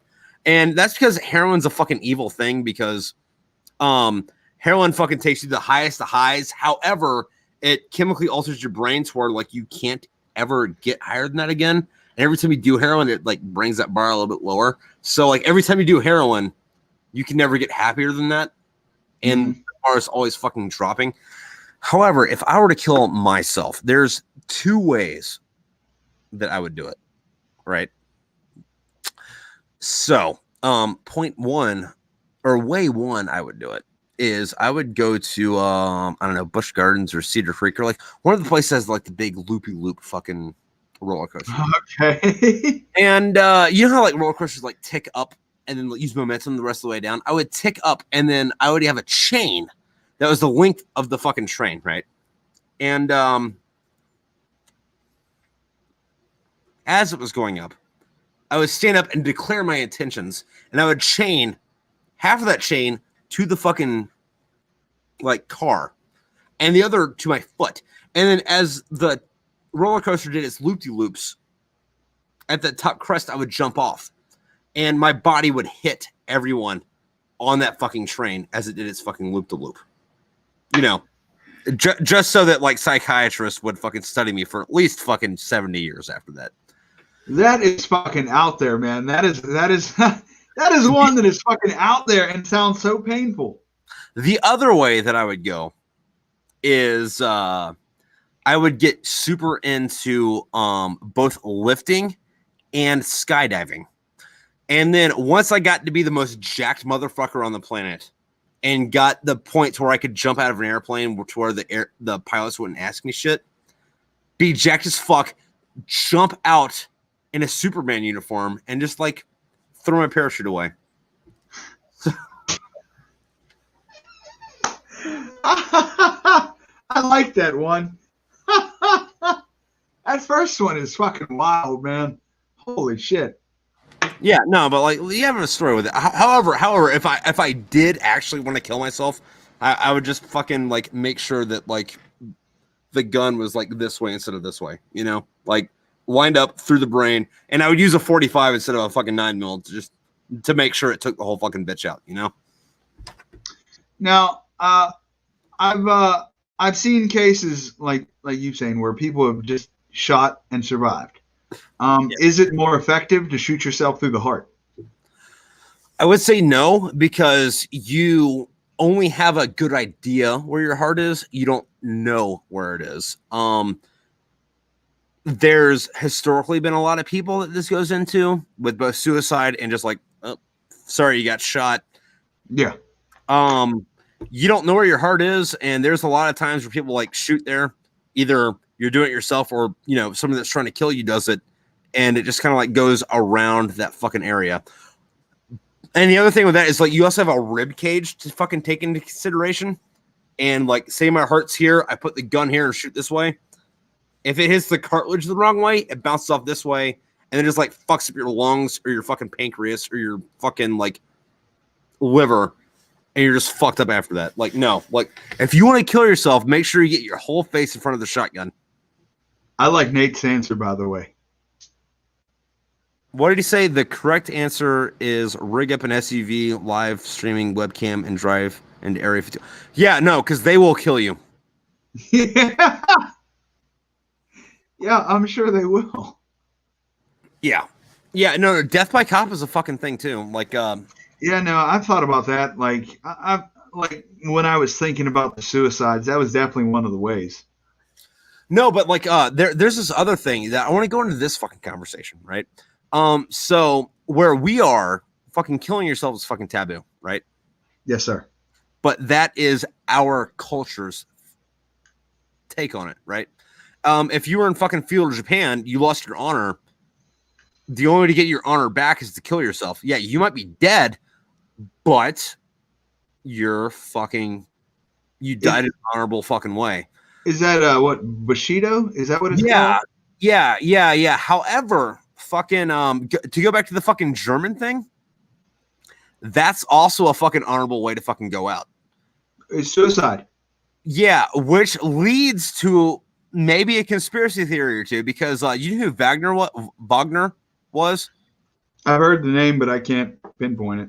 He wrote a lot of operas in the fucking 1800s. You know, the da na na na da na na na da na na na, that guy.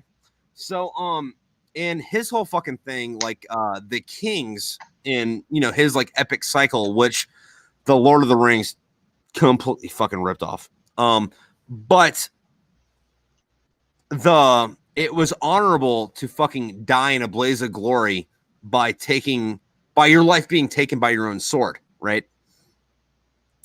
And there's a way to look at this to where, oh yeah, so Adolf Hitler, after fucking fighting all the fucking barbarians from the fucking East, they surrounded him, and he went out valiantly by taking his life by the own sword. By his own sword, he perished because the Russians couldn't kill him, so he did it himself. And it's like, yeah, okay, all right. So he went down in this Germanic, honorable way of dying, even though all of his earthly possessions were flown out by an airplane. It ended up in South America that we only discovered, 50 years later, after, no one saw him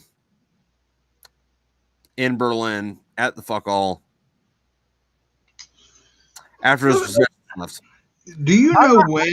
I'm not saying that Hitler was a monk in Argentina that had nothing to do with anybody or anything. And that this monk down in fucking Argentina who lived this very humble life that had nothing to do with anything or anybody, but like after he died, like 500 SS officers showed up to his funeral. I'm not saying that was Hitler, but I mean, okay. My question for you is: do you know when or what cultural shift it was that started us on the path of suicide being, I guess, a sin or dishonorable or what have you? I don't know, but I'm gonna blame the Catholic Church for that, for the whole like, oh, if you take your own life, that's dishonorable death. If you kill yourself, you cannot pay taxes to the church, fucker. We need you alive to milk you. Yeah, I'm gonna blame the Catholic Church for that, because in most other cultures, like, it is one of those things where like suicide's wrong unless you do it this way. Okay. Like even now, like even back in the day, fucking in Japan, suicide's fucking terrible. Don't do that, you fucking bitch. Unless it's to regain your honor. Or like fucking in North Central fucking Europe. Yeah, dude, fucking suicide, that's a bitch move unless it's to prove a point. That's fascinating. And I don't know. Like I said, I think suicide is selfish, but you can't stop someone who legitimately wants to do it. And then I don't know what the point is beating a dead horse after it's done. Yeah, no, and like I have a hard time with that because like I know a few people that have fucking killed themselves, and I think they're fucking dickheads for doing it. But it's really hard to be pro-choice and anti-suicide at the same time. I get what you're saying, man. I get what you're saying. It's tragic. Hopefully, they succeed in finding whatever they were looking for. Yeah, no, it's like dick move, but like if you want to say my body, my choice. Yeah, I mean that goes into the whole argument of what is it, Dr. Kevorkian, like in his assisted suicide shit.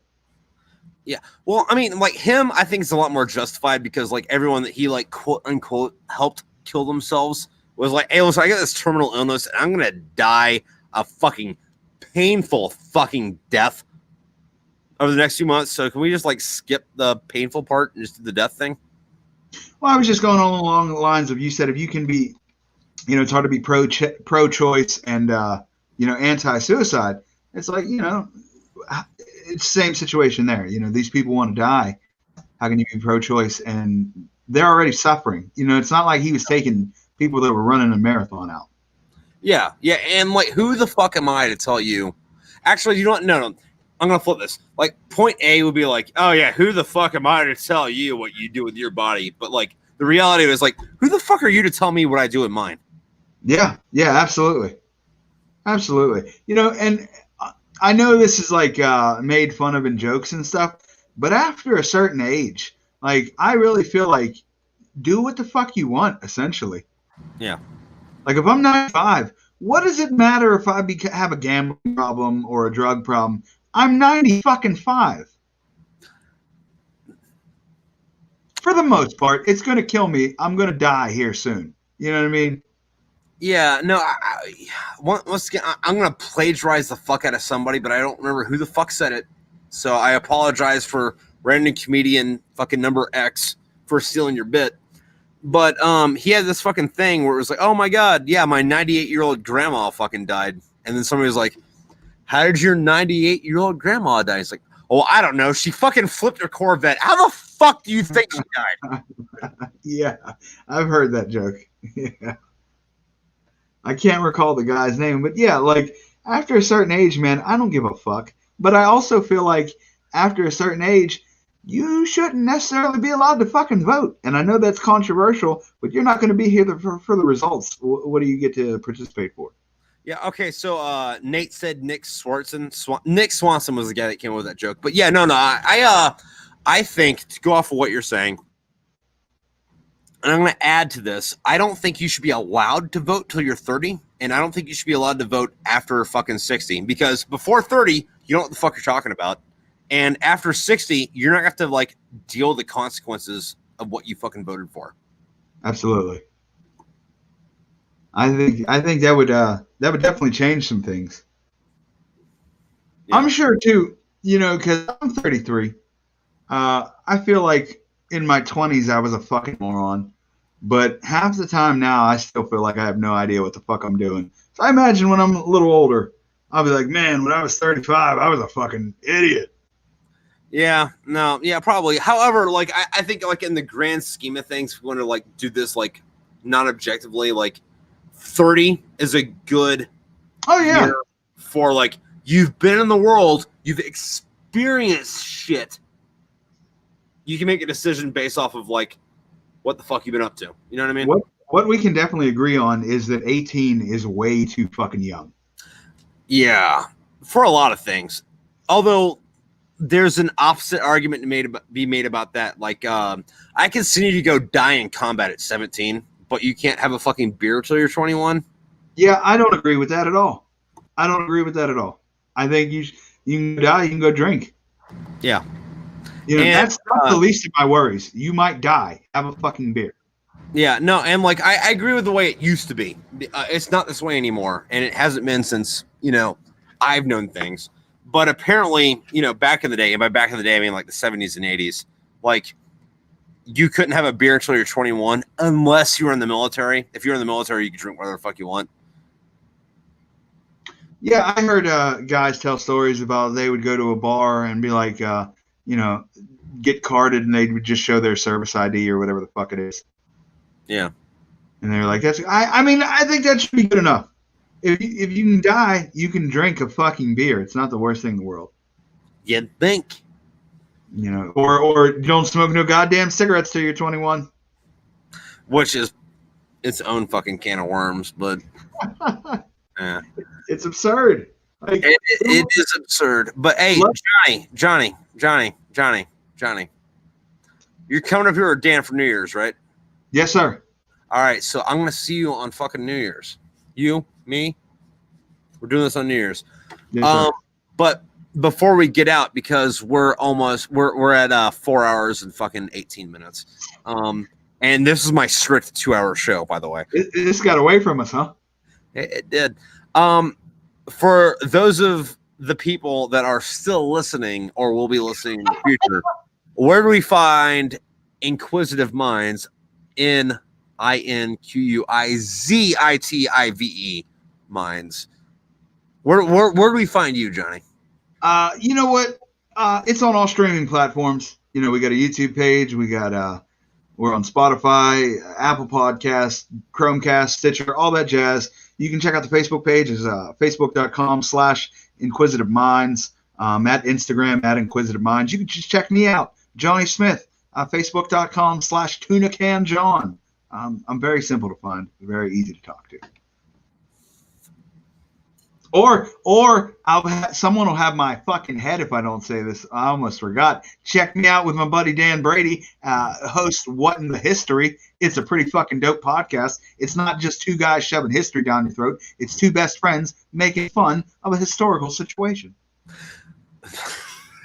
You know what Teddy Roosevelt didn't do?